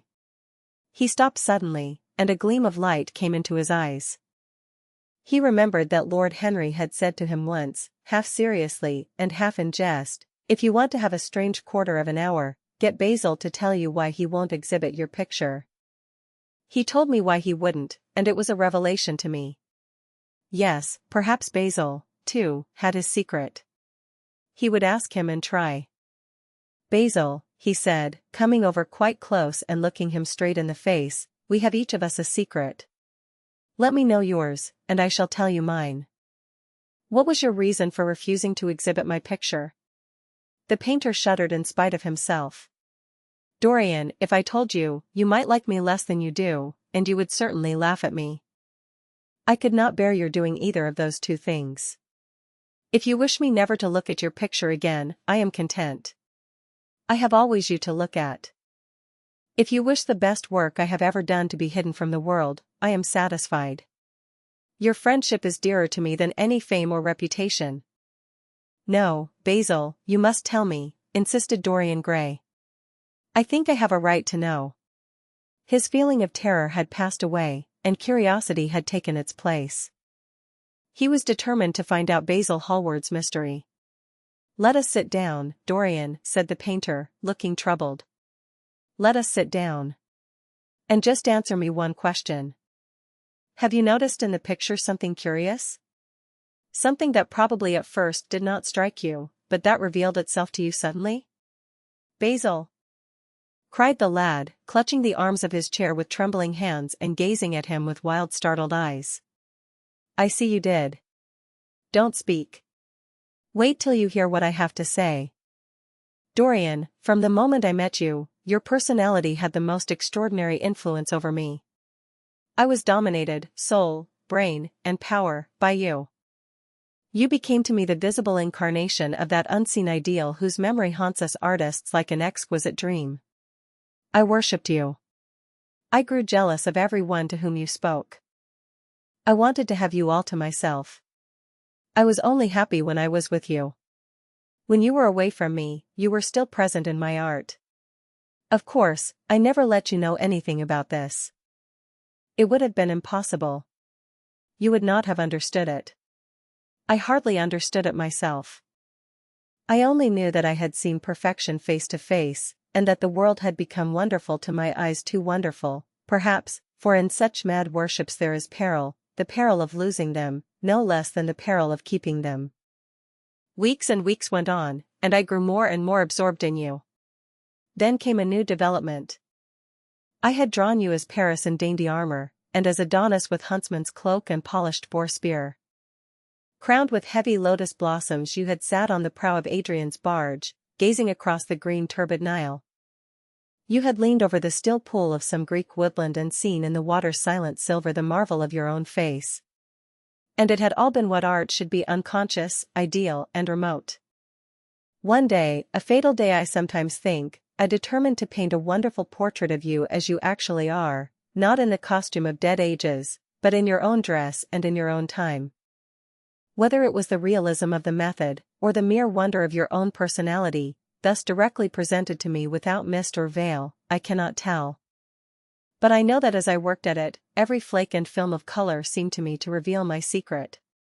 I grew afraid that others would know of my idolatry. I felt, Dorian, that I had told too much, that I had put too much of myself into it. Then it was that I resolved never to allow the picture to be exhibited. You were a little annoyed, but then you did not realize all that it meant to me. Harry, to whom I talked about it, laughed at me. But I did not mind that. When the picture was finished, and I sat alone with it, I felt that I was right. Well, after a few days the thing left my studio, and as soon as I had got rid of the intolerable fascination of its presence, it seemed to me that I had been foolish in imagining that I had seen anything in it, more than that you were extremely good-looking and that I could paint. Even now I cannot help feeling that it is a mistake to think that the passion one feels in creation is ever really shown in the work one creates. Art is always more abstract than we fancy. Form and color tell us of form and color, that is all. It often seems to me that art conceals the artist far more completely than it ever reveals him.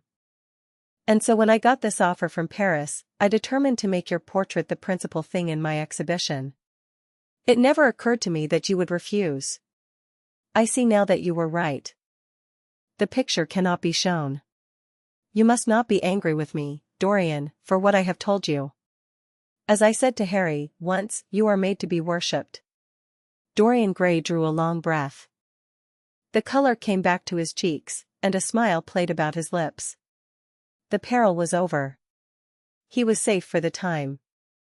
Yet he could not help feeling infinite pity for the painter who had just made this strange confession to him, and wondered if he himself would ever be so dominated by the personality of a friend. Lord Henry had the charm of being very dangerous. But that was all. He was too clever and too cynical to be really fond of. Would there ever be someone who would fill him with a strange idolatry? Was that one of the things that life had in store? It is extraordinary to me, Dorian, said Hallward, that you should have seen this in the portrait. Did you really see it? I saw something in it, he answered, something that seemed to me very curious. Well, you don't mind my looking at the thing now? Dorian shook his head. You must not ask me that, Basil. I could not possibly let you stand in front of that picture. You will someday, surely? Never. Well, perhaps you are right. And now goodbye, Dorian. You have been the one person in my life who has really influenced my art. Whatever I have done that is good, I owe to you. Ah. You don't know what it cost me to tell you all that I have told you. My dear Basil, said Dorian, what have you told me? Simply that you felt that you admired me too much. That is not even a compliment. It was not intended as a compliment. It was a confession. Now that I have made it, something seems to have gone out of me. Perhaps one should never put one's worship into words. It was a very disappointing confession. Why, what did you expect, Dorian? You didn't see anything else in the picture, did you? There was nothing else to see? No, there was nothing else to see. Why do you ask? But you mustn't talk about worship. It is foolish. You and I are friends, Basil, and we must always remain so. You have got Harry, said the painter sadly. Oh, Harry! Cried the lad, with a ripple of laughter. Harry spends his days in saying what is incredible and his evenings in doing what is improbable. Just the sort of life I would like to lead. But still I don't think I would go to Harry if I were in trouble. I would sooner go to you, Basil. You will sit to me again? Impossible. You spoil my life as an artist by refusing, Dorian. No man comes across two ideal things. Few come across one. I can't explain it to you, Basil, but I must never sit to you again. There is something fatal about a portrait. It has a life of its own. I will come and have tea with you. That will be just as pleasant. Pleasanter for you, I am afraid, murmured Hallward regretfully. And now goodbye. I am sorry you won't let me look at the picture once again. But that can't be helped. I quite understand what you feel about it.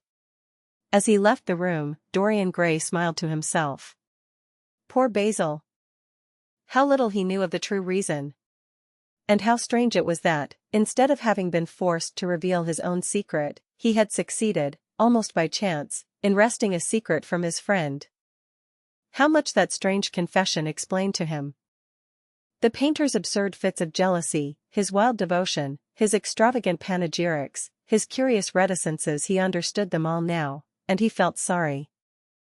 There seemed to him to be something tragic in a friendship so colored by romance. He sighed and touched the bell. The portrait must be hidden away at all costs. He could not run such a risk of discovery again. It had been mad of him to have allowed the thing to remain, even for an hour, in a room to which any of his friends had access. Chapter 10. When his servant entered, he looked at him steadfastly and wondered if he had thought of peering behind the screen. The man was quite impassive and waited for his orders. Dorian lit a cigarette and walked over to the glass and glanced into it. He could see the reflection of Victor's face perfectly. It was like a placid mask of servility. There was nothing to be afraid of, there. Yet he thought it best to be on his guard. Speaking very slowly, he told him to tell the housekeeper that he wanted to see her, and then to go to the frame maker and ask him to send 2 of his men round at once. It seemed to him that as the man left the room his eyes wandered in the direction of the screen. Or was that merely his own fancy?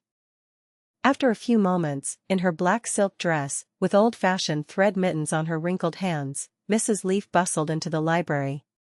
He asked her for the key of the schoolroom. The old schoolroom, Mr. Dorian, she exclaimed. Why, it is full of dust. I must get it arranged and put straight before you go into it. It is not fit for you to see, sir. It is not, indeed. I don't want it put straight, Leaf. I only want the key. Well, sir, you'll be covered with cobwebs if you go into it. Why, it hasn't been opened for nearly 5 years, not since his lordship died. He winced at the mention of his grandfather. He had hateful memories of him. That does not matter, he answered. I simply want to see the place, that is all. Give me the key. And here is the key, sir, said the old lady, going over the contents of her bunch with tremulously uncertain hands. Here is the key. I'll have it off the bunch in a moment. But you don't think of living up there, sir, and you so comfortable here? No, no, he cried petulantly. Thank you, Leaf. That will do. She lingered for a few moments, and was garrulous over some detail of the household. He sighed and told her to manage things as she thought best. She left the room, wreathed in smiles. As the door closed, Dorian put the key in his pocket and looked round the room. His eye fell on a large, purple satin coverlet heavily embroidered with gold, a splendid piece of late 17th century Venetian work that his grandfather had found in a convent near Bologna. Yes, that would serve to wrap the dreadful thing in. It had perhaps served often as a pall for the dead. Now it was to hide something that had a corruption of its own, worse than the corruption of death itself, something that would breed horrors and yet would never die. What the worm was to the corpse, his sins would be to the painted image on the canvas. They would mar its beauty and eat away its grace. They would defile it and make it shameful. And yet the thing would still live on. It would be always alive. He shuddered, and for a moment he regretted that he had not told Basil the true reason why he had wished to hide the picture away. Basil would have helped him to resist Lord Henry's influence, and the still more poisonous influences that came from his own temperament. The love that he bore him, for it was really love, had nothing in it that was not noble and intellectual. It was not that mere physical admiration of beauty that is born of the senses and that dies when the senses tire. It was such love as Michelangelo had known, and Montaigne, and Winckelmann, and Shakespeare himself. Yes, Basil could have saved him. But it was too late now. The past could always be annihilated. Regret, denial, or forgetfulness could do that. But the future was inevitable. There were passions in him that would find their terrible outlet, dreams that would make the shadow of their evil real.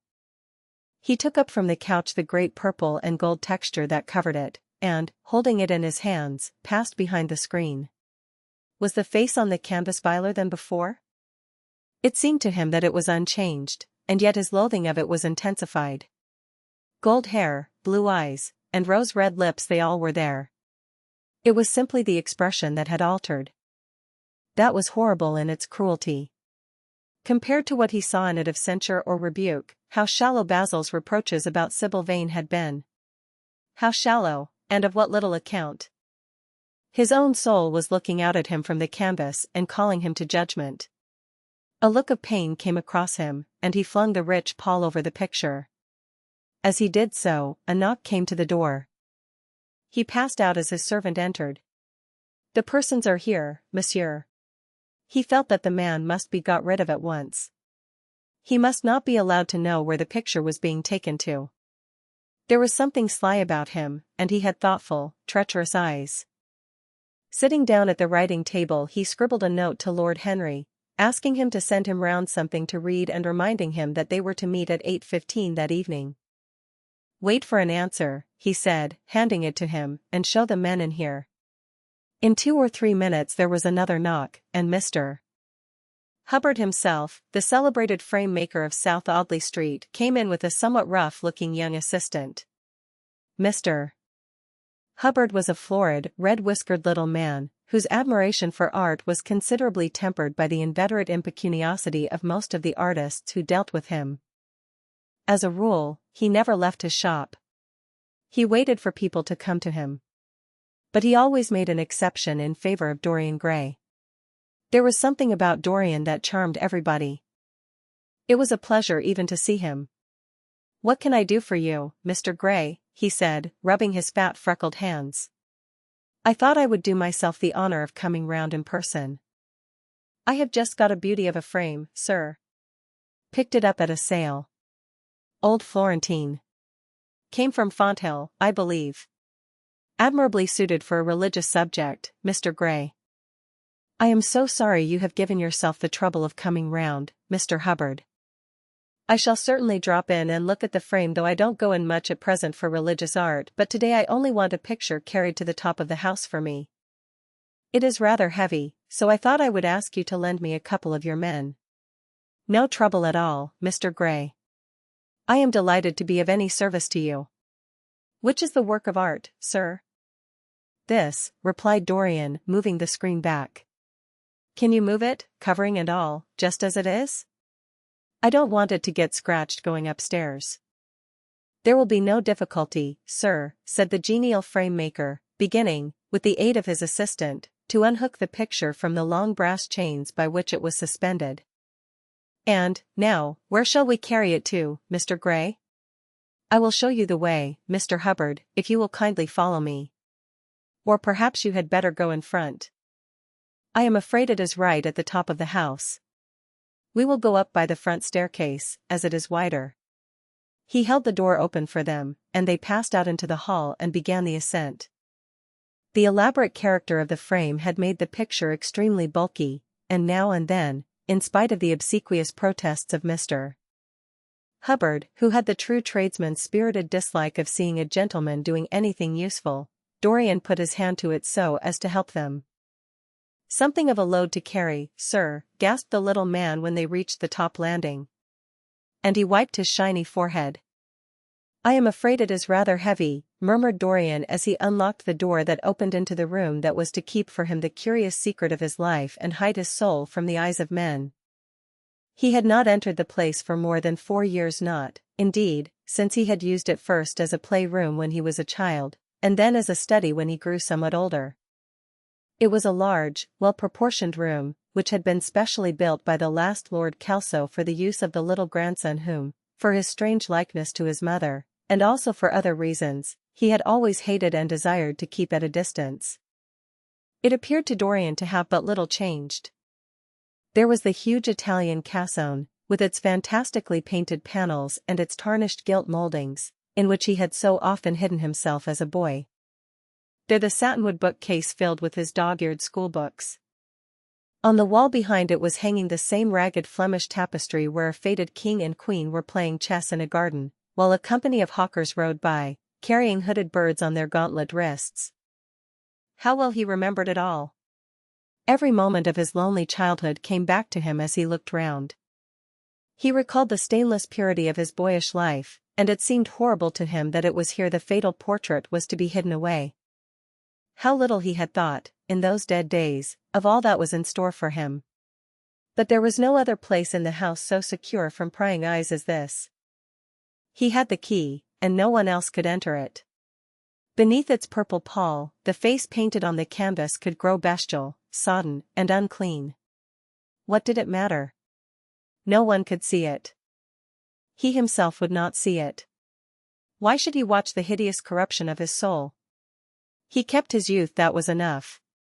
And, besides, might not his nature grow finer, after all? There was no reason that the future should be so full of shame.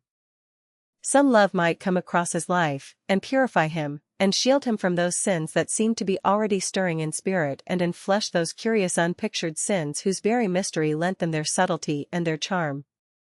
Perhaps, some day, the cruel look would have passed away from the scarlet sensitive mouth, and he might show to the world Basil Hallward's masterpiece.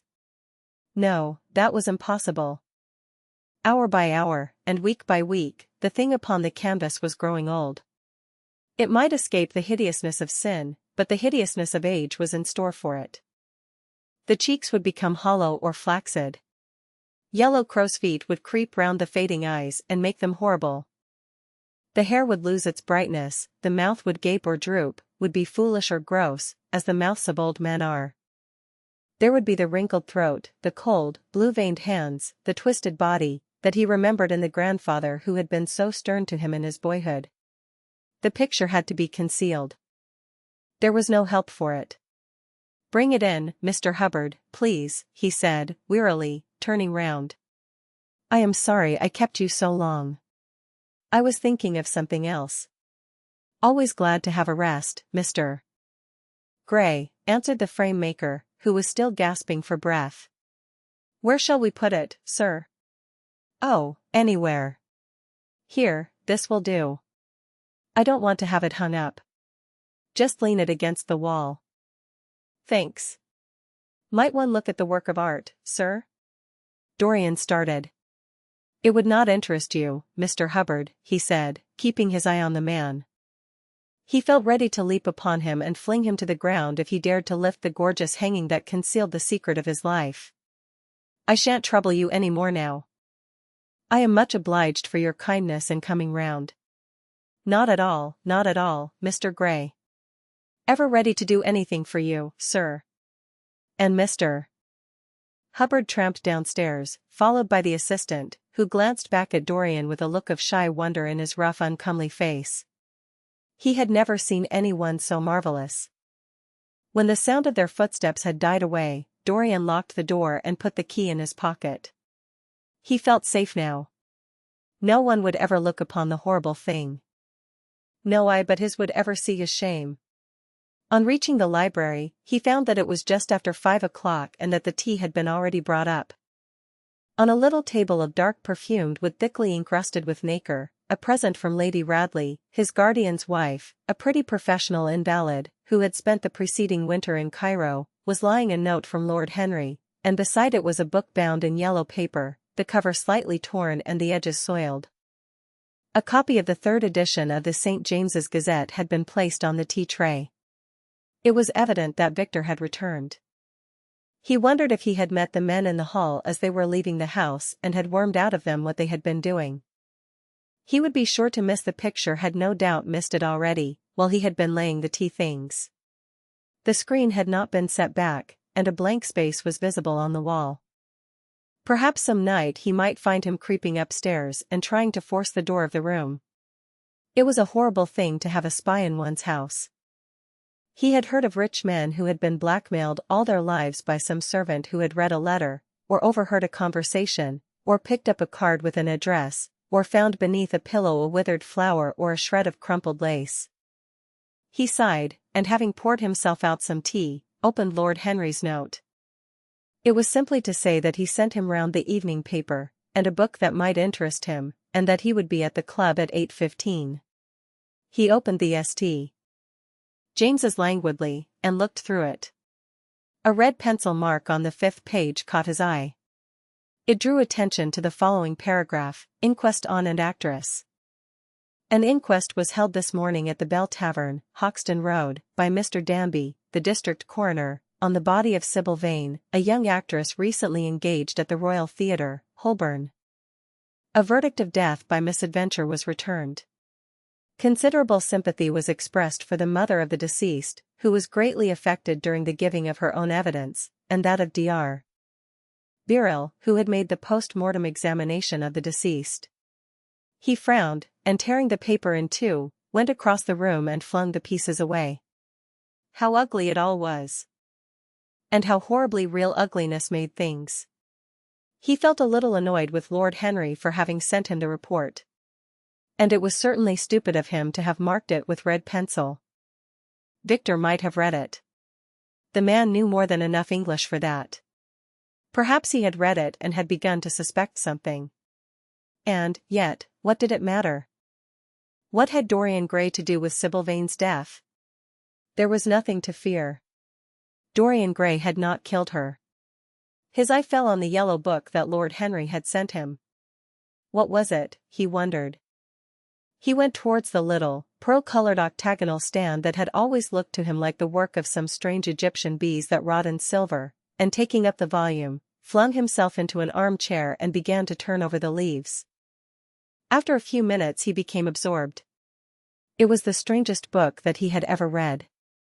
It seemed to him that in exquisite raiment, and to the delicate sound of flutes, the sins of the world were passing in dumb show before him. Things that he had dimly dreamed of were suddenly made real to him. Things of which he had never dreamed were gradually revealed.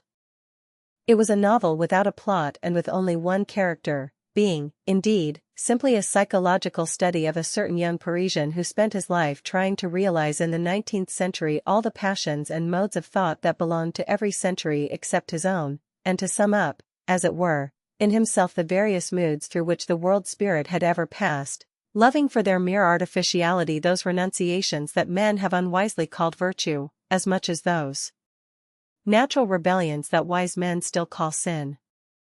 The style in which it was written was that curious jeweled style, vivid and obscure at once, full of argot and of archaisms, of technical expressions and of elaborate paraphrases, that characterizes the work of some of the finest artists of the French school of symbolists.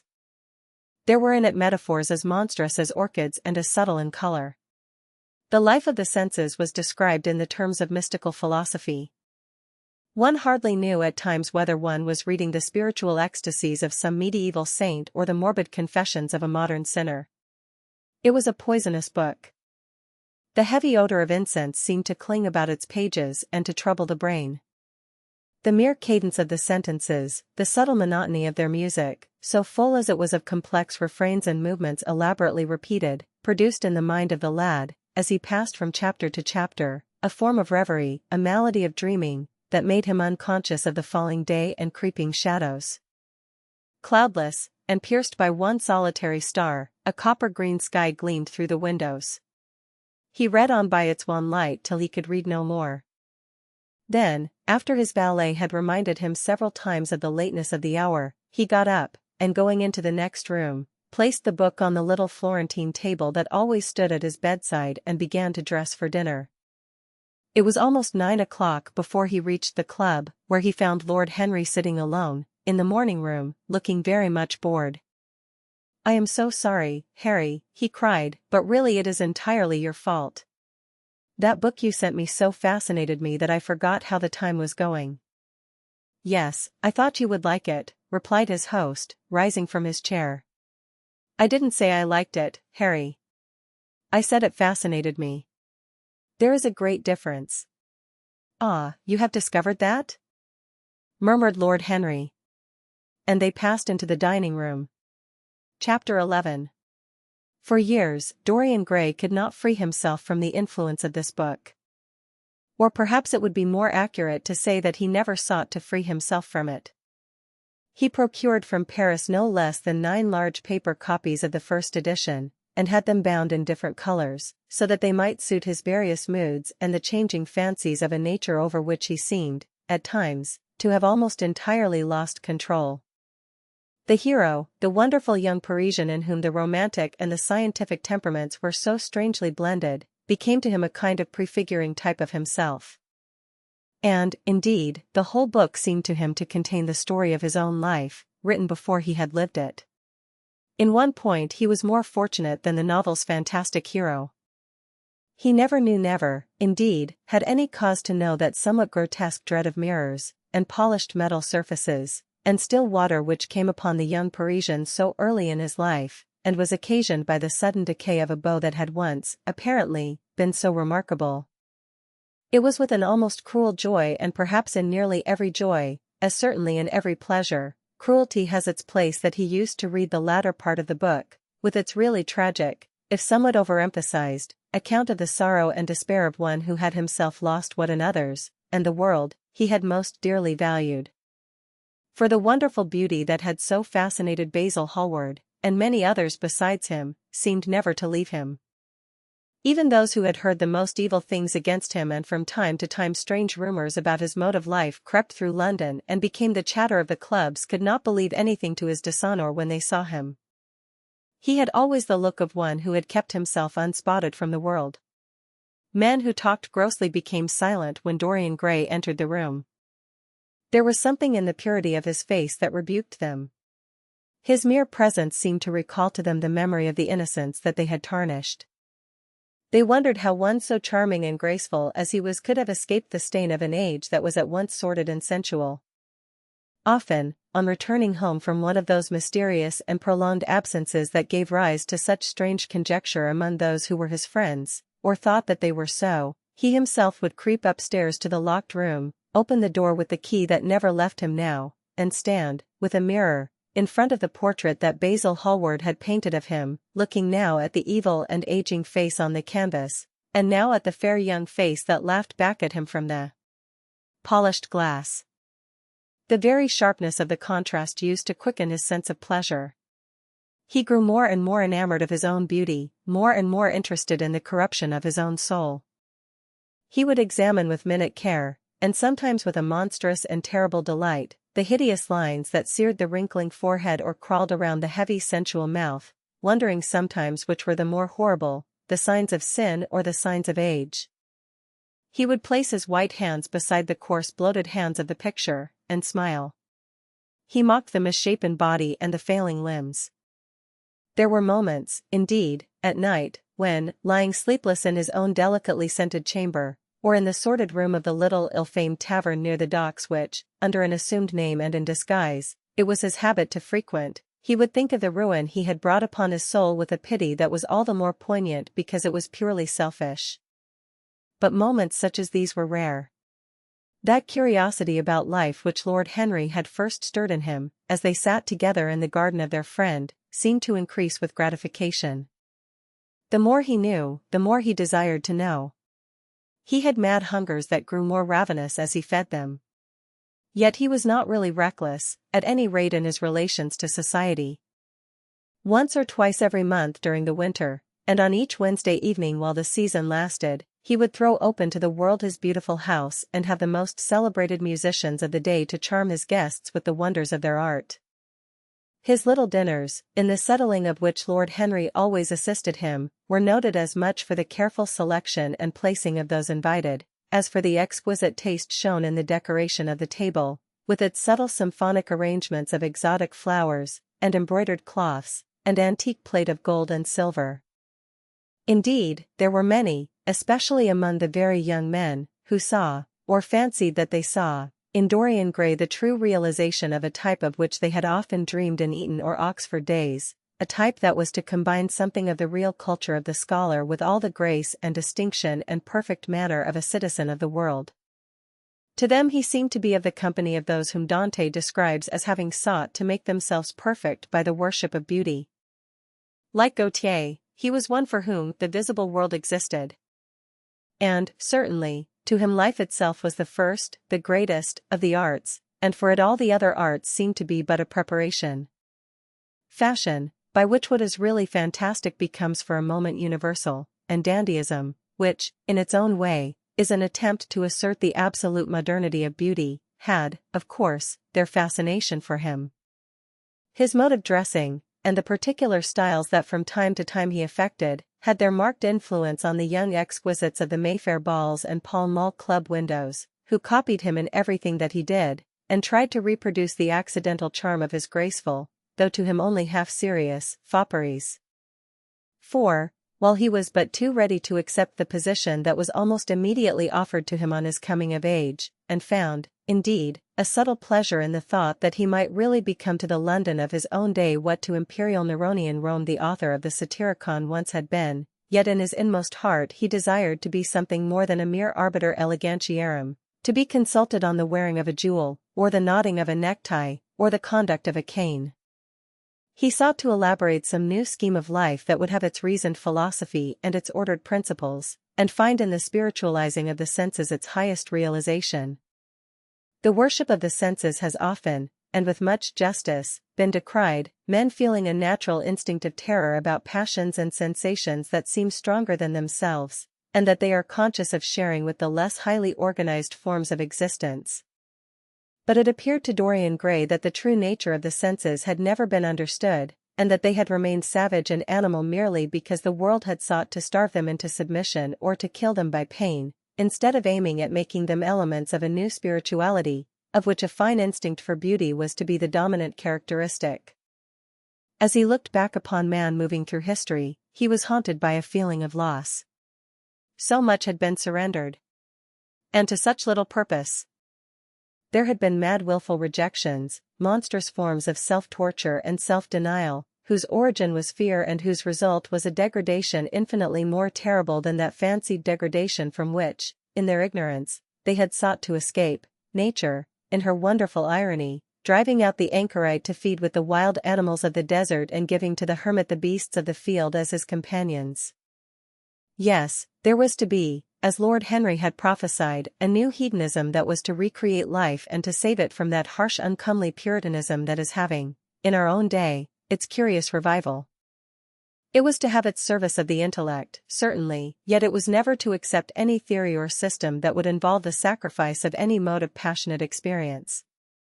Its aim, indeed, was to be experience itself, and not the fruits of experience, sweet or bitter as they might be. Of the asceticism that deadens the senses, as of the vulgar profligacy that dulls them, it was to know nothing. But it was to teach man to concentrate himself upon the moments of a life that is itself but a moment. There are few of us who have not sometimes wakened before dawn, either after one of those dreamless nights that make us almost enamored of death, or one of those nights of horror and misshapen joy, when through the chambers of the brain sweep phantoms more terrible than reality itself, and instinct with that vivid life that lurks in all grotesques, and that lends to Gothic art its enduring vitality, this art being, one might fancy, especially the art of those whose minds have been troubled with the malady of reverie. Gradually white fingers creep through the curtains, and they appear to tremble. In black fantastic shapes, dumb shadows crawl into the corners of the room and crouch there.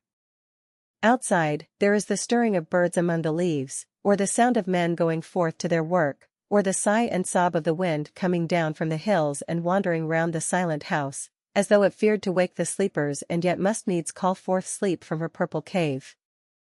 Veil after veil of thin dusky gauze is lifted, and by degrees the forms and colors of things are restored to them, and we watch the dawn remaking the world in its antique pattern.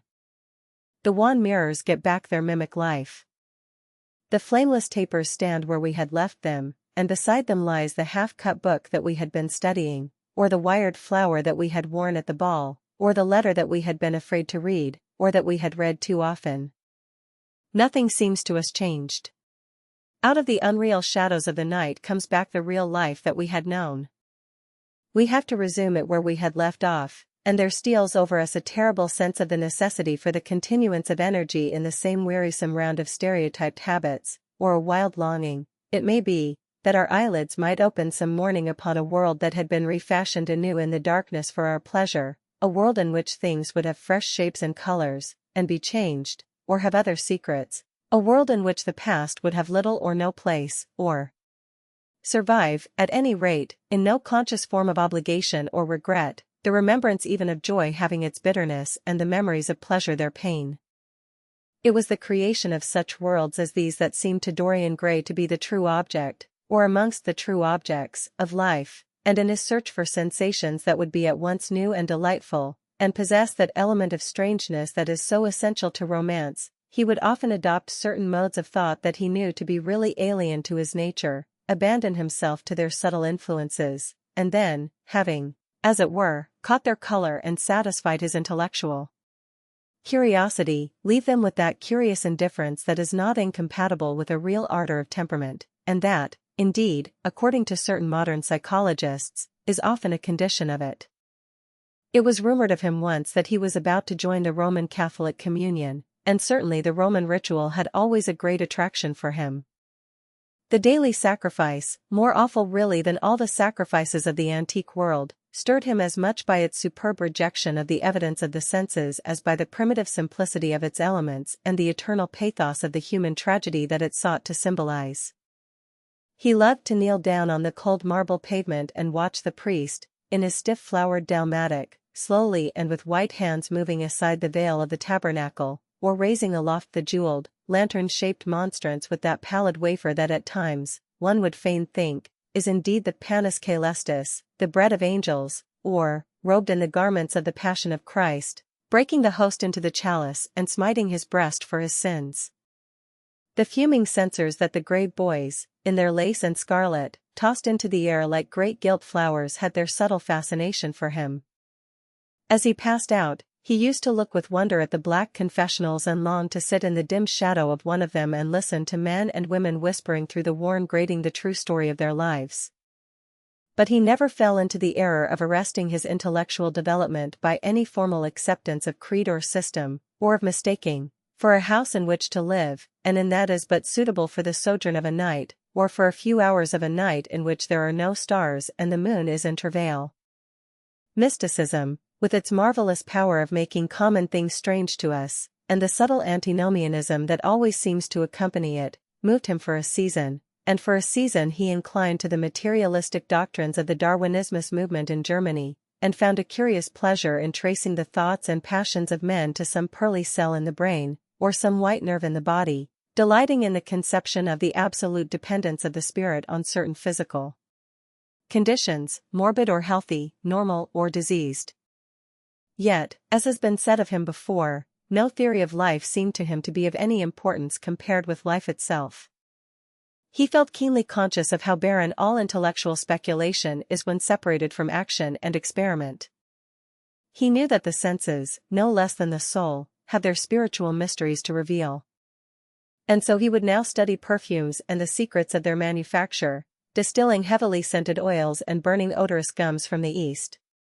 He saw that there was no mood of the mind that had not its counterpart in the sensuous life, and set himself to discover their true relations, wondering what there was in frankincense that made one mystical, and in ambergris that stirred one's passions, and in violets that woke the memory of dead romances, and in musk that troubled the brain, and in champak that stained the imagination, and seeking often to elaborate a real psychology of perfumes, and to estimate the several influences of sweet smelling roots and scented, pollen-laden flowers, of aromatic balms and of dark and fragrant woods, of spikenard, that sickens, of hovenia, that makes men mad, and of aloes, that are said to be able to expel melancholy from the soul.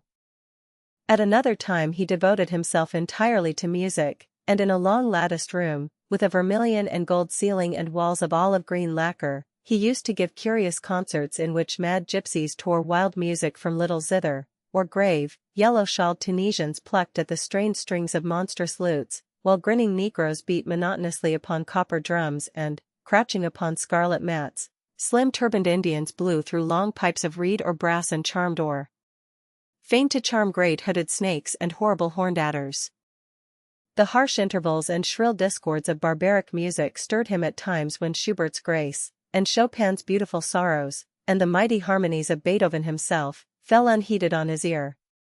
He collected together from all parts of the world the strangest instruments that could be found, either in the tombs of dead nations or among the few savage tribes that have survived contact with Western civilizations, and loved to touch and try them. He had the mysterious juraparis of the Rio Negro Indians, that women are not allowed to look at and that even youths may not see till they have been subjected to fasting and scourging, and the earthen jars of the Peruvians that have the shrill cries of birds, and flutes of human bones such as Alfonso de Ovalle heard in Chile, and the sonorous green jaspers that are found near Cusco and give forth a note of singular sweetness. He had painted gourds filled with pebbles that rattled when they were shaken, the long clarin of the Mexicans, into which the performer does not blow, but through which he inhales the air, the harsh tour of the Amazon tribes, that is sounded by the sentinels who sit all day long in high trees, and can be heard, it is said, at a distance of 3 leagues, the teponazli, that has 2 vibrating tongues of wood and is beaten with sticks that are smeared with an elastic gum obtained from the milky juice of plants, the yodel bells of the Aztecs, that are hung in clusters like grapes, and a huge cylindrical drum, covered with the skins of great serpents, like the one that Bernal Diaz saw when he went with Cortez into the Mexican temple, and of whose doleful sound he has left us so vivid a description. The fantastic character of these instruments fascinated him, and he felt a curious delight in the thought that art, like nature, has her monsters, things of bestial shape and with hideous voices. Yet, after some time, he wearied of them, and would sit in his box at the opera, either alone or with Lord Henry, listening in rapt pleasure to Tannhauser and seeing in the prelude to that great work of art a presentation of the tragedy of his own soul. On one occasion he took up the study of jewels, and appeared at a costume ball as Anne de Joyeuse, Admiral of France, in a dress covered with 560 pearls. This taste enthralled him for years, and, indeed, may be said never to have left him. He would often spend a whole day settling and resettling in their cases the various stones that he had collected, such as the olive-green chrysoberyl that turns red by lamplight, the cymophane with its wire-like line of silver, the pistachio-colored peridot, rose-pink and wine-yellow topazes, carbuncles of fiery scarlet with tremulous, forayed stars, flame-red cinnamon stones, orange and violet spinels, and amethysts with their alternate layers of ruby and sapphire. He loved the red gold of the sunstone, and the moonstone's pearly whiteness, and the broken rainbow of the milky opal. He procured from Amsterdam 3 emeralds of extraordinary size and richness of color, and had a turquoise de la Vieille Roche that was the envy of all the connoisseurs. He discovered wonderful stories, also, about jewels. In Alfonso's Clericalis Disciplina a serpent was mentioned with eyes of real jacinth, and in the romantic history of Alexander, the conqueror of Amathia was said to have found in the Vale of Jordan snakes with collars of real emeralds growing on their backs.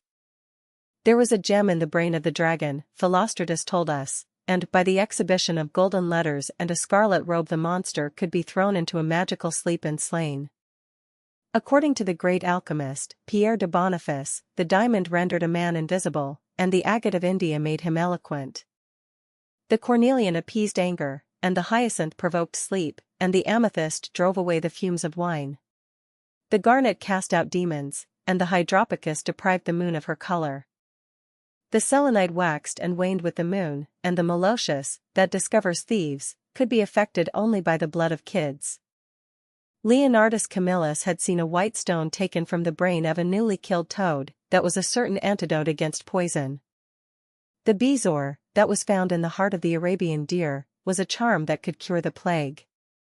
In the nests of Arabian birds was the aspilates, that, according to Democritus, kept the wearer from any danger by fire. The king of Ceylon rode through his city with a large ruby in his hand, as the ceremony of his coronation. The gates of the palace of John the priest were made of sardius, with the horn of the horned snake inwrought, so that no man might bring poison within. Over the gable were 2 golden apples, in which were 2 carbuncles, so that the gold might shine by day and the carbuncles by night.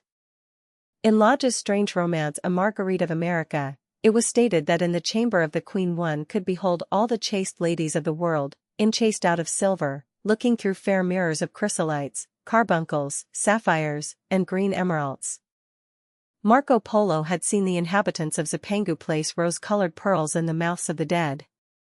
A sea monster had been enamored of the pearl that the diver brought to King Perozes, and had slain the thief, and mourned for 7 moons over its loss. When the Huns lured the king into the great pit, he flung it away. Procopius tells the story, nor was it ever found again, though the Emperor Anastasius offered 500 weight of gold pieces for it. The king of Malabar had shown to a certain Venetian a rosary of 304 pearls, one for every god that he worshipped. When the Duke de Valentinois, son of Alexander VI, visited Louis XII of France, his horse was loaded with gold leaves, according to Brantome, and his cap had double rows of rubies that threw out a great light. Charles of England had ridden in stirrups hung with 421 diamonds. Richard II had a coat, valued at 30,000 marks, which was covered with balas rubies. Hall described Henry VIII on his way to the Tower previous to his coronation, as wearing a jacket of raised gold, the placard embroidered with diamonds and other rich stones, and a great bauderike about his neck of large balasses. The favorites of James I wore ear-rings of emeralds set in gold filigrane. Edward II gave to Piers Gaveston a suit of red gold armor studded with jacinths, a collar of gold roses set with turquoise stones, and a skull cap parseam with pearls. Henry II wore jeweled gloves reaching to the elbow, and had a hawk glove sewn with 12 rubies and 52 great orients. The ducal hat of Charles the Rash, the last Duke of Burgundy of his race, was hung with pear-shaped pearls and studded with sapphires. How exquisite life had once been! How gorgeous in its pomp and decoration! Even to read of the luxury of the dead was wonderful. Then he turned his attention to embroideries and to the tapestries that performed the office of frescoes in the chill rooms of the northern nations of Europe. As he investigated the subject, and he always had an extraordinary faculty of becoming absolutely absorbed for the moment in whatever he took up, he was almost saddened by the reflection of the ruin that time brought on beautiful and wonderful things. He, at any rate, had escaped that. Summer followed summer, and the yellow jonquils bloomed and died many times, and nights of horror repeated the story of their shame, but he was unchanged. No winter marred his face or stained his flower-like bloom. How different it was with material things! Where had they passed to? Where was the great crocus-colored robe, on which the gods fought against the giants, that had been worked by brown girls for the pleasure of Athena? were the huge velarium that Nero had stretched across the Colosseum at Rome, that Titan's sail of purple on which was represented the starry sky, and Apollo driving a chariot drawn by white, gilt-reined steeds? He longed to see the curious table napkins wrought for the priest of the sun, on which were displayed all the dainties and viands that could be wanted for a feast, the mortuary cloth of King Chilperic, with its 300 golden bees, the fantastic robes that excited the indignation of the Bishop of Pontus and were figured with lions, panthers, bears, dogs, forests, rocks, hunters, all, in fact, that a painter can copy from nature, and the coat that Charles of Orleans once wore, on the sleeves of which were embroidered the verses of a song beginning Madame, je suis tout joyeux, the musical accompaniment of the words being wrought in gold thread, and each note, of square shape in those days, formed with 4 pearls. He read of the room that was prepared at the palace at Reims for the use of Queen Joan of Burgundy and was decorated with 1,321 parrots, made in broidery, and blazoned with the king's arms, and 561 butterflies, whose wings were similarly ornamented with the arms of the queen, the whole worked in gold. Catherine de Medicis had a morning bed made for her of black velvet powdered with crescents and suns. Its curtains were of damask, with leafy wreaths and garlands, figured upon a gold and silver ground, and fringed along the edges with broideries of pearls, and it stood in a room hung with rows of the queen's devices in cut black velvet upon cloth of silver. Louis XIV had gold-embroidered caryatids 15 feet high in his apartment. The state bed of Sobieski, King of Poland, was made of Smyrna gold brocade embroidered in turquoises with verses from the Quran. Its supports were of silver gilt, beautifully chased, and profusely set with enameled and jeweled medallions. It had been taken from the Turkish camp before Vienna, and the standard of Muhammad had stood beneath the tremulous gilt of its canopy. And so, for a whole year, he sought to accumulate the most exquisite specimens that he could find of textile and embroidered work, getting the dainty Delhi muslins, finely wrought with gold thread palmates and stitched over with iridescent beetles' wings, the Dhaka gauzas, that from their transparency are known in the East as woven air, and running water, and evening dew, strange figured cloths from Java, elaborate yellow Chinese hangings, books bound in tawny satins or fair blue silks, and wrought with fleurs de lis, birds and images, veils of laces worked in Hungary point, Sicilian brocades and stiff Spanish velvets, Georgian work, with its gilt coins, and Japanese fukuses, with their green-toned golds and their marvelously plumaged birds. He had a special passion, also, for ecclesiastical vestments, as indeed he had for everything connected with the service of the church. In the long cedar chests that lined the west gallery of his house, he had stored away many rare and beautiful specimens of what is really the raiment of the bride of Christ, who must wear purple and jewels and fine linen that she may hide the pallid macerated body that is worn by the suffering that she seeks for and wounded by self-inflicted pain. He possessed a gorgeous cope of crimson silk and gold thread damask, figured with a repeating pattern of golden pomegranates set in 6-petaled formal blossoms, beyond which on either side was the pineapple device wrought in seed pearls. The orphreys were divided into panels representing scenes from the life of the Virgin, and the coronation of the Virgin was figured in colored silks upon the hood. This was Italian work of the 15th century. Another cope was of green velvet, embroidered with heart-shaped groups of acanthus leaves, from which spread long-stemmed white blossoms, the details of which were picked out with silver thread and colored crystals. The Morse bore a seraph's head in gold thread raised work. The orphreys were woven in a diaper of red and gold silk, and were starred with medallions of many saints and martyrs, among whom was St. Sebastian. He had chasubles, also, of amber-colored silk, and blue silk and gold brocade, and yellow silk damask and cloth of gold, figured with representations of the Passion and Crucifixion of Christ, and embroidered with lions and peacocks and other emblems, dalmatics of white satin and pink silk damask, decorated with tulips and dolphins and fleurs de lis, altar frontals of crimson velvet and blue linen, and many corporals, chalice veils, and sudaria. In the mystic offices to which such things were put, there was something that quickened his imagination. For these treasures, and everything that he collected in his lovely house, were to be to him means of forgetfulness, modes by which he could escape, for a season, from the fear that seemed to him at times to be almost too great to be borne. Upon the walls of the lonely locked room where he had spent so much of his boyhood, he had hung with his own hands the terrible portrait whose changing features showed him the real degradation of his life, and in front of it had draped the purple and gold pall as a curtain. For weeks he would not go there, would forget the hideous painted thing, and get back his light heart, his wonderful joyousness, his passionate absorption in mere existence. Then, suddenly, some night he would creep out of the house, go down to dreadful places near Blue Gate Fields, and stay there, day after day, until he was driven away.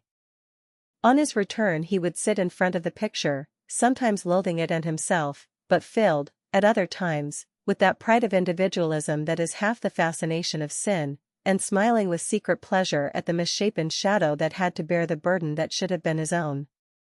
After a few years he could not endure to be long out of England, and gave up the villa that he had shared at Trouville with Lord Henry, as well as the little white walled-in house at Algiers where they had more than once spent the winter.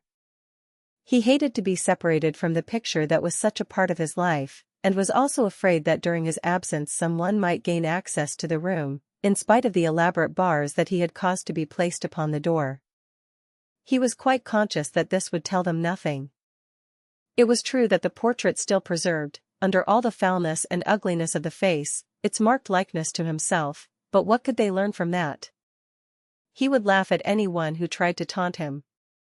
He had not painted it. What was it to him how vile and full of shame it looked? Even if he told them, would they believe it? Yet he was afraid. Sometimes when he was down at his great house in Nottinghamshire, entertaining the fashionable young men of his own rank who were his chief companions, and astounding the county by the wanton luxury and gorgeous splendor of his mode of life, he would suddenly leave his guests and rush back to town to see that the door had not been tampered with and that the picture was still there. What if it should be stolen? The mere thought made him cold with horror. Surely the world would know his secret then. Perhaps the world already suspected it. For, while he fascinated many, there were not a few who distrusted him. He was very nearly blackballed at a West End club of which his birth and social position fully entitled him to become a member, and it was said that on one occasion, when he was brought by a friend into the smoking room of the Churchill, the Duke of Berwick and another gentleman got up in a marked manner and went out. Curious stories became current about him after he had passed his 25th year. It was rumored that he had been seen brawling with foreign sailors in a low den in the distant parts of Whitechapel, and that he consorted with thieves and coiners and knew the mysteries of their trade. His extraordinary absences became notorious, and, when he used to reappear again in society, men would whisper to each other in corners, or pass him with a sneer, or look at him with cold searching eyes, as though they were determined to discover his secret. Of such insolences and attempted slights he, of course, took no notice, and in the opinion of most people his frank debonair manner, his charming boyish smile, and the infinite grace of that wonderful youth that seemed never to leave him, were in themselves a sufficient answer to the calumnies, for so they termed them, that were circulated about him. It was remarked, however, that some of those who had been most intimate with him appeared, after a time, to shun him. Women who had wildly adored him, and for his sake had braved all social censure and set convention at defiance, were seen to grow pallid with shame or horror if Dorian Gray entered the room. Yet these whispered scandals only increased in the eyes of many his strange and dangerous charm. His great wealth was a certain element of security. Civilized society, at least, is never very ready to believe anything to the detriment of those who are both rich and fascinating. It feels instinctively that manners are of more importance than morals, and, in its opinion, the highest respectability is of much less value than the possession of a good chef. And, after all, it is a very poor consolation to be told that the man who has given one a bad dinner, or poor wine, is irreproachable in his private life. Even the cardinal virtues cannot atone for half-cold entrees, as Lord Henry remarked once, in a discussion on the subject, and there is possibly a good deal to be said for his view. For the canons of good society are, or should be, the same as the canons of art. Form is absolutely essential to it. It should have the dignity of a ceremony, as well as its unreality, and should combine the insincere character of a romantic play with the wit and beauty that makes such plays delightful to us. Is insincerity such a terrible thing? I think not. It is merely a method by which we can multiply our personalities. Such, at any rate, was Dorian Gray's opinion. He used to wonder at the shallow psychology of those who conceive the ego in man as a thing simple, permanent, reliable, and of one essence. To him, man was a being with myriad lives and myriad sensations, a complex multiform creature that bore within itself strange legacies of thought and passion, and whose very flesh was tainted with the monstrous maladies of the dead.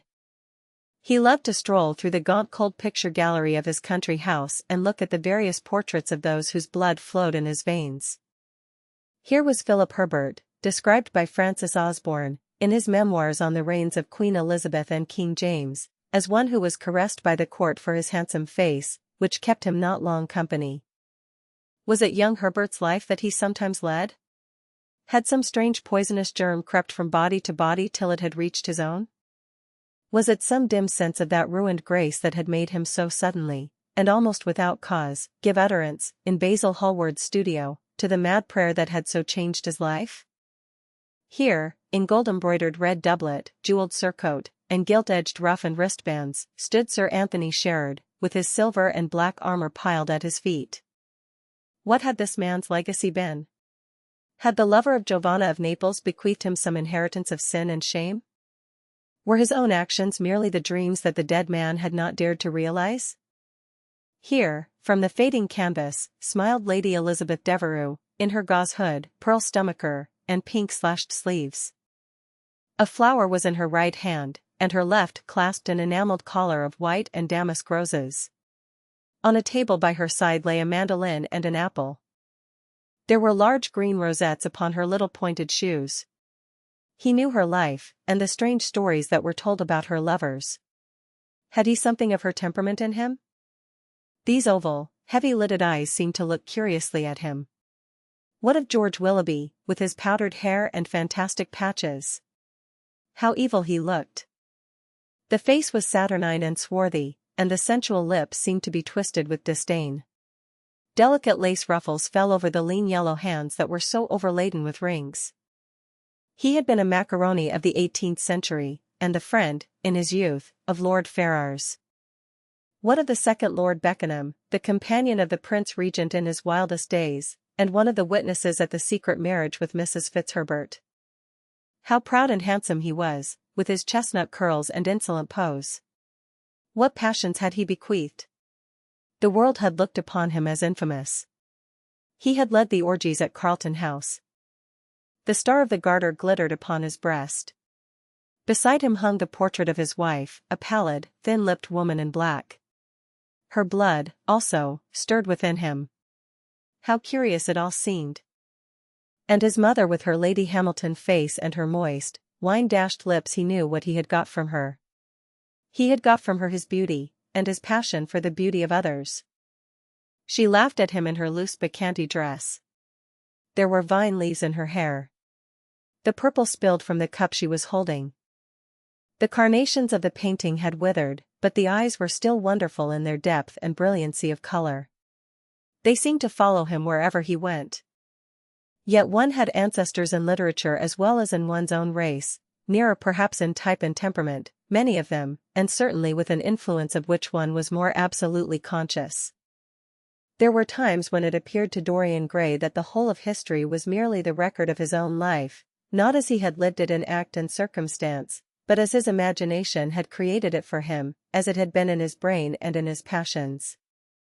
He felt that he had known them all, those strange terrible figures that had passed across the stage of the world and made sin so marvelous and evil so full of subtlety. It seemed to him that in some mysterious way their lives had been his own. The hero of the wonderful novel that had so influenced his life had himself known this curious fancy.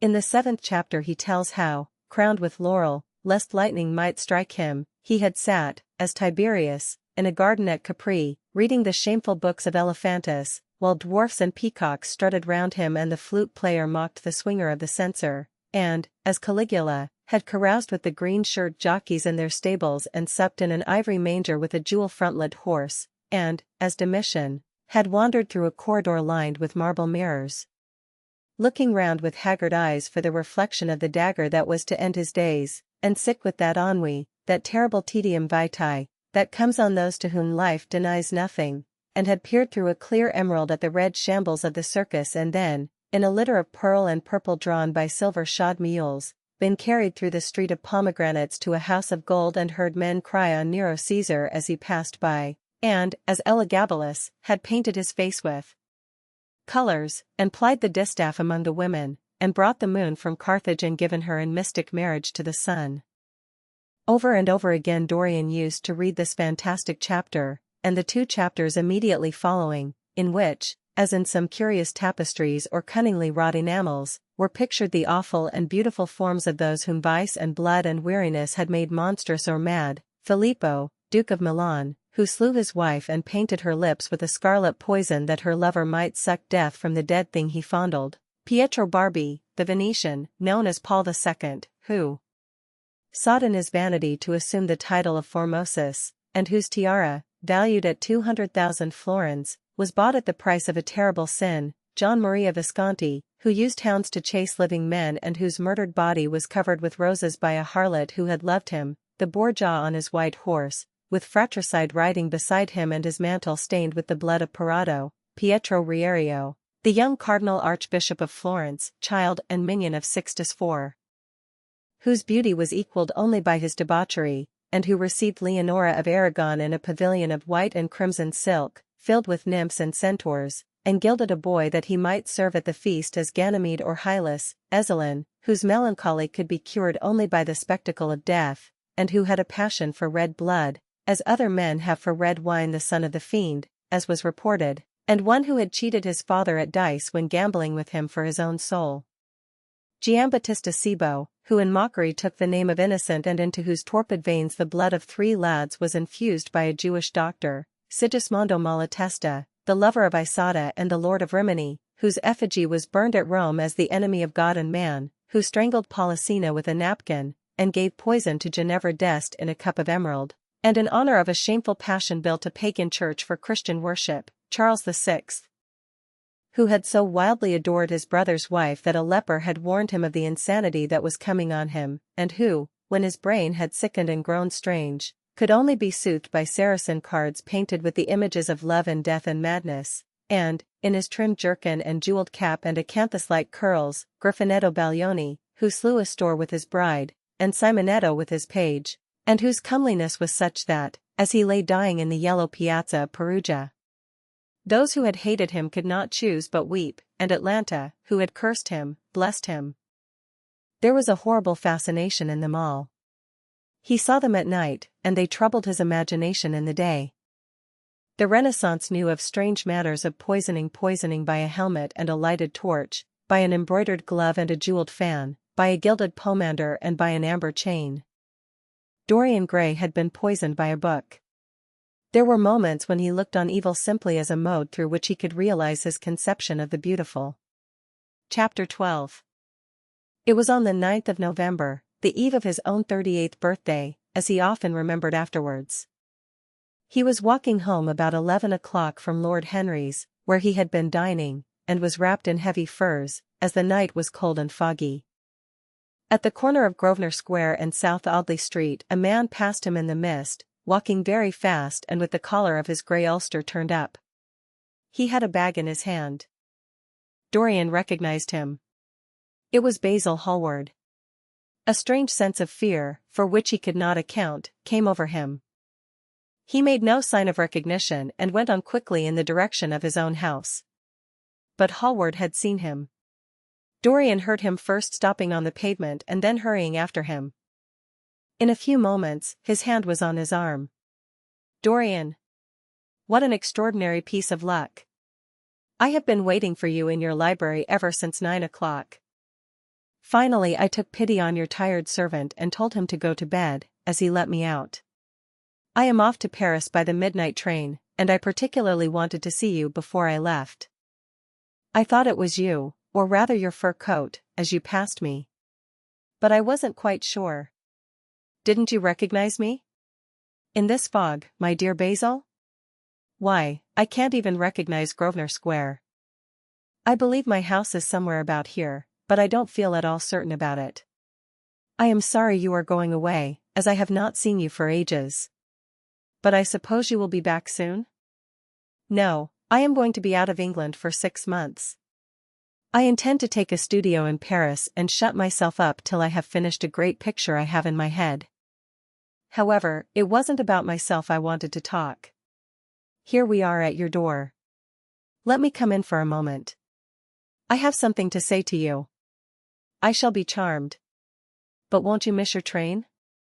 Said Dorian Gray languidly as he passed up the steps and opened the door with his latch key. The lamplight struggled out through the fog, and Hallward looked at his watch. I have heaps of time, he answered. The train doesn't go till 12:15, and it is only just 11. In fact, I was on my way to the club to look for you, when I met you. You see, I shan't have any delay about luggage, as I have sent on my heavy things. All I have with me is in this bag, and I can easily get to Victoria in 20 minutes. Dorian looked at him and smiled. What a way for a fashionable painter to travel. A Gladstone bag and an ulster. Come in, or the fog will get into the house. And mind you don't talk about anything serious. Nothing is serious nowadays. At least nothing should be. Hallward shook his head, as he entered, and followed Dorian into the library. There was a bright wood fire blazing in the large open hearth. The lamps were lit, and an open Dutch silver spirit case stood, with some siphons of soda water and large cut glass tumblers, on a little marquetry table. You see, your servant made me quite at home, Dorian. He gave me everything I wanted, including your best gold-tipped cigarettes. He is a most hospitable creature. I like him much better than the Frenchman you used to have. What has become of the Frenchman, by the by? Dorian shrugged his shoulders. I believe he married Lady Radley's maid, and has established her in Paris as an English dressmaker. Anglomany is very fashionable over there now, I hear. It seems silly of the French, doesn't it? But do you know? He was not at all a bad servant. I never liked him, but I had nothing to complain about. One often imagines things that are quite absurd. He was really very devoted to me and seemed quite sorry when he went away. Have another brandy and soda? Or would you like hock and seltzer? I always take hock and seltzer myself. There is sure to be some in the next room. Thanks, I won't have anything more, said the painter, taking his cap and coat off and throwing them on the bag that he had placed in the corner. And now, my dear fellow, I want to speak to you seriously. Don't frown like that. You make it so much more difficult for me. What is it all about? Cried Dorian in his petulant way, flinging himself down on the sofa. I hope it is not about myself. I am tired of myself tonight. I should like to be somebody else. It is about yourself, answered Hallward in his grave deep voice, and I must say it to you. I shall only keep you half an hour. Dorian sighed and lit a cigarette. Half an hour, he murmured. It is not much to ask of you, Dorian, and it is entirely for your own sake that I am speaking. I think it right that you should know that the most dreadful things are being said against you in London. I don't wish to know anything about them. I love scandals about other people, but scandals about myself don't interest me. They have not got the charm of novelty. They must interest you, Dorian. Every gentleman is interested in his good name. You don't want people to talk of you as something vile and degraded. Of course, you have your position, and your wealth, and all that kind of thing. But position and wealth are not everything.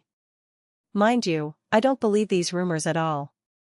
At least, I can't believe them when I see you. Sin is a thing that writes itself across a man's face. It cannot be concealed. People talk sometimes of secret vices. There are no such things. If a wretched man has a vice, it shows itself in the lines of his mouth, the droop of his eyelids, the molding of his hands even. Somebody, I won't mention his name, but you know him, came to me last year to have his portrait done. I had never seen him before, and had never heard anything about him at the time, though I have heard a good deal since. He offered an extravagant price. I refused him. There was something in the shape of his fingers that I hated. I know now that I was quite right in what I fancied about him. His life is dreadful. But you, Dorian, with your pure, bright, innocent face, and your marvelous untroubled youth, I can't believe anything against you. And yet I see you very seldom, and you never come down to the studio now, and when I am away from you, and I hear all these hideous things that people are whispering about you, I don't know what to say.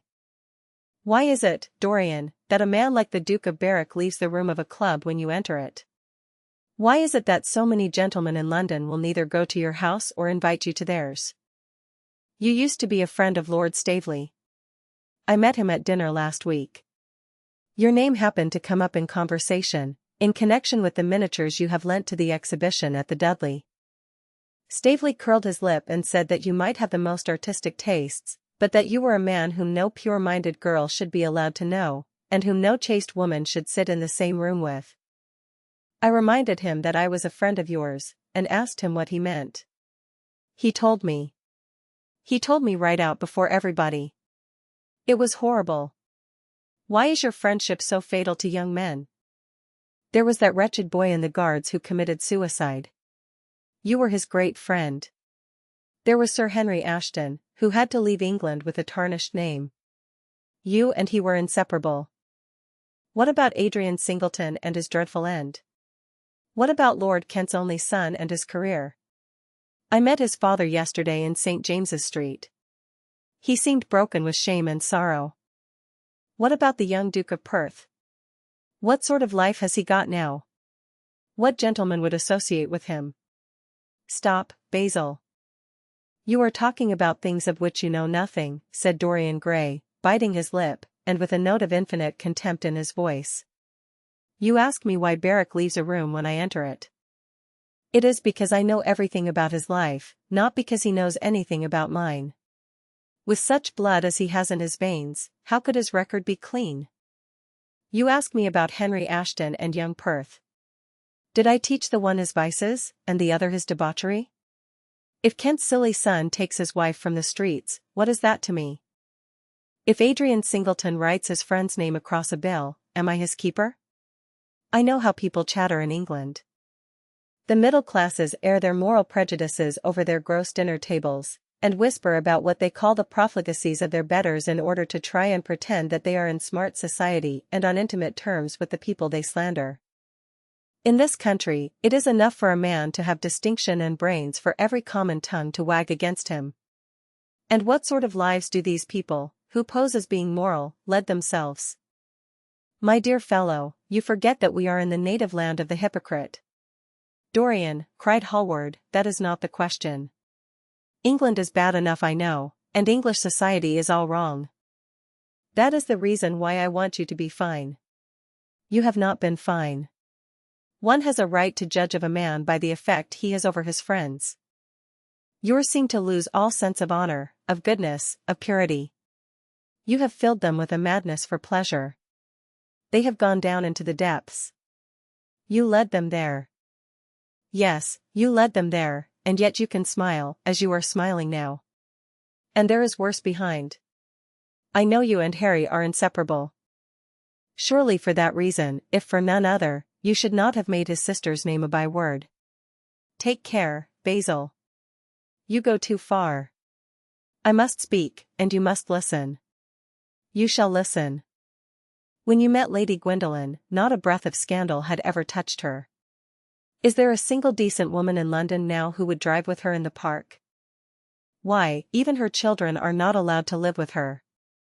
Then there are other stories that you have been seen creeping at dawn out of dreadful houses and slinking in disguise into the foulest dens in London. Are they true? Can they be true? When I first heard them, I laughed. I hear them now, and they make me shudder. What about your country house and the life that is led there? Dorian, you don't know what is said about you. I won't tell you that I don't want to preach to you. I remember Harry saying once that every man who turned himself into an amateur curate for the moment always began by saying that, and then proceeded to break his word. I do want to preach to you. I want you to lead such a life as will make the world respect you. I want you to have a clean name and a fair record. I want you to get rid of the dreadful people you associate with. Don't shrug your shoulders like that. Don't be so indifferent. You have a wonderful influence. Let it be for good, not for evil.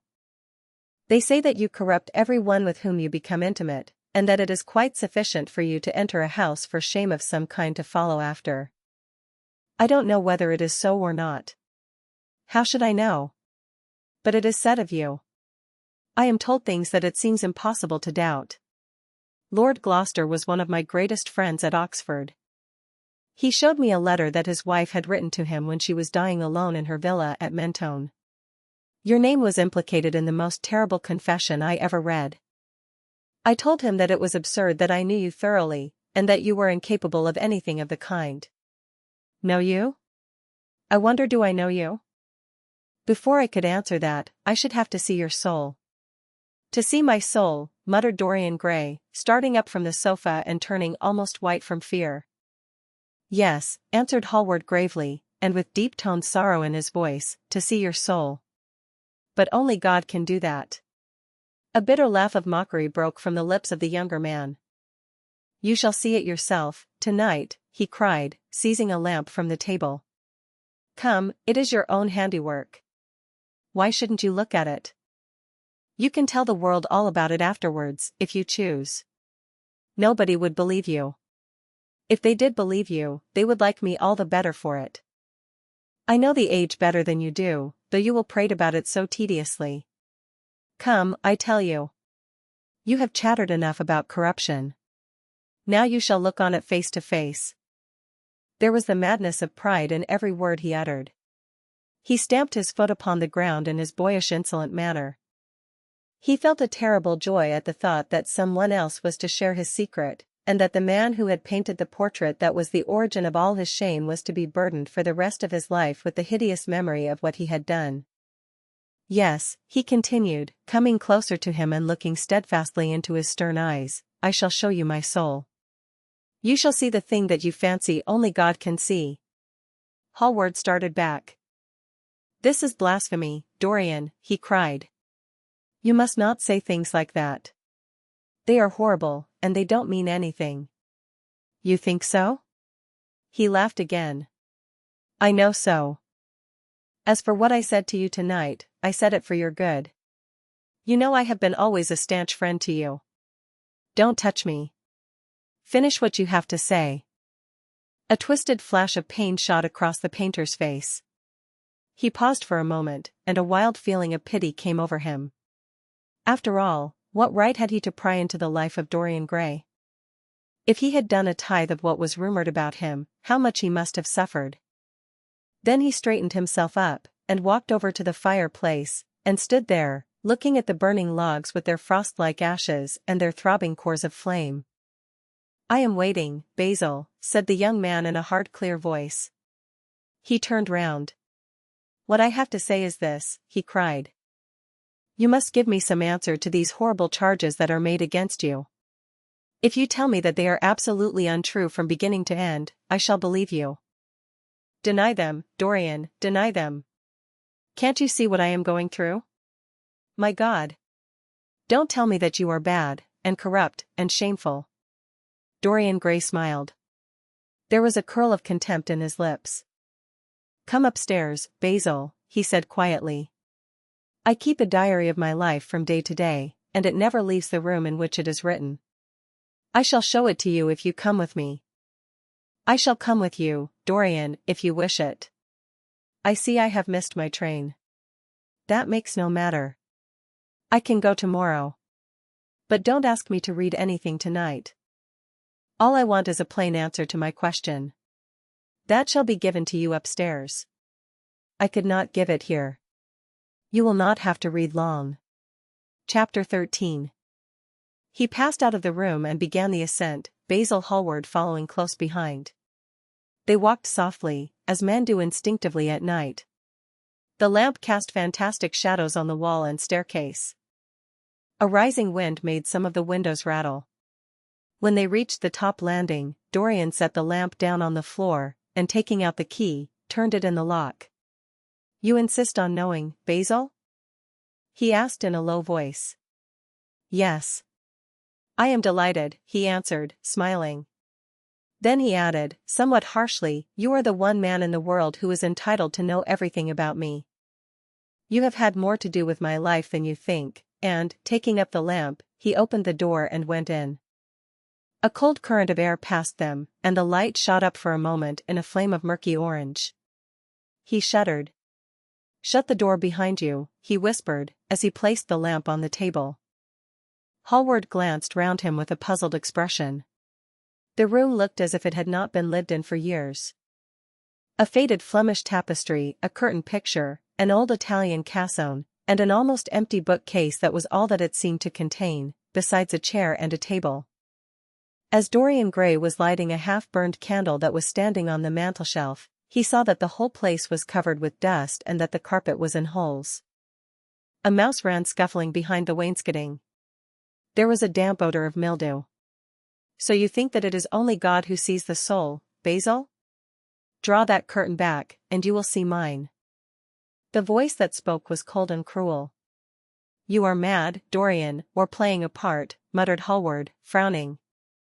You won't?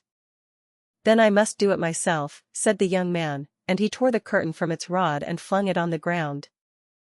An exclamation of horror broke from the painter's lips as he saw in the dim light the hideous face on the canvas grinning at him. There was something in its expression that filled him with disgust and loathing.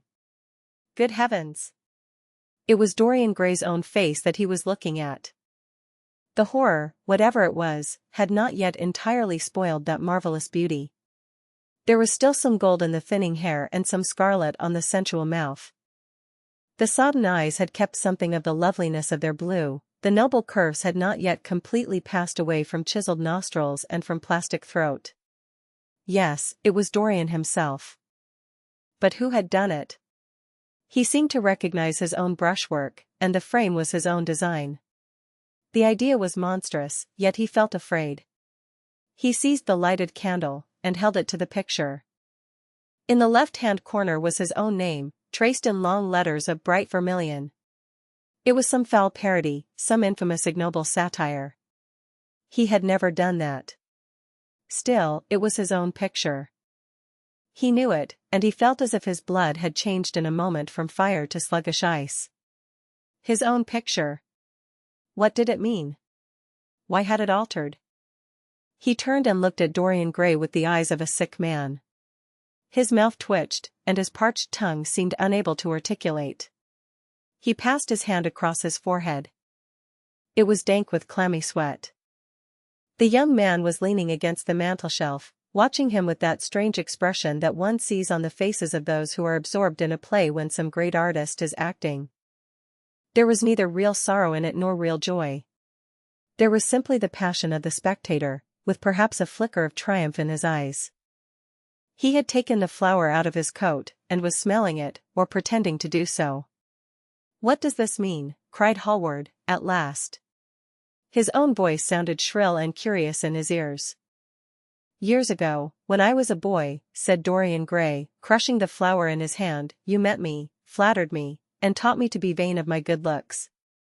One day you introduced me to a friend of yours, who explained to me the wonder of youth, and you finished a portrait of me that revealed to me the wonder of beauty. In a mad moment that, even now, I don't know whether I regret or not, I made a wish, perhaps you would call it a prayer. I remember it. Oh, how will I remember it? No. The thing is impossible. The room is damp. Mildew has got into the canvas. The paints I used had some wretched mineral poison in them. I tell you the thing is impossible. Ah, what is impossible? Murmured the young man, going over to the window and leaning his forehead against the cold, mist-stained glass. You told me you had destroyed it. I was wrong. It has destroyed me. I don't believe it is my picture. Can't you see your ideal in it? Said Dorian bitterly. My ideal, as you call it. As you called it. There was nothing evil in it, nothing shameful. You were to me such an ideal as I shall never meet again. This is the face of a satyr. It is the face of my soul. Christ! What a thing I must have worshipped. It has the eyes of a devil. Each of us has heaven and hell in him, Basil, cried Dorian with a wild gesture of despair. Hallward turned again to the portrait and gazed at it. My God! If it is true, he exclaimed, and this is what you have done with your life, why, you must be worse even than those who talk against you fancy you to be. He held the light up again to the canvas and examined it. The surface seemed to be quite undisturbed and as he had left it. It was from within, apparently, that the foulness and horror had come. Through some strange quickening of inner life the leprosies of sin were slowly eating the thing away. The rotting of a corpse in a watery grave was not so fearful. His hand shook, and the candle fell from its socket on the floor and lay there sputtering. He placed his foot on it and put it out. Then he flung himself into the rickety chair that was standing by the table and buried his face in his hands. Good God, Dorian, what a lesson! What an awful lesson! There was no answer, but he could hear the young man sobbing at the window. Pray, Dorian, pray, he murmured. What is it that one was taught to say in one's boyhood? Lead us not into temptation. Forgive us our sins. Wash away our iniquities. Let us say that together. The prayer of your pride has been answered. The prayer of your repentance will be answered also. I worshipped you too much. I am punished for it. You worshipped yourself too much. We are both punished. Dorian Gray turned slowly around and looked at him with tear-dimmed eyes. It is too late, Basil, he faltered. It is never too late, Dorian. Let us kneel down and try if we cannot remember a prayer. Isn't there a verse somewhere, though your sins be as scarlet, yet I will make them as white as snow? Those words mean nothing to me now. Hush. Don't say that. You have done enough evil in your life. My God! Don't you see that accursed thing leering at us? Dorian Gray glanced at the picture, and suddenly an uncontrollable feeling of hatred for Basil Hallward came over him, as though it had been suggested to him by the image on the canvas, whispered into his ear by those grinning lips. The mad passions of a hunted animal stirred within him, and he loathed the man who was seated at the table, more than in his whole life he had ever loathed anything. He glanced wildly around. Something glimmered on the top of the painted chest that faced him. His eye fell on it. He knew what it was. It was a knife that he had brought up, some days before, to cut a piece of cord, and had forgotten to take away with him. He moved slowly towards it, passing Hallward as he did so. As soon as he got behind him, he seized it and turned round. Hallward stirred in his chair as if he was going to rise. He rushed at him and dug the knife into the great vein that is behind the ear, crushing the man's head down on the table and stabbing again and again. There was a stifled groan and the horrible sound of someone choking with blood. 3 times the outstretched arms shot up convulsively, waving grotesque, stiff-fingered hands in the air. He stabbed him twice more, but the man did not move. Something began to trickle on the floor.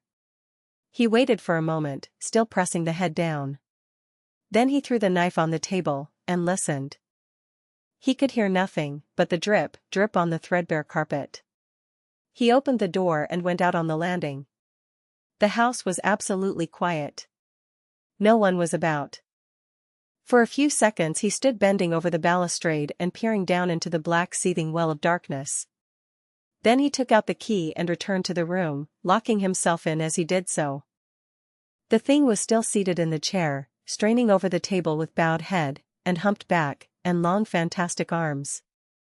Had it not been for the red jagged tear in the neck and the clotted black pool that was slowly widening on the table, one would have said that the man was simply asleep. How quickly it had all been done. He felt strangely calm, and walking over to the window, opened it and stepped out on the balcony. The wind had blown the fog away, and the sky was like a monstrous peacock's tail, starred with myriads of golden eyes. He looked down and saw the policeman going his rounds and flashing the long beam of his lantern on the doors of the silent houses. The crimson spot of a prowling hansom gleamed at the corner and then vanished. A woman in a fluttering shawl was creeping slowly by the railings, staggering as she went. Now and then she stopped and peered back. Once, she began to sing in a hoarse voice. The policeman strolled over and said something to her. She stumbled away, laughing. A bitter blast swept across the square. The gas lamps flickered and became blue, and the leafless trees shook their black iron branches to and fro. He shivered and went back, closing the window behind him. Having reached the door, he turned the key and opened it. He did not even glance at the murdered man. He felt that the secret of the whole thing was not to realize the situation. The friend who had painted the fatal portrait to which all his misery had been due had gone out of his life. That was enough. Then he remembered the lamp. It was a rather curious one of Moorish workmanship, made of dull silver inlaid with arabesques of burnished steel, and studded with coarse turquoises. Perhaps it might be missed by his servant, and questions would be asked. He hesitated for a moment, then he turned back and took it from the table. He could not help seeing the dead thing. How still it was. How horribly white the long hands looked. It was like a dreadful wax image. Having locked the door behind him, he crept quietly downstairs. The woodwork creaked and seemed to cry out as if in pain. He stopped several times and waited. No, everything was still. It was merely the sound of his own footsteps. When he reached the library, he saw the bag and coat in the corner. They must be hidden away somewhere. He unlocked a secret press that was in the wainscoting, a press in which he kept his own curious disguises, and put them into it. He could easily burn them afterwards. Then he pulled out his watch. It was 20 minutes to 2. He sat down and began to think. Every year, every month, almost men were strangled in England for what he had done. There had been a madness of murder in the air. Some red star had come too close to the earth. And yet, what evidence was there against him? Basil Hallward had left the house at 11. No one had seen him come in again. Most of the servants were at Selby Royal. His valet had gone to bed. Paris. Yes. It was to Paris that Basil had gone, and by the midnight train, as he had intended. With his curious reserved habits, it would be months before any suspicions would be roused. Months. Everything could be destroyed long before then. A sudden thought struck him. He put on his fur coat and hat and went out into the hall. There he paused, hearing the slow heavy tread of the policeman on the pavement outside and seeing the flash of the bull's eye reflected in the window. He waited and held his breath. After a few moments he drew back the latch and slipped out, shutting the door very gently behind him. Then he began ringing the bell. In about 5 minutes his valet appeared, half-dressed and looking very drowsy. "I am sorry to have had to wake you up, Francis," he said, stepping in, "but I had forgotten my latch key." "What time is it?"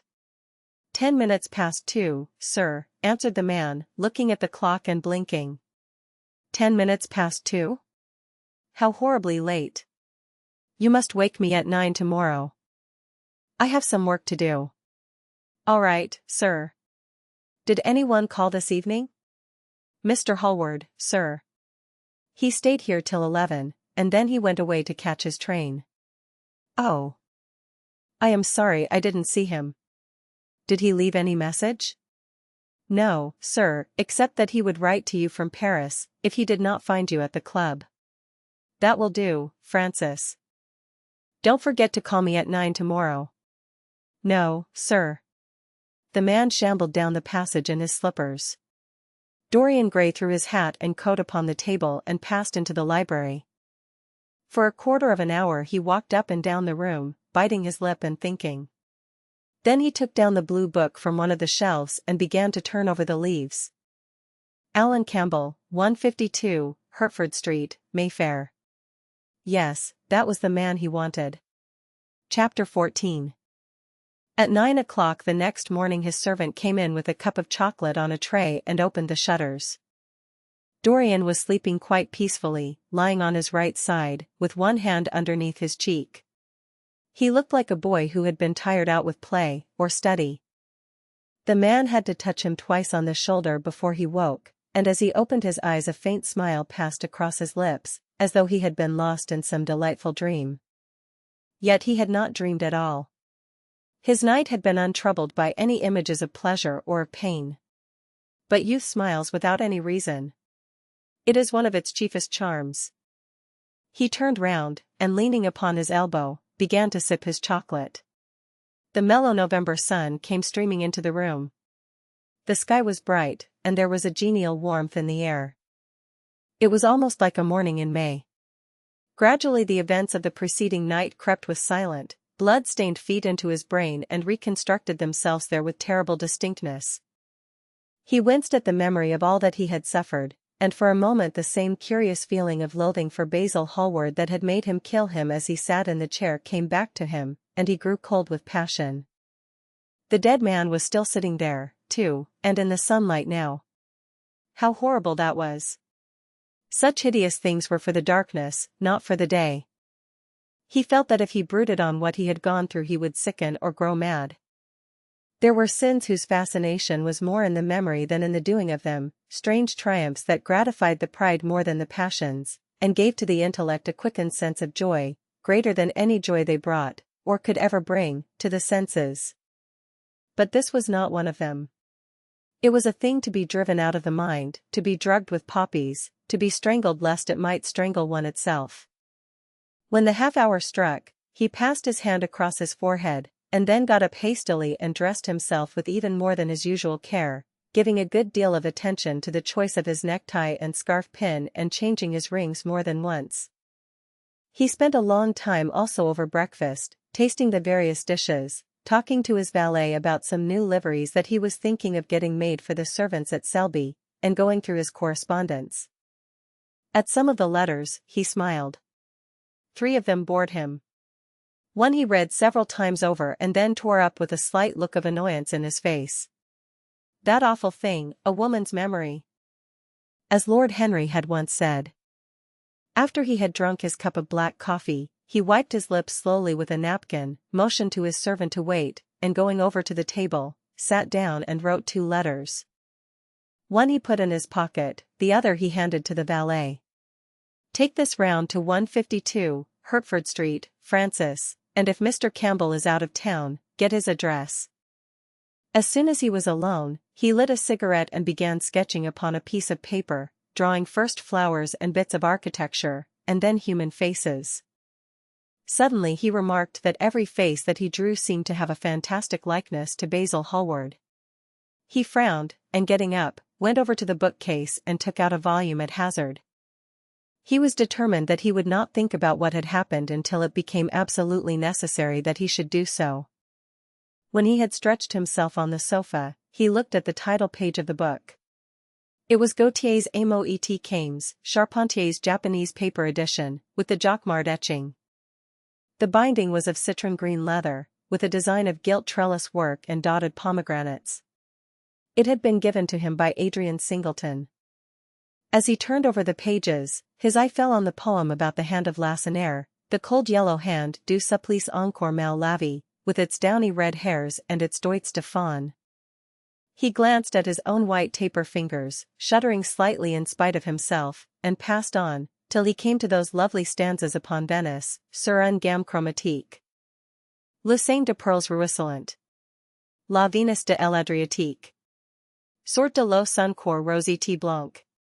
Les domes sur l'azur de Andes. Suivant la phrase au per contour. S'enflant comme de gorges rondes.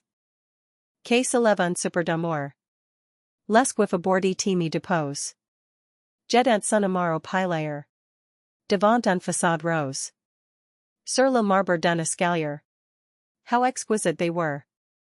As one read them, one seemed to be floating down the green waterways of the pink and pearl city, seated in a black gondola with silver prow and trailing curtains. The mere lines looked to him like those straight lines of turquoise blue that follow one as one pushes out to the Lido. The sudden flashes of color reminded him of the gleam of the opal and iris-throated birds that flutter round the tall honeycombed campanile, or stalk, with such stately grace, through the dim, dust-stained arcades. Leaning back with half-closed eyes, he kept saying over and over to himself, devant un façade rose. Sur le marbre d'un escalier. The whole of Venice was in those 2 lines. He remembered the autumn that he had passed there, and a wonderful love that had stirred him to mad delightful follies. There was romance in every place. But Venice, like Oxford, had kept the background for romance, and, to the true romantic, background was everything, or almost everything.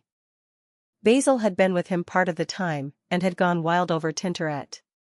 Poor Basil! What a horrible way for a man to die. He sighed, and took up the volume again, and tried to forget. He read of the swallows that fly in and out of the little cafe at Smyrna where the Hajis sit counting their amber beads and the turbaned merchants smoke their long tasseled pipes and talk gravely to each other. He read of the obelisk in the Place de la Concorde that weeps tears of granite in its lonely sunless exile and longs to be back by the hot, lotus-covered Nile, where there are sphinxes, and rose-red ibises, and white vultures with gilded claws, and crocodiles with small barrel eyes that crawl over the green steaming mud. He began to brood over those verses which, drawing music from kiss-stained marble, tell of that curious statue that Gautier compares to a contralto voice, the monstre charmant that couches in the porphyry room of the Louvre. But after a time the book fell from his hand. He grew nervous, and a horrible fit of terror came over him. What if Alan Campbell should be out of England? Days would elapse before he could come back. Perhaps he might refuse to come. What could he do then? Every moment was of vital importance. They had been great friends once, 5 years before, almost inseparable, indeed. Then the intimacy had come suddenly to an end. When they met in society now, it was only Dorian Gray who smiled. Alan Campbell never did. He was an extremely clever young man, though he had no real appreciation of the visible arts, and whatever little sense of the beauty of poetry he possessed he had gained entirely from Dorian. His dominant intellectual passion was for science. At Cambridge he had spent a great deal of his time working in the laboratory, and had taken a good class in the natural science tripos of his year. Indeed, he was still devoted to the study of chemistry, and had a laboratory of his own in which he used to shut himself up all day long, greatly to the annoyance of his mother, who had set her heart on his standing for Parliament and had a vague idea that a chemist was a person who made up prescriptions. He was an excellent musician, however, as well, and played both the violin and the piano better than most amateurs. In fact, it was music that had first brought him and Dorian Gray together, music and that indefinable attraction that Dorian seemed to be able to exercise whenever he wished and, indeed, exercised often without being conscious of it. They had met at Lady Berkshire's the night that Rubinstein played there, and after that used to be always seen together at the opera and wherever good music was going on. For 18 months their intimacy lasted. Campbell was always either at Selby Royal or in Grosvenor Square. To him, as to many others, Dorian Gray was the type of everything that is wonderful and fascinating in life. Whether or not a quarrel had taken place between them no one ever knew. But suddenly people remarked that they scarcely spoke when they met and that Campbell seemed always to go away early from any party at which Dorian Gray was present. He had changed, too, was strangely melancholy at times, appeared almost to dislike hearing music, and would never himself play, giving as his excuse, when he was called upon, that he was so absorbed in science that he had no time left in which to practice. And this was certainly true. Every day he seemed to become more interested in biology, and his name appeared once or twice in some of the scientific reviews in connection with certain curious experiments. This was the man Dorian Gray was waiting for. Every second he kept glancing at the clock. As the minutes went by he became horribly agitated. At last he got up and began to pace up and down the room, looking like a beautiful caged thing. He took long stealthy strides. His hands were curiously cold. The suspense became unbearable. Time seemed to him to be crawling with feet of lead, while he by monstrous winds was being swept towards the jagged edge of some black cleft of precipice. He knew what was waiting for him there, saw it, indeed, and, shuddering, crushed with dank hands his burning lids as though he would have robbed the very brain of sight and driven the eyeballs back into their cave. It was useless. The brain had its own food on which it battened, and the imagination, made grotesque by terror, twisted and distorted as a living thing by pain, danced like some foul puppet on a stand and grinned through moving masks. Then, suddenly, time stopped for him. Yes, that blind, slow-breathing thing crawled no more, and horrible thoughts, time being dead, raced nimbly on in front, and dragged a hideous future from its grave, and showed it to him. He stared at it. Its very horror made him stone. At last the door opened and his servant entered. He turned glazed eyes upon him. "Mr. Campbell, sir," said the man. A sigh of relief broke from his parched lips, and the color came back to his cheeks. "Ask him to come in at once, Francis." He felt that he was himself again. His mood of cowardice had passed away. The man bowed and retired. In a few moments, Alan Campbell walked in, looking very stern and rather pale, his pallor being intensified by his coal-black hair and dark eyebrows. "Alan. This is kind of you. I thank you for coming. I had intended never to enter your house again, Gray. But you said it was a matter of life and death." His voice was hard and cold. He spoke with slow deliberation. There was a look of contempt in the steady searching gaze that he turned on Dorian. He kept his hands in the pockets of his astrakhan coat, and seemed not to have noticed the gesture with which he had been greeted. "Yes, it is a matter of life and death, Alan, and to more than one person. Sit down." Campbell took a chair by the table, and Dorian sat opposite to him. The two men's eyes met. In Dorian's there was infinite pity. He knew that what he was going to do was dreadful. After a strained moment of silence, he leaned across and said, very quietly, but watching the effect of each word upon the face of him he had sent for, "Alan, in a locked room at the top of this house, a room to which nobody but myself has access, a dead man is seated at a table. He has been dead 10 hours now. Don't stir, and don't look at me like that.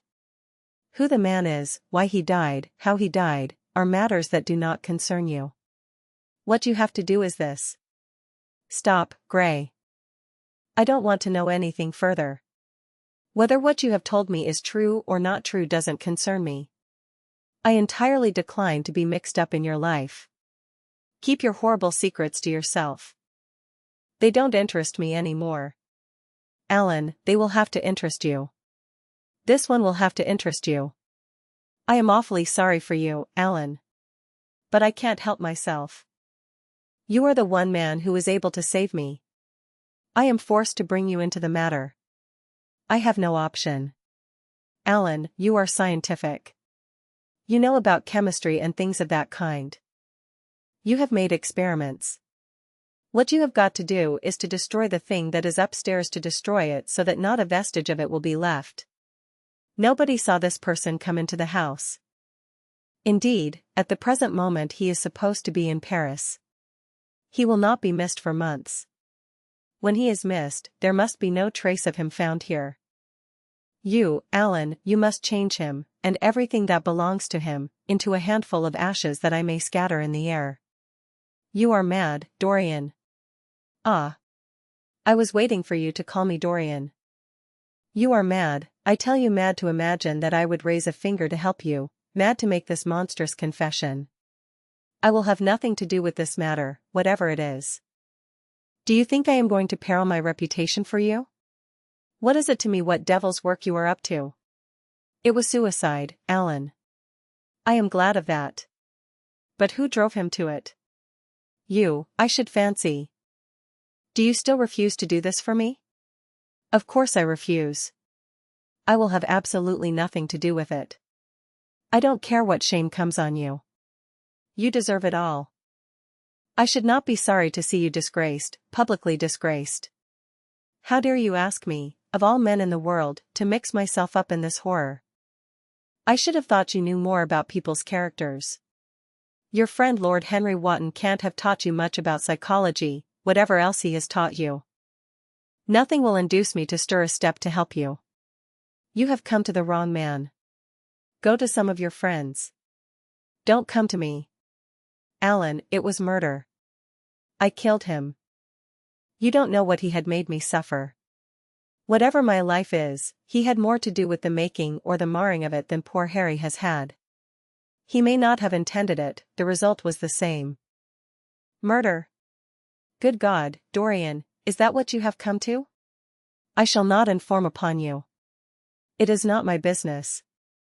Besides, without my stirring in the matter, you are certain to be arrested. Nobody ever commits a crime without doing something stupid. But I will have nothing to do with it. You must have something to do with it. Wait a moment, listen to me. Only listen, Alan. All I ask of you is to perform a certain scientific experiment. You go to hospitals and dead houses, and the horrors that you do there don't affect you.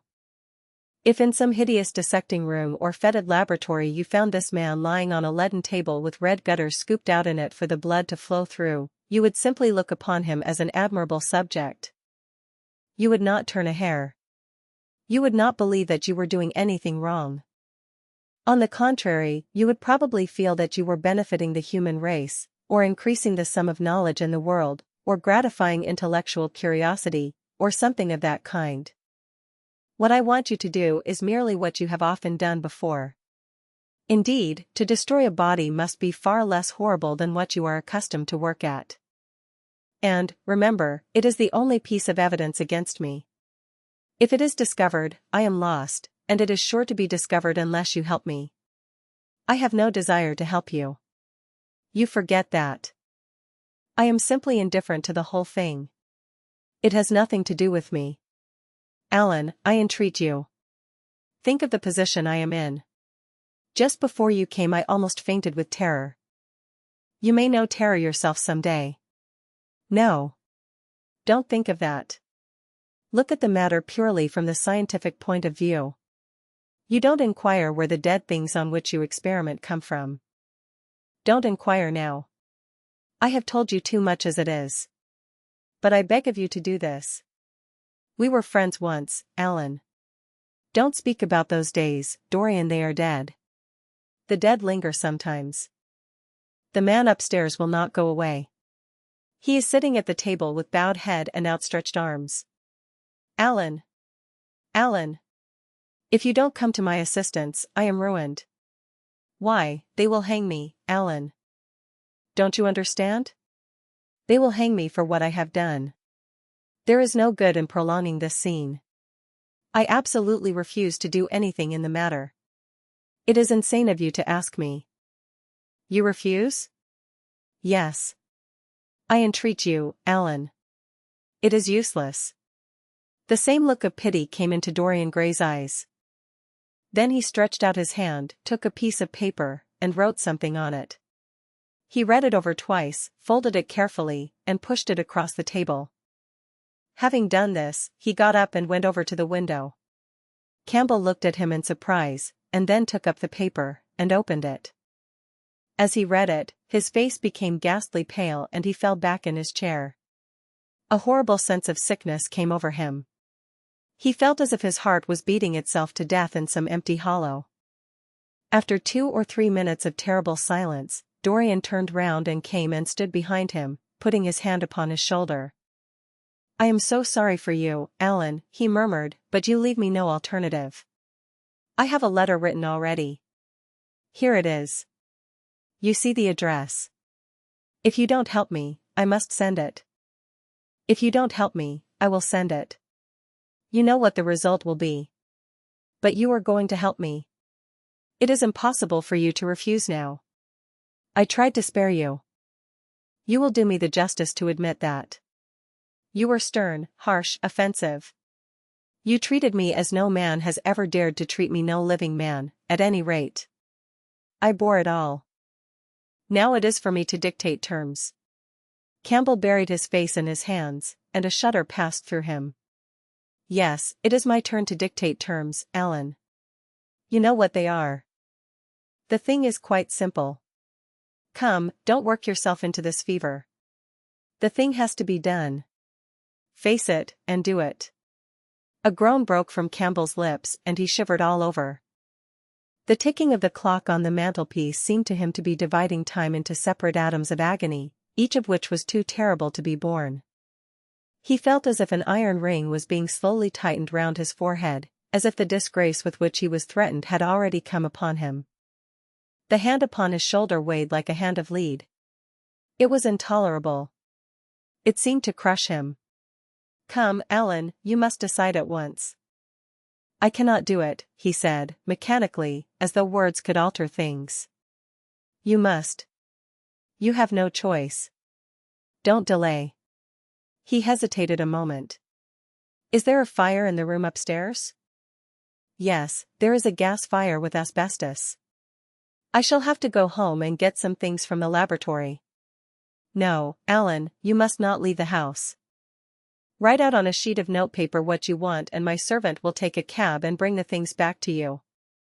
Campbell scrawled a few lines, blotted them, and addressed an envelope to his assistant. Dorian took the note up and read it carefully. Then he rang the bell and gave it to his valet, with orders to return as soon as possible and to bring the things with him. As the hall door shut, Campbell started nervously, and having got up from the chair, went over to the chimney-piece. He was shivering with a kind of ague. For nearly 20 minutes, neither of the men spoke. A fly buzzed noisily about the room, and the ticking of the clock was like the beat of a hammer. As the chime struck 1, Campbell turned round, and looking at Dorian Gray, saw that his eyes were filled with tears. There was something in the purity and refinement of that sad face that seemed to enrage him. You are infamous, absolutely infamous, he muttered. Hush, Alan. You have saved my life, said Dorian. Your life? Good heavens! What a life that is! You have gone from corruption to corruption, and now you have culminated in crime. In doing what I am going to do what you force me to do, it is not of your life that I am thinking. Ah, Alan, murmured Dorian with a sigh, I wish you had 1,000th part of the pity for me that I have for you. He turned away as he spoke and stood looking out at the garden. Campbell made no answer. After about 10 minutes a knock came to the door, and the servant entered, carrying a large mahogany chest of chemicals, with a long coil of steel and platinum wire and 2 rather curiously shaped iron clamps. Shall I leave the things here, sir? He asked Campbell. Yes, said Dorian. And I am afraid, Francis, that I have another errand for you. What is the name of the man at Richmond who supplies Selby with orchids? Harden, sir. Yes, Harden. You must go down to Richmond at once, see Harden personally, and tell him to send twice as many orchids as I ordered, and to have as few white ones as possible. In fact, I don't want any white ones.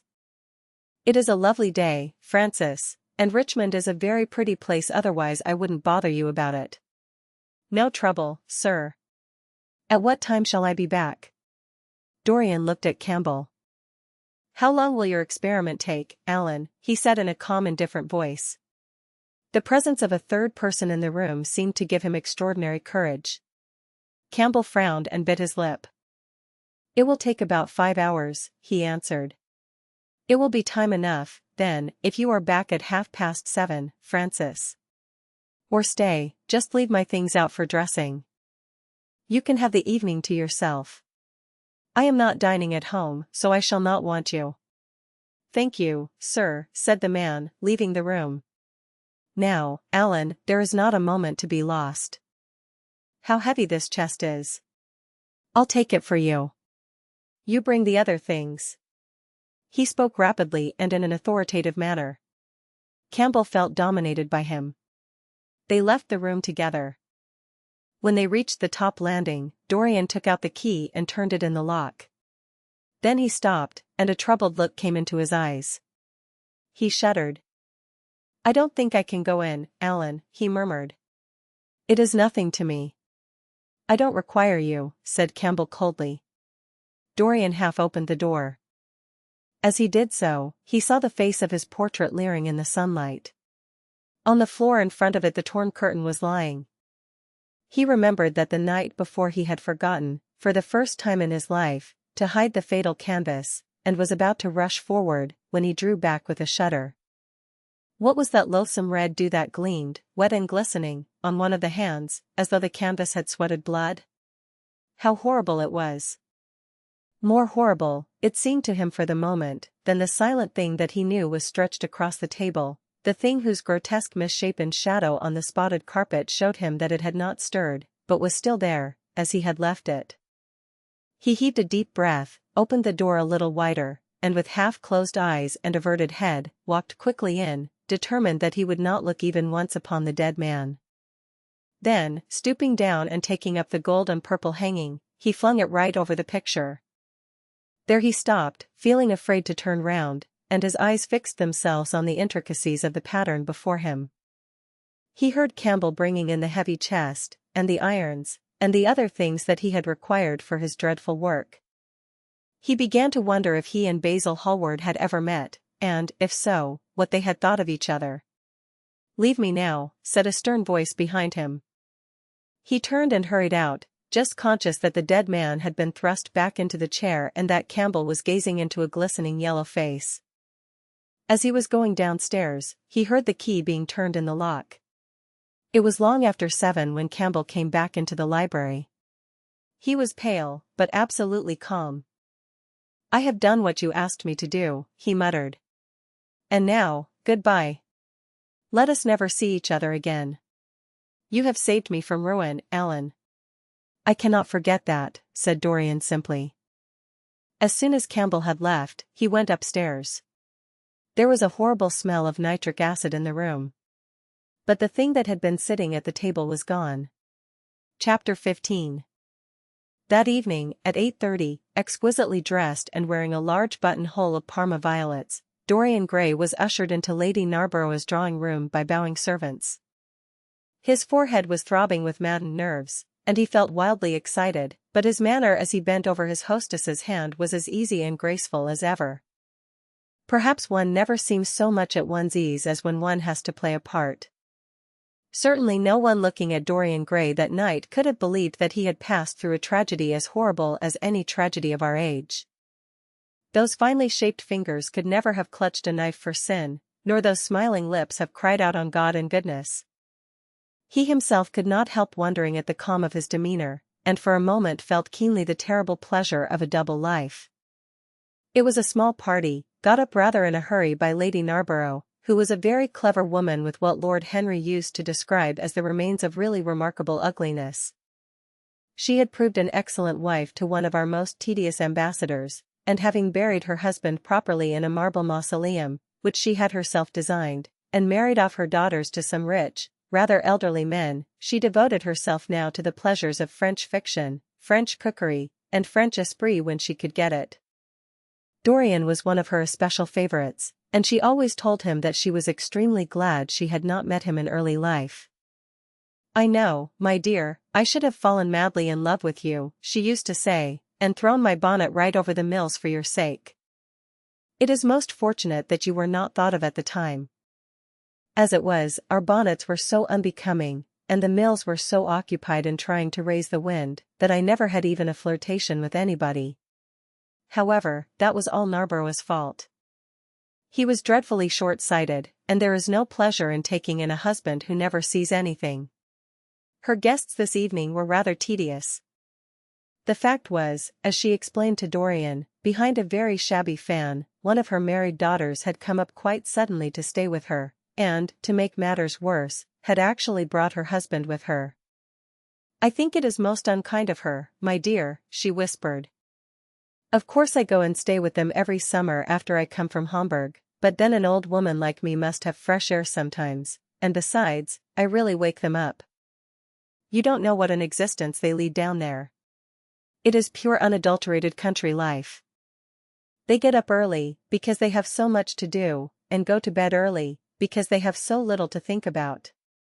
There has not been a scandal in the neighborhood since the time of Queen Elizabeth, and consequently they all fall asleep after dinner. You shan't sit next either of them. You shall sit by me and amuse me."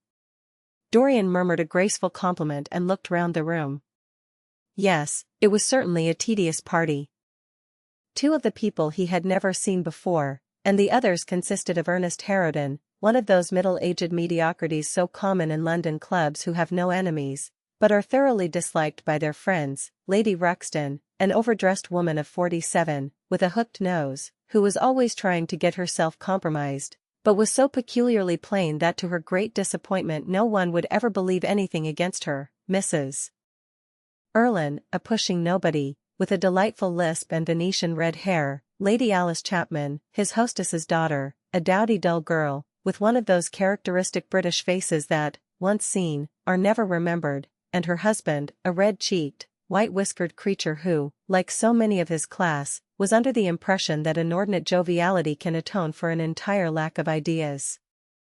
He was rather sorry he had come, till Lady Narborough, looking at the great ormolu gilt clock that sprawled in gaudy curves on the mauve-draped mantelshelf, exclaimed, "How horrid of Henry Wotton to be so late. I sent round to him this morning on chance and he promised faithfully not to disappoint me." It was some consolation that Harry was to be there, and when the door opened and he heard his slow musical voice lending charm to some insincere apology, he ceased to feel bored. But at dinner he could not eat anything. Plate after plate went away untasted. Lady Narborough kept scolding him for what she called an insult to poor Adolphe, who invented the menu specially for you, and now and then Lord Henry looked across at him, wondering at his silence and abstracted manner. From time to time the butler filled his glass with champagne. He drank eagerly, and his thirst seemed to increase. "Dorian," said Lord Henry at last, as the chaudfroid was being handed round, "what is the matter with you tonight? You are quite out of sorts." "I believe he is in love," cried Lady Narborough, "and that he is afraid to tell me for fear I should be jealous." "He is quite right. I certainly should." "Dear Lady Narborough," murmured Dorian, smiling, "I have not been in love for a whole week, not, in fact, since Madame de Ferrol left town." "How you men can fall in love with that woman!" exclaimed the old lady. "I really cannot understand it." "It is simply because she remembers you when you were a little girl, Lady Narborough," said Lord Henry. "She is the one link between us and your short frocks." "She does not remember my short frocks at all, Lord Henry. But I remember her very well at Vienna 30 years ago, and how décolletée she was then." "She is still décolletée," he answered, taking an olive in his long fingers, "and when she is in a very smart gown she looks like an edition de luxe of a bad French novel. She is really wonderful, and full of surprises. Her capacity for family affection is extraordinary. When her third husband died, her hair turned quite gold from grief." "How can you, Harry?" cried Dorian. "It is a most romantic explanation," laughed the hostess. "But her third husband, Lord Henry? You don't mean to say Ferrol is the fourth?" "Certainly, Lady Narborough." "I don't believe a word of it." "Well, ask Mr. Gray. He is one of her most intimate friends." "Is it true, Mr. Gray?" "She assures me so, Lady Narborough," said Dorian. "I asked her whether, like Marguerite de Navarre, she had their hearts embalmed and hung at her girdle. She told me she didn't, because none of them had had any hearts at all. For husbands. Upon my word that is trop de zèle. Trop d'audace, I tell her," said Dorian. "Oh. She is audacious enough for anything, my dear. And what is Ferrol like?" "I don't know him." "The husbands of very beautiful women belong to the criminal classes," said Lord Henry, sipping his wine. Lady Narborough hit him with her fan.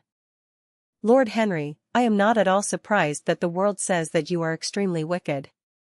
"But what world says that?" asked Lord Henry, elevating his eyebrows.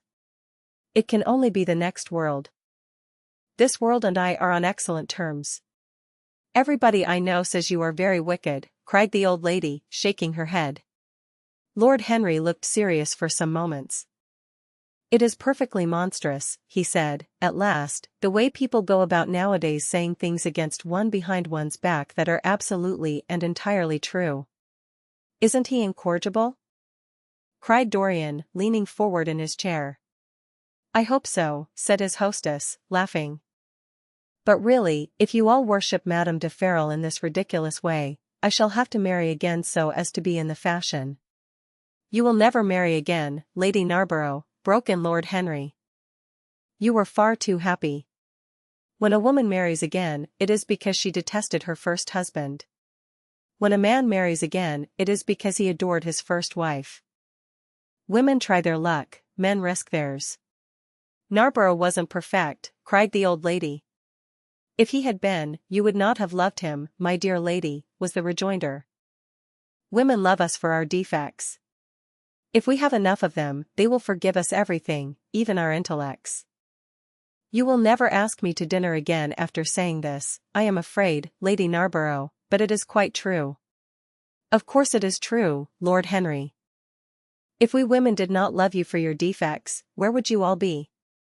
Not one of you would ever be married. You would be a set of unfortunate bachelors. Not, however, that would alter you much. Nowadays all the married men live like bachelors, and all the bachelors like married men. Fin de siècle, murmured Lord Henry. Fin du globe, answered his hostess. I wish it were fin du globe, said Dorian with a sigh. Life is a great disappointment. Ah, my dear, cried Lady Narborough, putting on her gloves, don't tell me that you have exhausted life. When a man says that one knows that life has exhausted him. Lord Henry is very wicked, and I sometimes wish that I had been, but you are made to be good, you look so good. I must find you a nice wife. Lord Henry, don't you think that Mr. Gray should get married? I am always telling him so, Lady Narborough, said Lord Henry with a bow. Well, we must look out for a suitable match for him. I shall go through Debrett carefully tonight and draw out a list of all the eligible young ladies. With their ages, Lady Narborough? Asked Dorian. Of course, with their ages, slightly edited. But nothing must be done in a hurry. I want it to be what the Morning Post calls a suitable alliance, and I want you both to be happy. What nonsense people talk about happy marriages! Exclaimed Lord Henry. A man can be happy with any woman, as long as he does not love her. Ah! What a cynic you are, cried the old lady, pushing back her chair and nodding to Lady Ruxton. You must come and dine with me soon again. You are really an admirable tonic, much better than what Sir Andrew prescribes for me. You must tell me what people you would like to meet, though. I want it to be a delightful gathering. I like men who have a future and women who have a past, he answered. Or do you think that would make it a petticoat party? I fear so, she said, laughing, as she stood up. 1,000 pardons, my dear Lady Ruxton, she added, I didn't see you hadn't finished your cigarette. Never mind, Lady Narborough. I smoke a great deal too much. I am going to limit myself, for the future. Pray don't, Lady Ruxton, said Lord Henry. Moderation is a fatal thing. Enough is as bad as a meal. More than enough is as good as a feast. Lady Ruxton glanced at him curiously. You must come and explain that to me some afternoon, Lord Henry. It sounds a fascinating theory, she murmured, as she swept out of the room. Now, mind you don't stay too long over your politics and scandal, cried Lady Narborough from the door. If you do, we are sure to squabble upstairs. The men laughed, and Mr. Chapman got up solemnly from the foot of the table and came up to the top. Dorian Gray changed his seat and went and sat by Lord Henry. Mr. Chapman began to talk in a loud voice about the situation in the House of Commons. He guffawed at his adversaries. The word doctrinaire, word full of terror to the British mind, reappeared from time to time between his explosions. An alliterative prefix served as an ornament of oratory. He hoisted the Union Jack on the pinnacles of thought. The inherited stupidity of the race, sound English common sense, he jovially termed it, was shown to be the proper bulwark for society. A smile curved Lord Henry's lips, and he turned round and looked at Dorian. Are you better, my dear fellow? He asked. You seemed rather out of sorts at dinner. I am quite well, Harry. I am tired. That is all. You were charming last night. The little Duchess is quite devoted to you. She tells me she is going down to Selby. She has promised to come on the 20th. Is Monmouth to be there, too? Oh, yes, Harry. He bores me dreadfully, almost as much as he bores her. She is very clever, too clever for a woman. She lacks the indefinable charm of weakness. It is the feet of clay that make the gold of the image precious. Her feet are very pretty, but they are not feet of clay. White porcelain feet, if you like. They have been through the fire, and what fire does not destroy, it hardens. She has had experiences. How long has she been married? Asked Dorian. An eternity, she tells me. I believe, according to the peerage, it is 10 years, but 10 years with Monmouth must have been like eternity, with time thrown in. Who else is coming? Oh, the Willoughbys, Lord Rugby and his wife, our hostess, Geoffrey Clouston, the usual set. I have asked Lord Grotrian. I like him, said Lord Henry. A great many people don't, but I find him charming. He atones for being occasionally somewhat overdressed by being always absolutely overeducated. He is a very modern type. I don't know if he will be able to come, Harry. He may have to go to Monte Carlo with his father. Ah. What a nuisance people's people are. Try and make him come. By the way, Dorian, you ran off very early last night. You left before 11. What did you do afterwards? Did you go straight home? Dorian glanced at him hurriedly and frowned. No, Harry, he said at last, I did not get home till nearly 3. Did you go to the club? Yes, he answered. Then he bit his lip. No, I don't mean that. I didn't go to the club. I walked about. I forget what I did. How inquisitive you are, Harry. You always want to know what one has been doing. I always want to forget what I have been doing. I came in at 2:30, if you wish to know the exact time. I had left my latchkey at home, and my servant had to let me in. If you want any corroborative evidence on the subject, you can ask him. Lord Henry shrugged his shoulders. My dear fellow, as if I cared. Let us go up to the drawing-room. No sherry, thank you, Mr. Chapman. Something has happened to you, Dorian. Tell me what it is. You are not yourself tonight. Don't mind me, Harry. I am irritable, and out of temper. I shall come round and see you tomorrow, or next day. Make my excuses to Lady Narborough. I shan't go upstairs. I shall go home. I must go home. All right, Dorian. I dare say I shall see you tomorrow at tea time. The Duchess is coming. I will try to be there, Harry, he said, leaving the room. As he drove back to his own house, he was conscious that the sense of terror he thought he had strangled had come back to him. Lord Henry's casual questioning had made him lose his nerve for the moment, and he wanted his nerve still. Things that were dangerous had to be destroyed. He winced. He hated the idea of even touching them. Yet it had to be done. He realized that, and when he had locked the door of his library, he opened the secret press into which he had thrust Basil Hallward's coat and bag. A huge fire was blazing. He piled another log on it. The smell of the singeing clothes and burning leather was horrible. It took him 3/4 of an hour to consume everything. At the end he felt faint and sick, and having lit some Algerian pastilles in a pierced copper brazier, he bathed his hands and forehead with a cool musk-scented vinegar. Suddenly he started. His eyes grew strangely bright, and he gnawed nervously at his underlip. Between two of the windows stood a large Florentine cabinet, made out of ebony and inlaid with ivory and blue lapis. He watched it as though it were a thing that could fascinate and make afraid, as though it held something that he longed for and yet almost loathed. His breath quickened. A mad craving came over him. He lit a cigarette and then threw it away. His eyelids drooped till the long fringed lashes almost touched his cheek. But he still watched the cabinet. At last he got up from the sofa on which he had been lying, went over to it, and having unlocked it, touched some hidden spring. A triangular drawer passed slowly out. His fingers moved instinctively towards it, dipped in, and closed on something. It was a small Chinese box of black and gold dust lacquer, elaborately wrought, the sides patterned with curved waves, and the silken cords hung with round crystals and tasseled and plaited metal threads. He opened it. Inside was a green paste, waxy in luster, the odor curiously heavy and persistent. He hesitated for some moments, with a strangely immobile smile upon his face. Then shivering, though the atmosphere of the room was terribly hot, he drew himself up and glanced at the clock. It was 20 minutes to 12. He put the box back, shutting the cabinet doors as he did so, and went into his bedroom.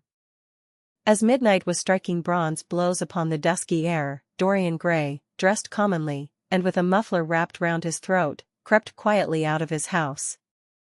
In Bond Street he found a hansom with a good horse. He hailed it and in a low voice gave the driver an address. The man shook his head. "It is too far for me," he muttered.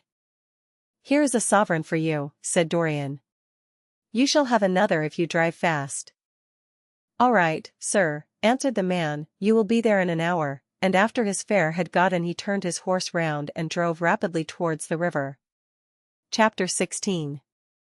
A cold rain began to fall, and the blurred street lamps looked ghastly in the dripping mist. The public houses were just closing, and dim men and women were clustering in broken groups round their doors. From some of the bars came the sound of horrible laughter. In others, drunkards brawled and screamed. Lying back in the hansom, with his hat pulled over his forehead, Dorian Gray watched with listless eyes the sordid shame of the great city, and now and then he repeated to himself the words that Lord Henry had said to him on the first day they had met, to cure the soul by means of the senses, and the senses by means of the soul. Yes, that was the secret. He had often tried it, and would try it again now. There were opium dens where one could buy oblivion, dens of horror where the memory of old sins could be destroyed by the madness of sins that were new. The moon hung low in the sky like a yellow skull. From time to time a huge misshapen cloud stretched a long arm across and hid it. The gas lamps grew fewer, and the streets more narrow and gloomy. Once the man lost his way and had to drive back half a mile. A steam rose from the horse as it splashed up the puddles. The side windows of the hansom were clogged with a grey flannel mist. To cure the soul by means of the senses, and the senses by means of the soul. How the words rang in his ears! His soul, certainly, was sick to death. Was it true that the senses could cure it? Innocent blood had been spilled. What could atone for that? Ah! For that there was no atonement, but though forgiveness was impossible, forgetfulness was possible still, and he was determined to forget, to stamp the thing out, to crush it as one would crush the adder that had stung one. Indeed, what right had Basil to have spoken to him as he had done? Who had made him a judge over others? He had said things that were dreadful, horrible, not to be endured. On and on plodded the hansom, going slower, it seemed to him, at each step. He thrust up the trap and called to the man to drive faster. The hideous hunger for opium began to gnaw at him. His throat burned and his delicate hands twitched nervously together. He struck at the horse madly with his stick. The driver laughed and whipped up. He laughed in answer, and the man was silent. The way seemed interminable, and the streets like the black web of some sprawling spider.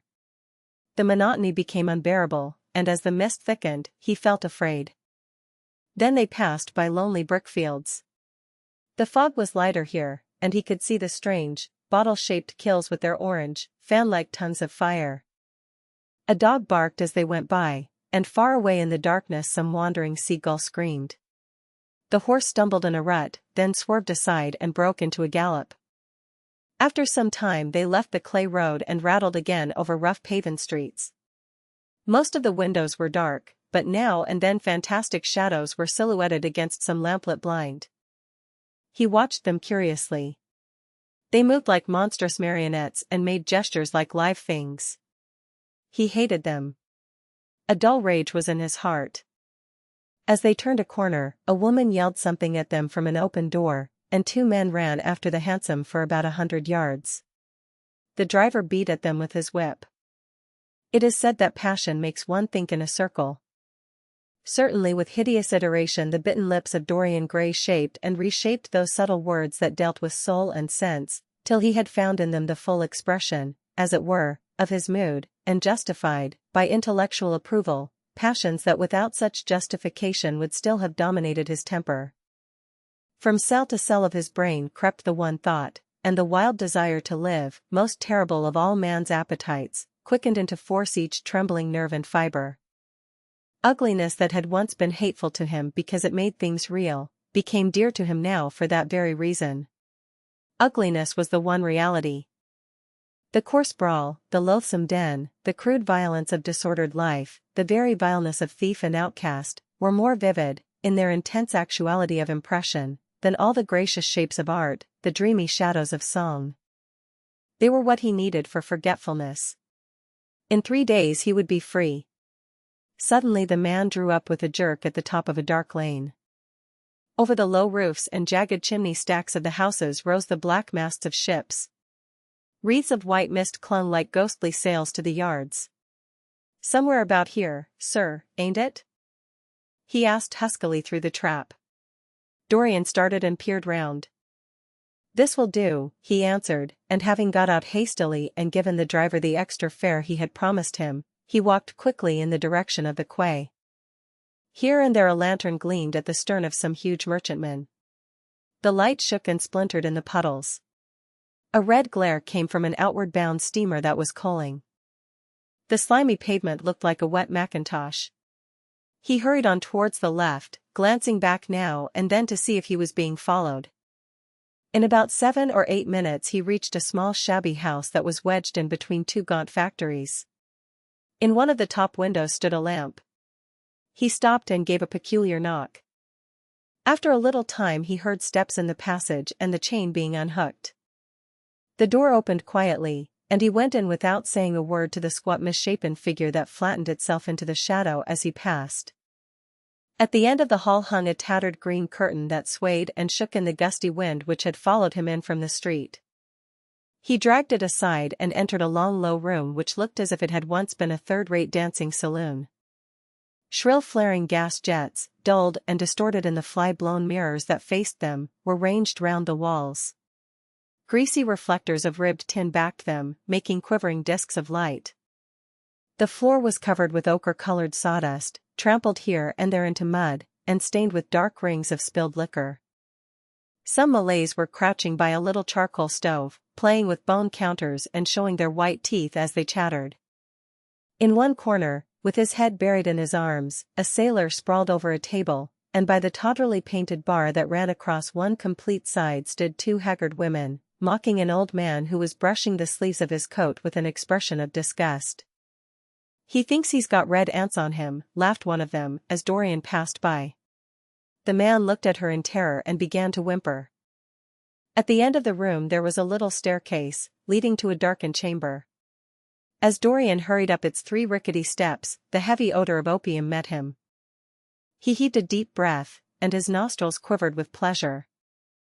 When he entered, a young man with smooth yellow hair, who was bending over a lamp lighting a long thin pipe, looked up at him and nodded in a hesitating manner. "You here, Adrian?" muttered Dorian. "Where else should I be?" he answered, listlessly. "None of the chaps will speak to me now. I thought you had left England." "Darlington is not going to do anything. My brother paid the bill at last. George doesn't speak to me either. I don't care," he added with a sigh. "As long as one has this stuff, one doesn't want friends. I think I have had too many friends." Dorian winced and looked round at the grotesque things that lay in such fantastic postures on the ragged mattresses. The twisted limbs, the gaping mouths, the staring lustreless eyes, fascinated him. He knew in what strange heavens they were suffering, and what dull hells were teaching them the secret of some new joy. They were better off than he was. He was prisoned in thought. Memory, like a horrible malady, was eating his soul away. From time to time he seemed to see the eyes of Basil Hallward looking at him. Yet he felt he could not stay. The presence of Adrian Singleton troubled him. He wanted to be where no one would know who he was. He wanted to escape from himself. "I am going on to the other place," he said after a pause. "On the wharf?" "Yes. That mad cat is sure to be there. They won't have her in this place now." Dorian shrugged his shoulders. "I am sick of women who love one. Women who hate one are much more interesting. Besides, the stuff is better. Much the same. I like it better. Come and have something to drink." "I must have something." "I don't want anything," murmured the young man. "Never mind." Adrian Singleton rose up wearily and followed Dorian to the bar. A half-caste, in a ragged turban and a shabby ulster, grinned a hideous greeting as he thrust a bottle of brandy and 2 tumblers in front of him. The women sidled up and began to chatter. Dorian turned his back on them and said something in a low voice to Adrian Singleton. A crooked smile, like a Malay crease, writhed across the face of one of the women. "We are very proud tonight," she sneered. "For God's sake don't talk to me," cried Dorian, stamping his foot on the ground. "What do you want? Money? Here it is. Don't ever talk to me again." 2 red sparks flashed for a moment in the woman's sodden eyes, then flickered out and left them dull and glazed.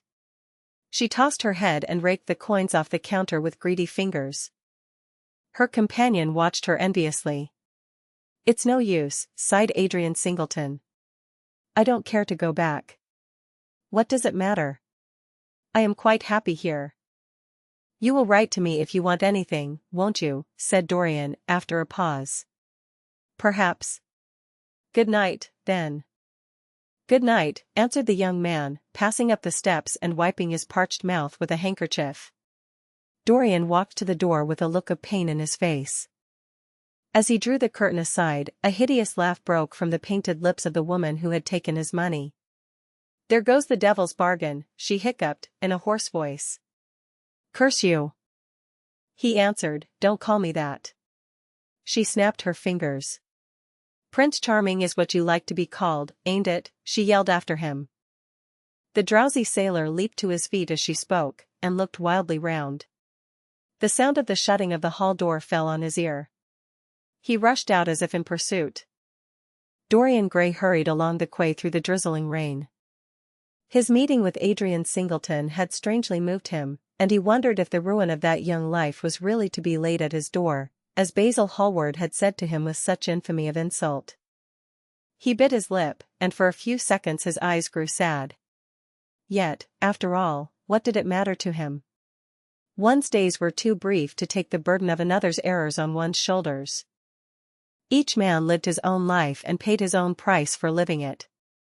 The only pity was one had to pay so often for a single fault.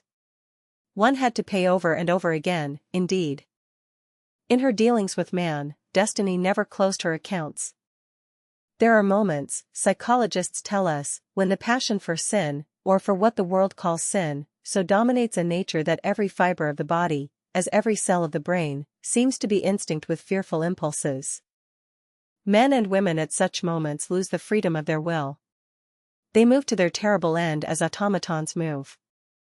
Choice is taken from them, and conscience is either killed, or, if it lives at all, lives but to give rebellion its fascination and disobedience its charm. For all sins, as theologians weary not of reminding us, are sins of disobedience. When that high spirit, that morning star of evil, fell from heaven, it was as a rebel that he fell. Callous, concentrated on evil, with stained mind, and soul hungry for rebellion, Dorian Gray hastened on, quickening his step as he went, but as he darted aside into a dim archway, that had served him often as a short cut to the ill-famed place where he was going, he felt himself suddenly seized from behind, and before he had time to defend himself, he was thrust back against the wall, with a brutal hand round his throat. He struggled madly for life, and by a terrible effort wrenched the tightening fingers away. In a second he heard the click of a revolver, and saw the gleam of a polished barrel, pointing straight at his head, and the dusky form of a short, thick-set man facing him. "What do you want?"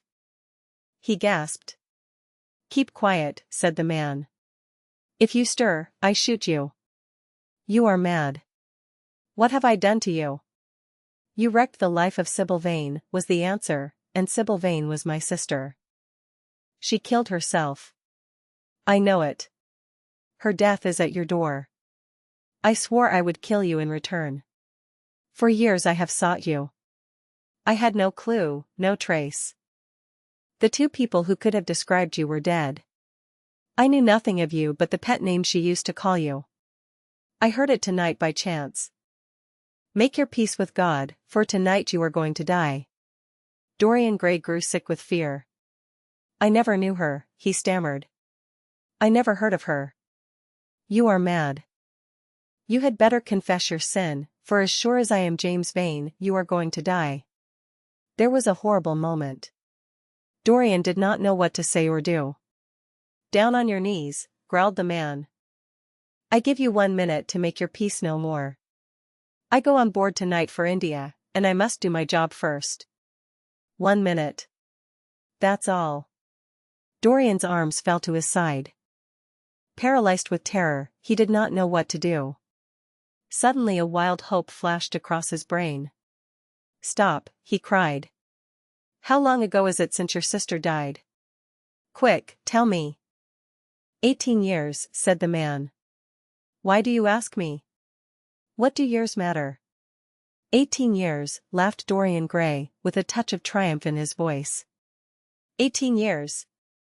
Set me under the lamp and look at my face.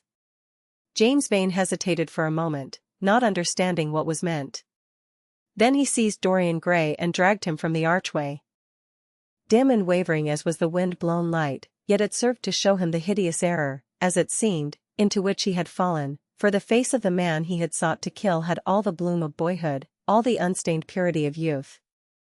He seemed little more than a lad of 20 summers, hardly older, if older indeed at all, than his sister had been when they had parted so many years ago. It was obvious that this was not the man who had destroyed her life. He loosened his hold and reeled back. My God, he cried, and I would have murdered you." Dorian Gray drew a long breath. "You have been on the brink of committing a terrible crime, my man," he said, looking at him sternly. "Let this be a warning to you not to take vengeance into your own hands." "Forgive me, sir," muttered James Vane. "I was deceived. A chance word I heard in that damned den set me on the wrong track." "You had better go home and put that pistol away, or you may get into trouble," said Dorian, turning on his heel and going slowly down the street. James Vane stood on the pavement in horror. He was trembling from head to foot.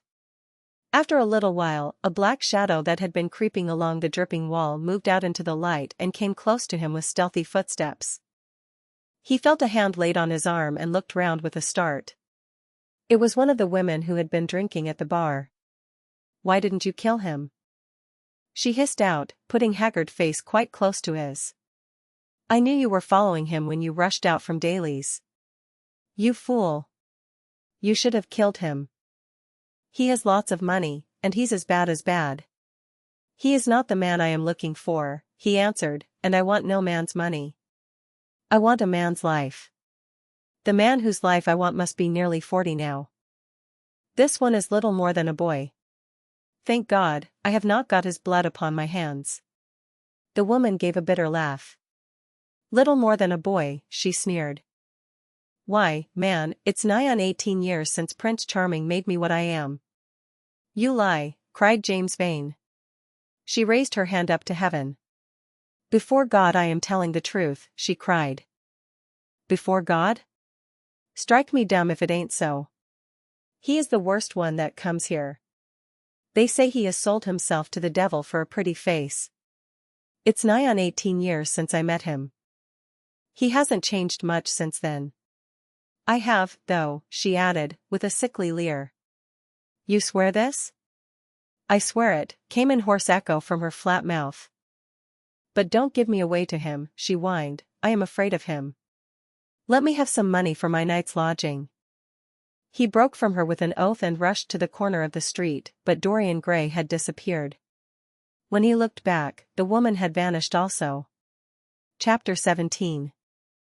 A week later Dorian Gray was sitting in the conservatory at Selby Royal, talking to the pretty Duchess of Monmouth, who with her husband, a jaded-looking man of 60, was amongst his guests.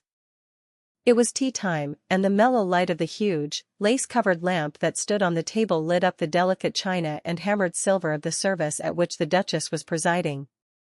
Her white hands were moving daintily among the cups, and her full red lips were smiling at something that Dorian had whispered to her. Lord Henry was lying back in a silk-draped wicker chair, looking at them. On a peach-colored divan sat Lady Narborough, pretending to listen to the Duke's description of the last Brazilian beetle that he had added to his collection. 3 young men in elaborate smoking suits were handing tea cakes to some of the women. The house party consisted of 12 people, and there were more expected to arrive on the next day. "What are you two talking about?" said Lord Henry, strolling over to the table and putting his cup down. "I hope Dorian has told you about my plan for rechristening everything, Gladys." "It is a delightful idea." "But I don't want to be rechristened, Harry," rejoined the Duchess, looking up at him with her wonderful eyes. "I am quite satisfied with my own name, and I am sure Mr. Gray should be satisfied with his." "My dear Gladys, I would not alter either name for the world. They are both perfect." "I was thinking chiefly of flowers. Yesterday I cut an orchid, for my buttonhole. It was a marvelous spotted thing, as effective as the 7 deadly sins. In a thoughtless moment I asked one of the gardeners what it was called. He told me it was a fine specimen of Robinsoniana, or something dreadful of that kind. It is a sad truth, but we have lost the faculty of giving lovely names to things. Names are everything. I never quarrel with actions. My one quarrel is with words. That is the reason I hate vulgar realism in literature. The man who could call a spade should be compelled to use one. It is the only thing he is fit for." "Then what should we call you, Harry?" she asked. "His name is Prince Paradox," said Dorian. "I recognize him in a flash," exclaimed the Duchess. "I won't hear of it," laughed Lord Henry, sinking into a chair. "From a label there is no escape. I refuse the title." "Royalties may not abdicate," fell as a warning from pretty lips. "You wish me to defend my throne, then?" "Yes. I give the truths of tomorrow." "I prefer the mistakes of today," she answered. "You disarm me, Gladys," he cried, catching the willfulness of her mood. "Of your shield, Harry, not of your spear." "I never tilt against beauty," he said, with a wave of his hand. "That is your error, Harry, believe me. You value beauty far too much." "How can you say that?" "I admit that I think that it is better to be beautiful than to be good. But on the other hand, no one is more ready than I am to acknowledge that it is better to be good than to be ugly." "Ugliness is one of the 7 deadly sins, then," cried the Duchess. "What becomes of your simile about the orchid?" "Ugliness is one of the 7 deadly virtues, Gladys. You, as a good Tory, must not underrate them. Beer, the Bible, and the 7 deadly virtues have made our England what she is." "You don't like your country, then?" she asked. "I live in it." "That you may censure it the better."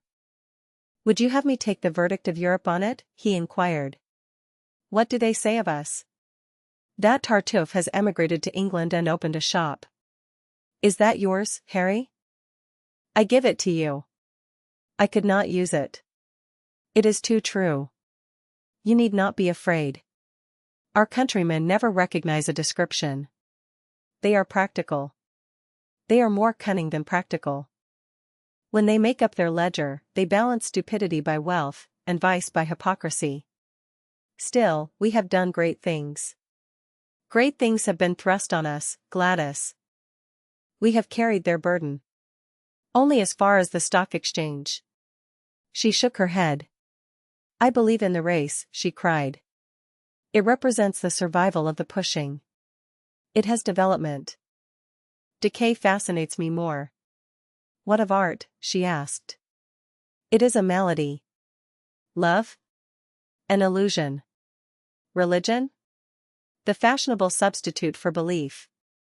"You are a skeptic." "Never." "Skepticism is the beginning of faith." "What are you?" "To define is to limit." "Give me a clue." "Threads snap." "You would lose your way in the labyrinth." "You bewilder me." "Let us talk of someone else." Our host is a delightful topic. Years ago he was christened Prince Charming. "Ah. Don't remind me of that," cried Dorian Gray. "Our host is rather horrid this evening," answered the Duchess, coloring. "I believe he thinks that Monmouth married me on purely scientific principles as the best specimen he could find of a modern butterfly." "Well, I hope he won't stick pins into you, Duchess," laughed Dorian. "Oh. My maid does that already, Mr. Gray, when she is annoyed with me." "And what does she get annoyed with you about, Duchess?" For the most trivial things, Mr. Gray, I assure you. Usually because I come in at 10 minutes to 9 and tell her that I must be dressed by 8:30. How unreasonable of her. You should give her warning. I daren't, Mr. Gray. Why, she invents hats for me. You remember the one I wore at Lady Hillstone's garden party? You don't, but it is nice of you to pretend that you do. Well, she made it out of nothing. All good hats are made out of nothing. Like all good reputations, Gladys, interrupted Lord Henry. Every effect that one produces gives one an enemy. To be popular one must be a mediocrity. Not with women, said the Duchess, shaking her head, and women rule the world.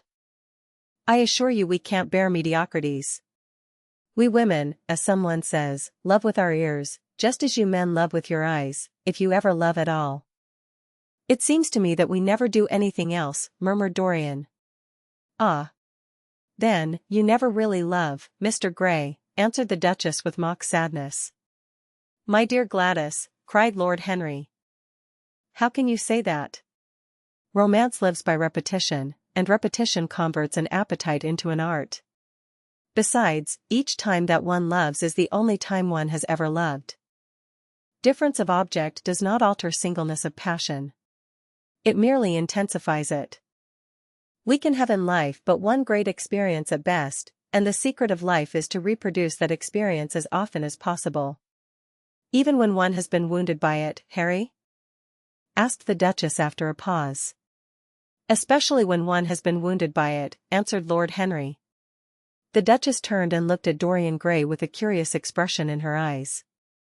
What do you say to that, Mr. Gray? She inquired. Dorian hesitated for a moment. Then he threw his head back and laughed. I always agree with Harry, Duchess. Even when he is wrong? Harry is never wrong, Duchess. And does his philosophy make you happy? I have never searched for happiness. Who wants happiness? I have searched for pleasure. And found it, Mr. Gray? Often. Too often. The Duchess sighed. I am searching for peace, she said, and if I don't go and dress, I shall have none this evening. Let me get you some orchids, Duchess, cried Dorian, starting to his feet and walking down the conservatory. You are flirting disgracefully with him, said Lord Henry to his cousin. You had better take care. He is very fascinating. If he were not, there would be no battle.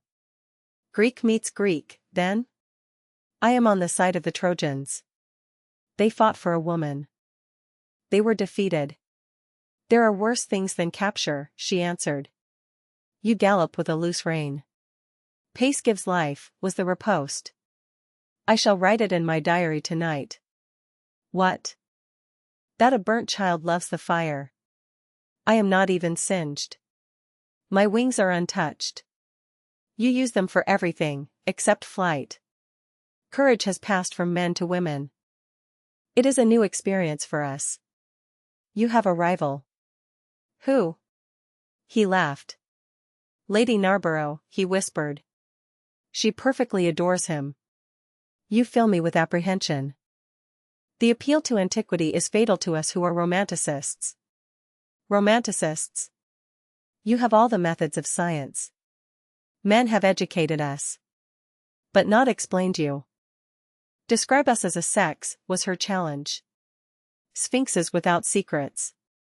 She looked at him, smiling. How long Mr. Gray is, she said.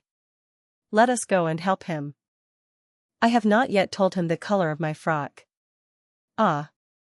You must suit your frock to his flowers, Gladys. That would be a premature surrender. Romantic art begins with its climax. I must keep an opportunity for retreat. In the Parthian manner? They found safety in the desert. I could not do that. Women are not always allowed a choice, he answered, but hardly had he finished the sentence before from the far end of the conservatory came a stifled groan, followed by the dull sound of a heavy fall. Everybody started up. The Duchess stood motionless in horror. And with fear in his eyes, Lord Henry rushed through the flapping palms to find Dorian Gray lying face downwards on the tiled floor in a death-like swoon. He was carried at once into the blue drawing-room and laid upon one of the sofas. After a short time, he came to himself and looked round with a dazed expression. "What has happened?" he asked. "Oh. I remember. Am I safe here, Harry?" He began to tremble. "My dear Dorian," answered Lord Henry, "you merely fainted. That was all. You must have overtired yourself. You had better not come down to dinner. I will take your place." "No, I will come down," he said, struggling to his feet. "I would rather come down. I must not be alone." He went to his room and dressed. There was a wild recklessness of gaiety in his manner as he sat at table, but now and then a thrill of terror ran through him when he remembered that, pressed against the window of the conservatory, like a white handkerchief, he had seen the face of James Vane watching him. Chapter 18. The next day he did not leave the house, and, indeed, spent most of the time in his own room, sick with a wild terror of dying, and yet indifferent to life itself. The consciousness of being hunted, snared, tracked down, had begun to dominate him. If the tapestry did but tremble in the wind, he shook. The dead leaves that were blown against the leaded panes seemed to him like his own wasted resolutions and wild regrets. When he closed his eyes, he saw again the sailor's face peering through the mist-stained glass, and horror seemed once more to lay its hand upon his heart. But perhaps it had been only his fancy that had called vengeance out of the night and set the hideous shapes of punishment before him. Actual life was chaos, but there was something terribly logical in the imagination. It was the imagination that set remorse to dog the feet of sin. It was the imagination that made each crime bear its misshapen brood. In the common world of fact, the wicked were not punished, nor the good rewarded. Success was given to the strong, failure thrust upon the weak. That was all. Besides, had any stranger been prowling round the house, he would have been seen by the servants or the keepers. Had any footmarks been found on the flower beds, the gardeners would have reported it. Yes, it had been merely fancy. Sybil Vane's brother had not come back to kill him. He had sailed away in his ship to founder in some winter sea. From him, at any rate, he was safe. Why, the man did not know who he was, could not know who he was. The mask of youth had saved him. And yet if it had been merely an illusion, how terrible it was to think that conscience could raise such fearful phantoms, and give them visible form, and make them move before one. What sort of life would his be if, day and night, shadows of his crime were to peer at him from silent corners, to mock him from secret places, to whisper in his ear as he sat at the feast, to wake him with icy fingers as he lay asleep? As the thought crept through his brain, he grew pale with terror, and the air seemed to him to have become suddenly colder. Oh! In what a wild hour of madness he had killed his friend! How ghastly the mere memory of the scene! He saw it all again. Each hideous detail came back to him with added horror. Out of the black cave of time, terrible and swathed in scarlet, rose the image of his sin. When Lord Henry came in at 6 o'clock, he found him crying as one whose heart will break. It was not till the third day that he ventured to go out. There was something in the clear, pine-scented air of that winter morning that seemed to bring him back his joyousness and his ardor for life. But it was not merely the physical conditions of environment that had caused the change. His own nature had revolted against the excess of anguish that had sought to maim and mar the perfection of its calm. With subtle and finely wrought temperaments it is always so. Their strong passions must either bruise or bend. They either slay the man, or themselves die. Shallow sorrows and shallow loves live on. The loves and sorrows that are great are destroyed by their own plenitude. Besides, he had convinced himself that he had been the victim of a terror-stricken imagination, and looked back now on his fears with something of pity and not a little of contempt. After breakfast, he walked with the Duchess for an hour in the garden and then drove across the park to join the shooting party. The crisp frost lay like salt upon the grass. The sky was an inverted cup of blue metal. A thin film of ice bordered the flat, reed-grown lake. At the corner of the pine wood he caught sight of Sir Geoffrey Clouston, the Duchess's brother, jerking 2 spent cartridges out of his gun. He jumped from the cart, and having told the groom to take the mare home, made his way towards his guest through the withered bracken and rough undergrowth. "Have you had good sport, Geoffrey?" he asked. "Not very good, Dorian. I think most of the birds have gone to the open. I dare say it will be better after lunch, when we get to new ground." Dorian strolled along by his side. The keen aromatic air, the brown and red lights that glimmered in the wood, the hoarse cries of the beaters ringing out from time to time, and the sharp snaps of the guns that followed, fascinated him and filled him with a sense of delightful freedom. He was dominated by the carelessness of happiness, by the high indifference of joy. Suddenly from a lumpy tussock of old grass some 20 yards in front of them, with black-tipped ears erect and long hinder limbs throwing it forward, started a hare. It bolted for a thicket of alders. Sir Geoffrey put his gun to his shoulder, but there was something in the animal's grace of movement that strangely charmed Dorian Gray, and he cried out at once, "Don't shoot it, Geoffrey. Let it live." "What nonsense, Dorian," laughed his companion, and as the hare bounded into the thicket, he fired. There were 2 cries heard, the cry of a hare in pain, which is dreadful, the cry of a man in agony, which is worse. "Good heavens! I have hit a beater," exclaimed Sir Geoffrey. What an ass the man was to get in front of the guns. "Stop shooting there," he called out at the top of his voice. "A man is hurt." The head keeper came running up with a stick in his hand. "Where, sir? Where is he?" he shouted. At the same time, the firing ceased along the line. "Here," answered Sir Geoffrey angrily, hurrying towards the thicket. "Why on earth don't you keep your men back? Spoiled my shooting for the day." Dorian watched them as they plunged into the alder clump, brushing the lithe swinging branches aside. In a few moments they emerged, dragging a body after them into the sunlight. He turned away in horror. It seemed to him that misfortune followed wherever he went. He heard Sir Geoffrey ask if the man was really dead, and the affirmative answer of the keeper. The wood seemed to him to have become suddenly alive with faces. There was the trampling of myriad feet and the low buzz of voices.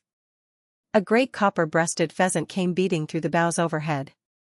After a few moments that were to him, in his perturbed state, like endless hours of pain, he felt a hand laid on his shoulder. He started and looked round. "Dorian," said Lord Henry, "I had better tell them that the shooting is stopped for today.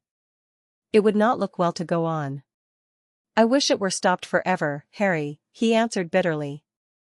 "The whole thing is hideous and cruel." "Is the man—" He could not finish the sentence. "I am afraid so," rejoined Lord Henry. "He got the whole charge of shot in his chest. He must have died almost instantaneously. Come, let us go home." They walked side by side in the direction of the avenue for nearly 50 yards without speaking. Then Dorian looked at Lord Henry and said, with a heavy sigh, "It is a bad omen, Harry, a very bad omen." "What is?" asked Lord Henry. "Oh. This accident, I suppose." "My dear fellow, it can't be helped. It was the man's own fault. Why did he get in front of the guns? Besides, it is nothing to us. It is rather awkward for Geoffrey, of course. It does not do to pepper beaters. It makes people think that one is a wild shot. And Geoffrey is not, he shoots very straight. But there is no use talking about the matter." Dorian shook his head. "It is a bad omen, Harry. I feel as if something horrible were going to happen to some of us. To myself, perhaps," he added, passing his hand over his eyes, with a gesture of pain. The elder man laughed. "The only horrible thing in the world is ennui, Dorian. That is the one sin for which there is no forgiveness. But we are not likely to suffer from it unless these fellows keep chattering about this thing at dinner. I must tell them that the subject is to be tabooed. As for omens, there is no such thing as an omen. Destiny does not send us heralds. She is too wise or too cruel for that. Besides, what on earth could happen to you, Dorian? You have everything in the world that a man can want. There is no one who would not be delighted to change places with you. There is no one with whom I would not change places, Harry. Don't laugh like that. I am telling you the truth. The wretched peasant who has just died is better off than I am. I have no terror of death. It is the coming of death that terrifies me. Its monstrous wings seem to wheel in the leaden air around me. Good heavens! Don't you see a man moving behind the trees there, watching me, waiting for me? Lord Henry looked in the direction in which the trembling gloved hand was pointing. Yes, he said, smiling, I see the gardener waiting for you. I suppose he wants to ask you what flowers you wish to have on the table tonight. How absurdly nervous you are, my dear fellow. You must come and see my doctor, when we get back to town. Dorian heaved a sigh of relief as he saw the gardener approaching. The man touched his hat, glanced for a moment at Lord Henry in a hesitating manner, and then produced a letter, which he handed to his master. Her Grace told me to wait for an answer, he murmured. Dorian put the letter into his pocket. Tell Her Grace that I am coming in, he said, coldly. The man turned round and went rapidly in the direction of the house. How fond women are of doing dangerous things, laughed Lord Henry. It is one of the qualities in them that I admire most. A woman will flirt with anybody in the world as long as other people are looking on. How fond you are of saying dangerous things, Harry. In the present instance, you are quite astray. I like the Duchess very much, but I don't love her. And the Duchess loves you very much, but she likes you less, so you are excellently matched. You are talking scandal, Harry, and there is never any basis for scandal. The basis of every scandal is an immoral certainty, said Lord Henry, lighting a cigarette. You would sacrifice anybody, Harry, for the sake of an epigram. The world goes to the altar of its own accord, was the answer. I wish I could love, cried Dorian Gray with a deep note of pathos in his voice. But I seem to have lost the passion and forgotten the desire. I am too much concentrated on myself. My own personality has become a burden to me. I want to escape, to go away, to forget. It was silly of me to come down here at all. I think I shall send a wire to Harvey to have the yacht got ready. On a yacht one is safe. Safe from what, Dorian? You are in some trouble. Why not tell me what it is? You know I would help you. I can't tell you, Harry, he answered sadly. And I dare say it is only a fancy of mine. This unfortunate accident has upset me. I have a horrible presentiment that something of the kind may happen to me. What nonsense. I hope it is, but I can't help feeling it. Ah. Here is the Duchess, looking like Artemis in a tailor-made gown. You see we have come back, Duchess. I have heard all about it, Mr. Gray, she answered. Poor Geoffrey is terribly upset. And it seems that you asked him not to shoot the hare. How curious. Yes, it was very curious. I don't know what made me say it. Some whim, I suppose. It looked the loveliest of little live things. But I am sorry they told you about the man. It is a hideous subject. It is an annoying subject, broke in Lord Henry. It has no psychological value at all. Now if Geoffrey had done the thing on purpose, how interesting he would be. I should like to know someone who had committed a real murder. How horrid of you, Harry, cried the Duchess. Isn't it, Mr. Gray? Harry, Mr. Gray is ill again. He is going to faint. Dorian drew himself up with an effort and smiled. It is nothing, Duchess, he murmured, my nerves are dreadfully out of order. That is all. I am afraid I walked too far this morning. I didn't hear what Harry said. Was it very bad? You must tell me some other time. I think I must go and lie down. You will excuse me, won't you? They had reached the great flight of steps that led from the conservatory on to the terrace. As the glass door closed behind Dorian, Lord Henry turned and looked at the Duchess with his slumbrous eyes. Are you very much in love with him? He asked. She did not answer for some time, but stood gazing at the landscape. I wish I knew, she said at last. He shook his head. Knowledge would be fatal. It is the uncertainty that charms one. A mist makes things wonderful. One may lose one's way. Always end at the same point, my dear Gladys. What is that? Disillusion. It was my debut in life, she sighed. It came to you crowned. I am tired of strawberry leaves. They become you. Only in public. You would miss them, said Lord Henry. I will not part with a petal. Monmouth has ears. Old age is dull of hearing. Has he never been jealous? I wish he had been. He glanced about as if in search of something. What are you looking for? She inquired. The button from your foil, he answered. You have dropped it. She laughed. I have still the mask. It makes your eyes lovelier, was his reply. She laughed again. Her teeth showed like white seeds in a scarlet fruit. Upstairs, in his own room, Dorian Gray was lying on a sofa, with terror in every tingling fiber of his body. Life had suddenly become too hideous a burden for him to bear. The dreadful death of the unlucky beater, shot in the thicket like a wild animal, had seemed to him to prefigure death for himself also. He had nearly swooned at what Lord Henry had said in a chance mood of cynical jesting.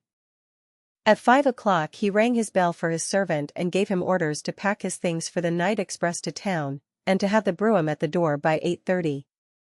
He was determined not to sleep another night at Selby Royal. It was an ill-omened place. Death walked there in the sunlight. The grass of the forest had been spotted with blood.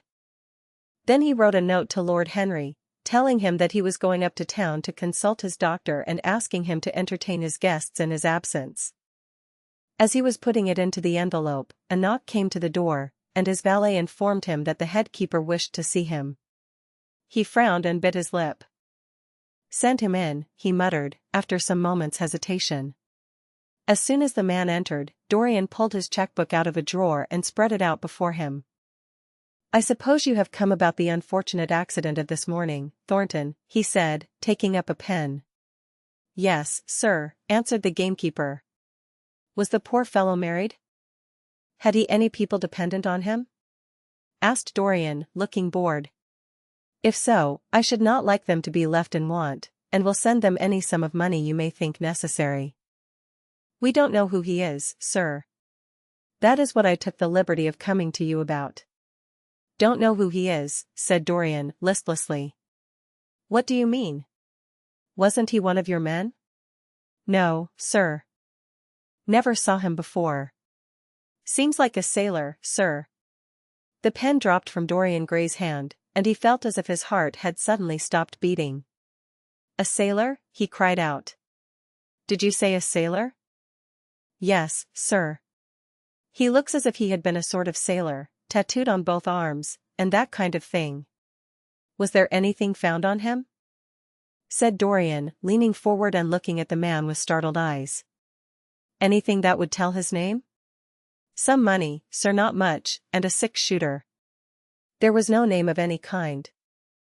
A decent-looking man, sir, but rough-like. A sort of sailor, we think. Dorian started to his feet. A terrible hope fluttered past him. He clutched at it madly. Where is the body? He exclaimed. Quick! I must see it at once. It is in an empty stable in the home farm, sir. The folk don't like to have that sort of thing in their houses. They say a corpse brings bad luck. The home farm. Go there at once and meet me. Tell one of the grooms to bring my horse round. No. Never mind. I'll go to the stables myself. It will save time. In less than a quarter of an hour, Dorian Gray was galloping down the long avenue as hard as he could go. The trees seemed to sweep past him in spectral procession, and wild shadows to fling themselves across his path. Once the mare swerved at a white gate post and nearly threw him. He lashed her across the neck with his crop. She cleft the dusky air like an arrow. The stones flew from her hoofs. At last he reached the home farm. 2 men were loitering in the yard. He leaped from the saddle and threw the reins to one of them. In the farthest stable a light was glimmering. Something seemed to tell him that the body was there, and he hurried to the door and put his hand upon the latch. There he paused for a moment, feeling that he was on the brink of a discovery that would either make or mar his life. Then he thrust the door open and entered. On a heap of sacking in the far corner was lying the dead body of a man dressed in a coarse shirt and a pair of blue trousers. A spotted handkerchief had been placed over the face. A coarse candle, stuck in a bottle, sputtered beside it. Dorian Gray shuddered. He felt that his could not be the hand to take the handkerchief away, and called out to one of the farm servants to come to him. "Take that thing off the face." "I wish to see it," he said, clutching at the door-post for support. When the farm servant had done so, he stepped forward. A cry of joy broke from his lips. The man who had been shot in the thicket was James Vane. He stood there for some minutes looking at the dead body. As he rode home, his eyes were full of tears, for he knew he was safe. Chapter 19. "There is no use your telling me that you are going to be good," cried Lord Henry, dipping his white fingers into a red copper bowl filled with rose water. "You are quite perfect. Pray, don't change." Dorian Gray shook his head. "No, Harry, I have done too many dreadful things in my life. I am not going to do any more. I began my good actions yesterday." "Where were you yesterday?" "In the country, Harry. I was staying at a little inn by myself." "My dear boy," said Lord Henry, smiling, "anybody can be good in the country. There are no temptations there. That is the reason why people who live out of town are so absolutely uncivilized. Civilization is not by any means an easy thing to attain to. There are only two ways by which man can reach it. One is by being cultured, the other by being corrupt. Country people have no opportunity of being either, so they stagnate." "Culture and corruption," echoed Dorian. "I have known something of both. It seems terrible to me now that they should ever be found together. For I have a new ideal, Harry. I am going to alter. I think I have altered." "You have not yet told me what your good action was." "Or did you say you had done more than one?" asked his companion as he spilled into his plate a little crimson pyramid of seeded strawberries and, through a perforated, shell-shaped spoon, snowed white sugar upon them. "I can tell you, Harry. It is not a story I could tell to anyone else. I spared somebody. It sounds vain, but you understand what I mean. She was quite beautiful and wonderfully like Sybil Vane. I think it was that which first attracted me to her. You remember Sybil, don't you? How long ago that seems." "Well, Hetty was not one of our own class, of course. She was simply a girl in a village. But I really loved her. I am quite sure that I loved her. All during this wonderful May that we have been having, I used to run down and see her 2 or 3 times a week. Yesterday she met me in a little orchard.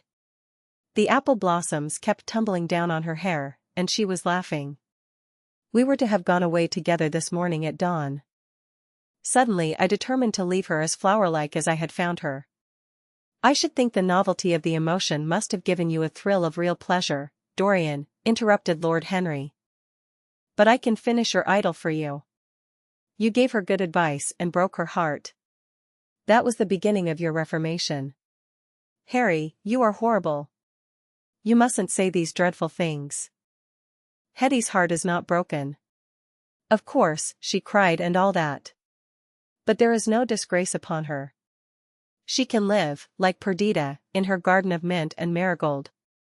"And weep over a faithless Florizel," said Lord Henry, laughing, as he leaned back in his chair.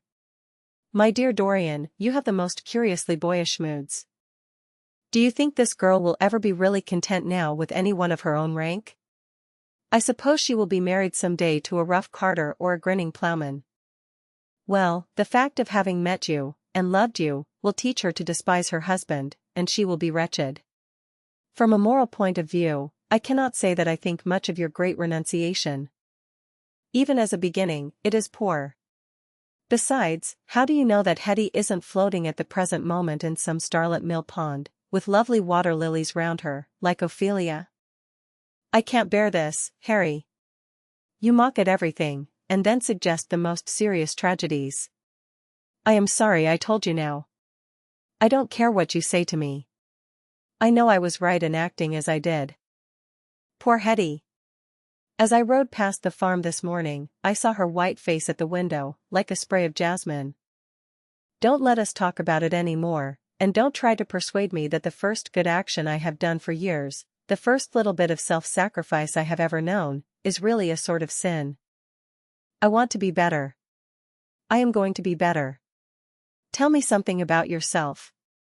What is going on in town? I have not been to the club for days. The people are still discussing poor Basil's disappearance. I should have thought they had got tired of that by this time, said Dorian, pouring himself out some wine and frowning slightly. My dear boy, they have only been talking about it for 6 weeks, and the British public are really not equal to the mental strain of having more than one topic every 3 months. They have been very fortunate lately, however. They have had my own divorce case and Alan Campbell's suicide. Now they have got the mysterious disappearance of an artist. Scotland Yard still insists that the man in the grey ulster who left for Paris by the midnight train on the 9th of November was poor Basil, and the French police declare that Basil never arrived in Paris at all. I suppose in about a fortnight we shall be told that he has been seen in San Francisco. It is an odd thing, but everyone who disappears is said to be seen at San Francisco. It must be a delightful city, and possess all the attractions of the next world. What do you think has happened to Basil? Asked Dorian, holding up his burgundy against the light and wondering how it was that he could discuss the matter so calmly. I have not the slightest idea. If Basil chooses to hide himself, it is no business of mine. If he is dead, I don't want to think about him. Death is the only thing that ever terrifies me. I hate it. Why? Said the younger man wearily. Because, said Lord Henry, passing beneath his nostrils the gilt trellis of an open vinaigrette box, one can survive everything nowadays except that. Death and vulgarity are the only 2 facts in the 19th century that one cannot explain away. Let us have our coffee in the music room, Dorian. You must play Chopin to me. The man with whom my wife ran away played Chopin exquisitely. Poor Victoria. I was very fond of her. The house is rather lonely without her. Of course, married life is merely a habit, a bad habit. But then one regrets the loss even of one's worst habits. Perhaps one regrets them the most. They are such an essential part of one's personality. Dorian said nothing, but rose from the table, and passing into the next room, sat down to the piano and let his fingers stray across the white and black ivory of the keys. After the coffee had been brought in, he stopped, and looking over at Lord Henry, said, Harry, did it ever occur to you that Basil was murdered? Lord Henry yawned. Basil was very popular, and always wore a Waterbury watch. Why should he have been murdered? He was not clever enough to have enemies. Of course, he had a wonderful genius for painting. But a man can paint like Velasquez and yet be as dull as possible. Basil was really rather dull. He only interested me once, and that was when he told me, years ago, that he had a wild adoration for you and that you were the dominant motive of his art. I was very fond of Basil, said Dorian with a note of sadness in his voice. But don't people say that he was murdered? Oh, some of the papers do. It does not seem to me to be at all probable. I know there are dreadful places in Paris, but Basil was not the sort of man to have gone to them. He had no curiosity. It was his chief defect. What would you say, Harry, if I told you that I had murdered Basil? Said the younger man. He watched him intently after he had spoken. I would say, my dear fellow, that you were posing for a character that doesn't suit you. All crime is vulgar, just as all vulgarity is crime. It is not in you, Dorian, to commit a murder. I am sorry if I hurt your vanity by saying so, but I assure you it is true. Crime belongs exclusively to the lower orders. I don't blame them in the smallest degree. I should fancy that crime was to them what art is to us, simply a method of procuring extraordinary sensations. A method of procuring sensations? Do you think, then, that a man who has once committed a murder could possibly do the same crime again? Don't tell me that. Oh. Anything becomes a pleasure if one does it too often, cried Lord Henry, laughing. That is one of the most important secrets of life. I should fancy, however, that murder is always a mistake. One should never do anything that one cannot talk about after dinner. But let us pass from poor Basil. I wish I could believe that he had come to such a really romantic end as you suggest, but I can't. I dare say he fell into the Seine off an omnibus and that the conductor hushed up the scandal. Yes, I should fancy that was his end. I see him lying now on his back under those dull green waters, with the heavy barges floating over him and long weeds catching in his hair. Do you know, I don't think he would have done much more good work. During the last 10 years his painting had gone off very much. Dorian heaved a sigh, and Lord Henry strolled across the room and began to stroke the head of a curious Java parrot, a large, grey-plumaged bird with pink crest and tail, that was balancing itself upon a bamboo perch. As his pointed fingers touched it, it dropped the white scurf of crinkled lids over black, glass-like eyes and began to sway backwards and forwards. Yes, he continued, turning round and taking his handkerchief out of his pocket, his painting had quite gone off. It seemed to me to have lost something. It had lost an ideal. When you and he ceased to be great friends, he ceased to be a great artist. What was it separated you? I suppose he bored you. If so, he never forgave you. It's a habit bores have. By the way, what has become of that wonderful portrait he did of you? I don't think I have ever seen it since he finished it. Oh. I remember your telling me years ago that you had sent it down to Selby, and that it had got mislaid or stolen on the way. You never got it back? What a pity. It was really a masterpiece. I remember I wanted to buy it. I wish I had now. It belonged to Basil's best period. Since then, his work was that curious mixture of bad painting and good intentions that always entitles a man to be called a representative British artist. Did you advertise for it? You should. I forget, said Dorian. I suppose I did. But I never really liked it. I am sorry I sat for it. The memory of the thing is hateful to me. Why do you talk of it? It used to remind me of those curious lines in some play Hamlet, I think how do they run? Like the painting of a sorrow. A face without a heart. Yes, that is what it was like. Lord Henry laughed. If a man treats life artistically, his brain is his heart, he answered, sinking into an armchair. Dorian Gray shook his head and struck some soft chords on the piano. Like the painting of a sorrow, he repeated, a face without a heart. The elder man lay back and looked at him with half-closed eyes. By the way, Dorian, he said after a pause, what does it profit a man if he gain the whole world and lose? How does the quotation run? His own soul? The music jarred, and Dorian Gray started and stared at his friend. Why do you ask me that, Harry? My dear fellow, said Lord Henry, elevating his eyebrows in surprise, I asked you because I thought you might be able to give me an answer. That is all. I was going through the park last Sunday, and close by the Marble Arch there stood a little crowd of shabby-looking people listening to some vulgar street preacher. As I passed by, I heard the man yelling out that question to his audience. It struck me as being rather dramatic. London is very rich in curious effects of that kind. A wet Sunday, an uncouth Christian in a mackintosh, a ring of sickly white faces under a broken roof of dripping umbrellas, and a wonderful phrase flung into the air by shrill hysterical lips. It was really very good in its way, quite a suggestion. I thought of telling the prophet that art had a soul, but that man had not. I am afraid, however, he would not have understood me. Don't, Harry. The soul is a terrible reality.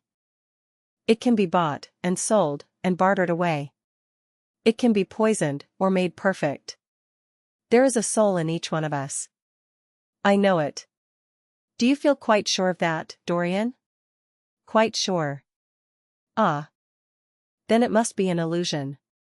The things one feels absolutely certain about are never true. That is the fatality of faith, and the lesson of romance. How grave you are. Don't be so serious. What have you or I to do with the superstitions of our age? No, we have given up our belief in the soul. Play me something.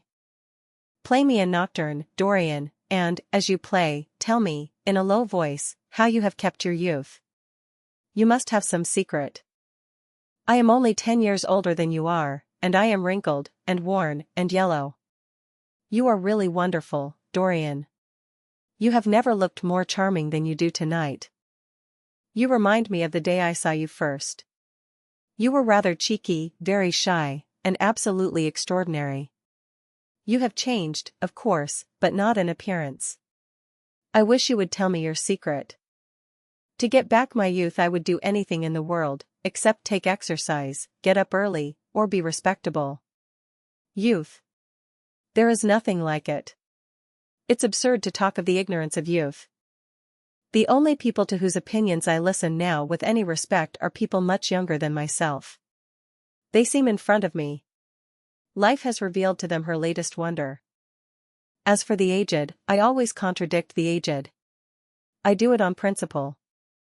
If you ask them their opinion on something that happened yesterday, they solemnly give you the opinions current in 1820, when people wore high stocks, believed in everything, and knew absolutely nothing.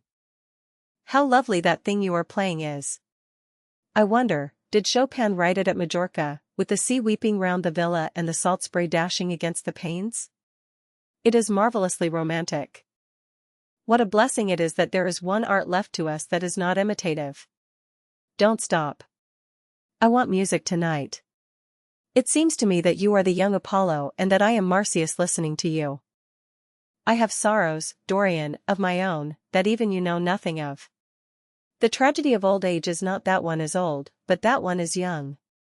I am amazed sometimes at my own sincerity.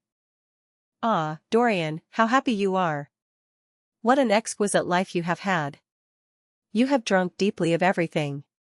You have crushed the grapes against your palate. Nothing has been hidden from you. And it has all been to you no more than the sound of music. It has not marred you. You are still the same. I am not the same, Harry. Yes, you are the same. I wonder what the rest of your life will be. Don't spoil it by renunciations. At present you are a perfect type. Don't make yourself incomplete. You are quite flawless now. You need not shake your head, you know you are. Besides, Dorian, don't deceive yourself. Life is not governed by will or intention. Life is a question of nerves, and fibers, and slowly built-up cells in which thought hides itself and passion has its dreams.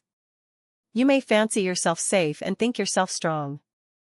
But a chance tone of color in a room or a morning sky, a particular perfume that you had once loved and that brings subtle memories with it, a line from a forgotten poem that you had come across again, a cadence from a piece of music that you had ceased to play. I tell you, Dorian, that it is on things like these that our lives depend. Browning writes about that somewhere, but our own senses will imagine them for us. There are moments when the odor of Lillis Blanc passes suddenly across me, and I have to live the strangest month of my life over again. I wish I could change places with you, Dorian. The world has cried out against us both, but it has always worshipped you. It always will worship you. You are the type of what the age is searching for, and what it is afraid it has found. I am so glad that you have never done anything, never carved a statue, or painted a picture, or produced anything outside of yourself. Life has been your art. You have set yourself to music. Your days are your sonnets. Dorian rose up from the piano and passed his hand through his hair. Yes, life has been exquisite, he murmured, but I am not going to have the same life, Harry. And you must not say these extravagant things to me. You don't know everything about me. I think that if you did, even you would turn from me. You laugh. Don't laugh. Why have you stopped playing, Dorian? Go back and give me the nocturne over again. Look at that great, honey-colored moon that hangs in the dusky air. She is waiting for you to charm her, and if you play she will come closer to the earth. You won't? Let us go to the club, then. It has been a charming evening, and we must end it charmingly. There is someone at White's who wants immensely to know you, young Lord Poole, born Miss' eldest son. He has already copied your neckties, and has begged me to introduce him to you. He is quite delightful and rather reminds me of you." "I hope not," said Dorian with a sad look in his eyes. "But I am tired tonight, Harry. I shan't go to the club. It is nearly 11, and I want to go to bed early."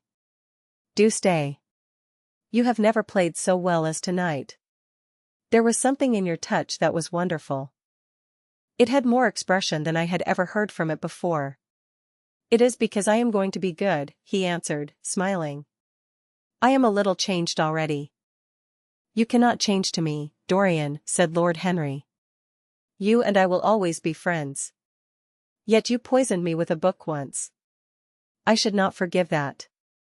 Harry, promise me that you will never lend that book to anyone. It does harm." "My dear boy, you are really beginning to moralize. You will soon be going about like the converted, and the revivalist, warning people against all the sins of which you have grown tired. You are much too delightful to do that. Besides, it is no use. You and I are what we are, and will be what we will be. As for being poisoned by a book, there is no such thing as that. Art has no influence upon action. It annihilates the desire to act. It is superbly sterile. The books that the world calls immoral are books that show the world its own shame. That is all. But we won't discuss literature. Come round tomorrow. I am going to ride at 11. We might go together, and I will take you to lunch afterwards with Lady Branksome. She is a charming woman, and wants to consult you about some tapestries she is thinking of buying. Mind you come. Or shall we lunch with our little Duchess? She says she never sees you now. Perhaps you are tired of Gladys? I thought you would be. Her clever tongue gets on one's nerves. Well, in any case, be here at 11. Must I really come, Harry? Certainly. The park is quite lovely now. I don't think there have been such lilacs since the year I met you. Very well. I shall be here at 11, said Dorian. Good night, Harry. As he reached the door, he hesitated for a moment, as if he had something more to say. Then he sighed and went out. Chapter 20. It was a lovely night, so warm that he threw his coat over his arm and did not even put his silk scarf round his throat. As he strolled home, smoking his cigarette, 2 young men in evening dress passed him. He heard one of them whisper to the other, "That is Dorian Gray." He remembered how pleased he used to be when he was pointed out, or stared at, or talked about. He was tired of hearing his own name now. Half the charm of the little village where he had been so often lately was that no one knew who he was. He had often told the girl whom he had lured to love him that he was poor, and she had believed him. He had told her once that he was wicked, and she had laughed at him and answered that wicked people were always very old and very ugly. What a laugh she had!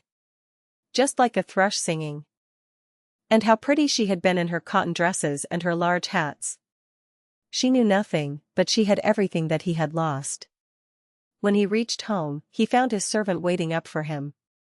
He sent him to bed, and threw himself down on the sofa in the library, and began to think over some of the things that Lord Henry had said to him. Was it really true that one could never change? He felt a wild longing for the unstained purity of his boyhood, his rose-white boyhood, as Lord Henry had once called it. He knew that he had tarnished himself, filled his mind with corruption and given horror to his fancy, that he had been an evil influence to others, and had experienced a terrible joy in being so, and that of the lives that had crossed his own, it had been the fairest and the most full of promise that he had brought to shame. But was it all irretrievable? Was there no hope for him? Ah! In what a monstrous moment of pride and passion he had prayed that the portrait should bear the burden of his days, and he keep the unsullied splendor of eternal youth. All his failure had been due to that.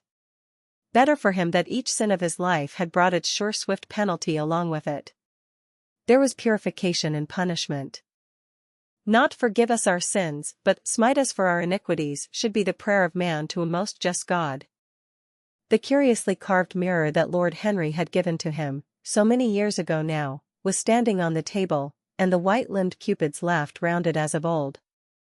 He took it up, as he had done on that night of horror when he had first noted the change in the fatal picture, and with wild, tear-dimmed eyes looked into its polished shield. Once, someone who had terribly loved him had written to him a mad letter, ending with these idolatrous words: "The world is changed because you are made of ivory and gold. The curves of your lips rewrite history." The phrases came back to his memory, and he repeated them over and over to himself. Then he loathed his own beauty, and flinging the mirror on the floor, crushed it into silver splinters beneath his heel. It was his beauty that had ruined him, his beauty and the youth that he had prayed for. But for those two things, his life might have been free from stain. His beauty had been to him but a mask, his youth but a mockery. What was youth at best? A green and unripe time, a time of shallow moods and sickly thoughts. Why had he worn its livery? Youth had spoiled him. It was better not to think of the past. Nothing could alter that. It was of himself, and of his own future, that he had to think. James Vane was hidden in a nameless grave in Selby churchyard.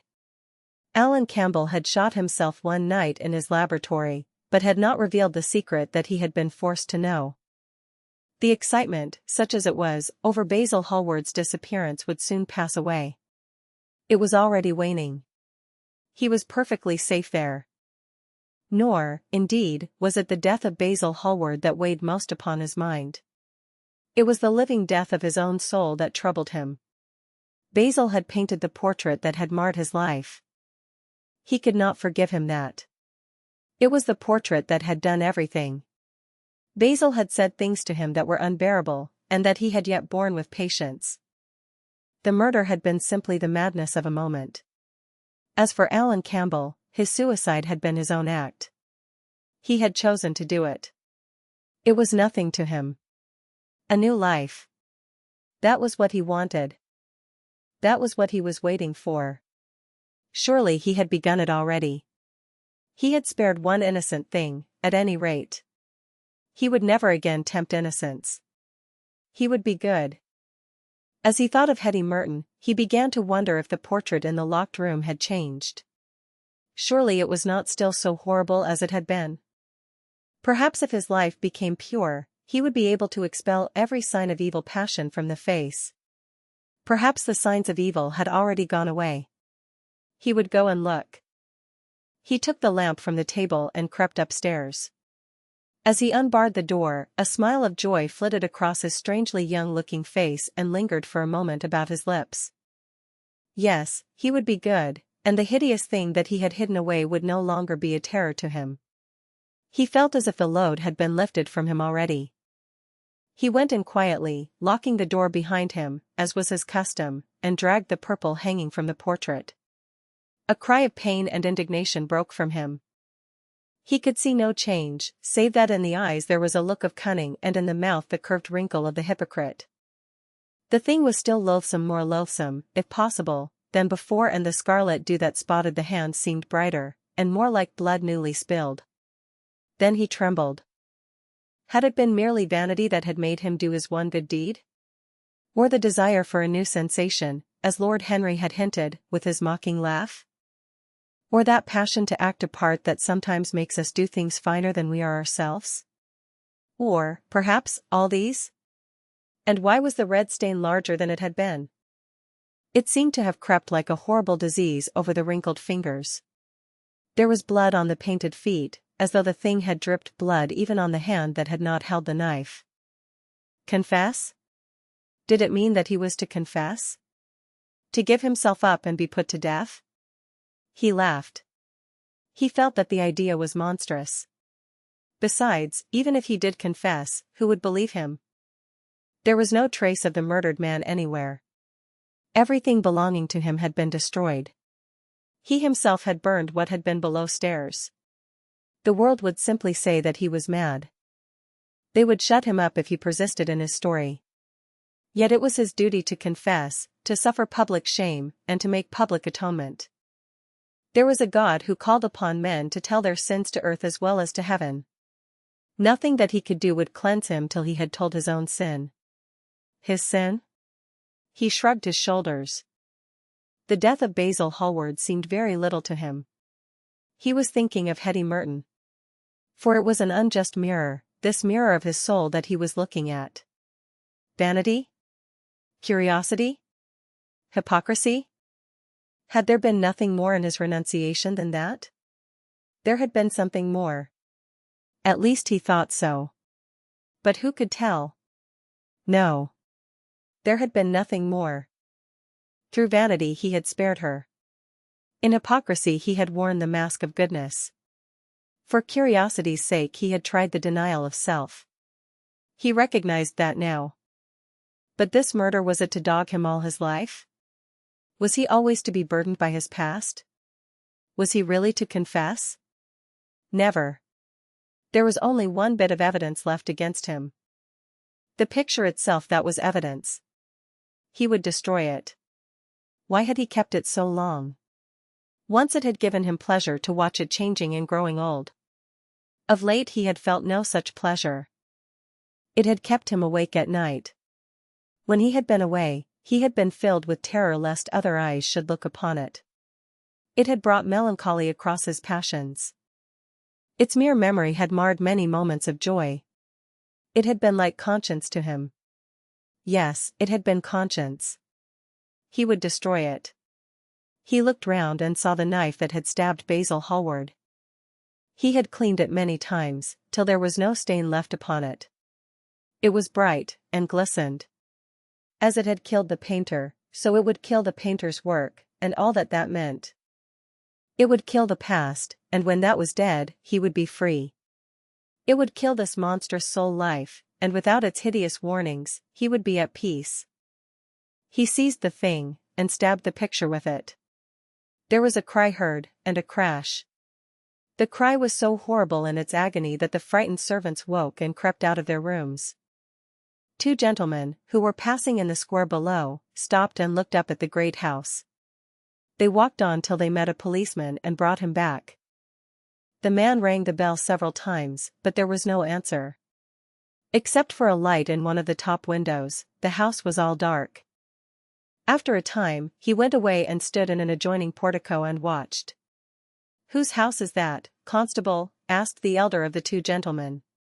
"Mr. Dorian Gray's, sir," answered the policeman. They looked at each other, as they walked away, and sneered. One of them was Sir Henry Ashton's uncle. Inside, in the servants' part of the house, the half-clad domestics were talking in low whispers to each other. Old Mrs. Leaf was crying and wringing her hands. Francis was as pale as death. After about a quarter of an hour, he got the coachman and one of the footmen and crept upstairs. They knocked, but there was no reply. They called out. Everything was still. Finally, after vainly trying to force the door, they got on the roof and dropped down onto the balcony. The windows yielded easily, their bolts were old. When they entered, they found hanging upon the wall a splendid portrait of their master as they had last seen him, in all the wonder of his exquisite youth and beauty. Lying on the floor was a dead man, in evening dress, with a knife in his heart. He was withered, wrinkled, and loathsome of visage. It was not till they had examined the rings that they recognized who it was. The end. End of the Project Gutenberg ebook The Picture of Dorian Gray.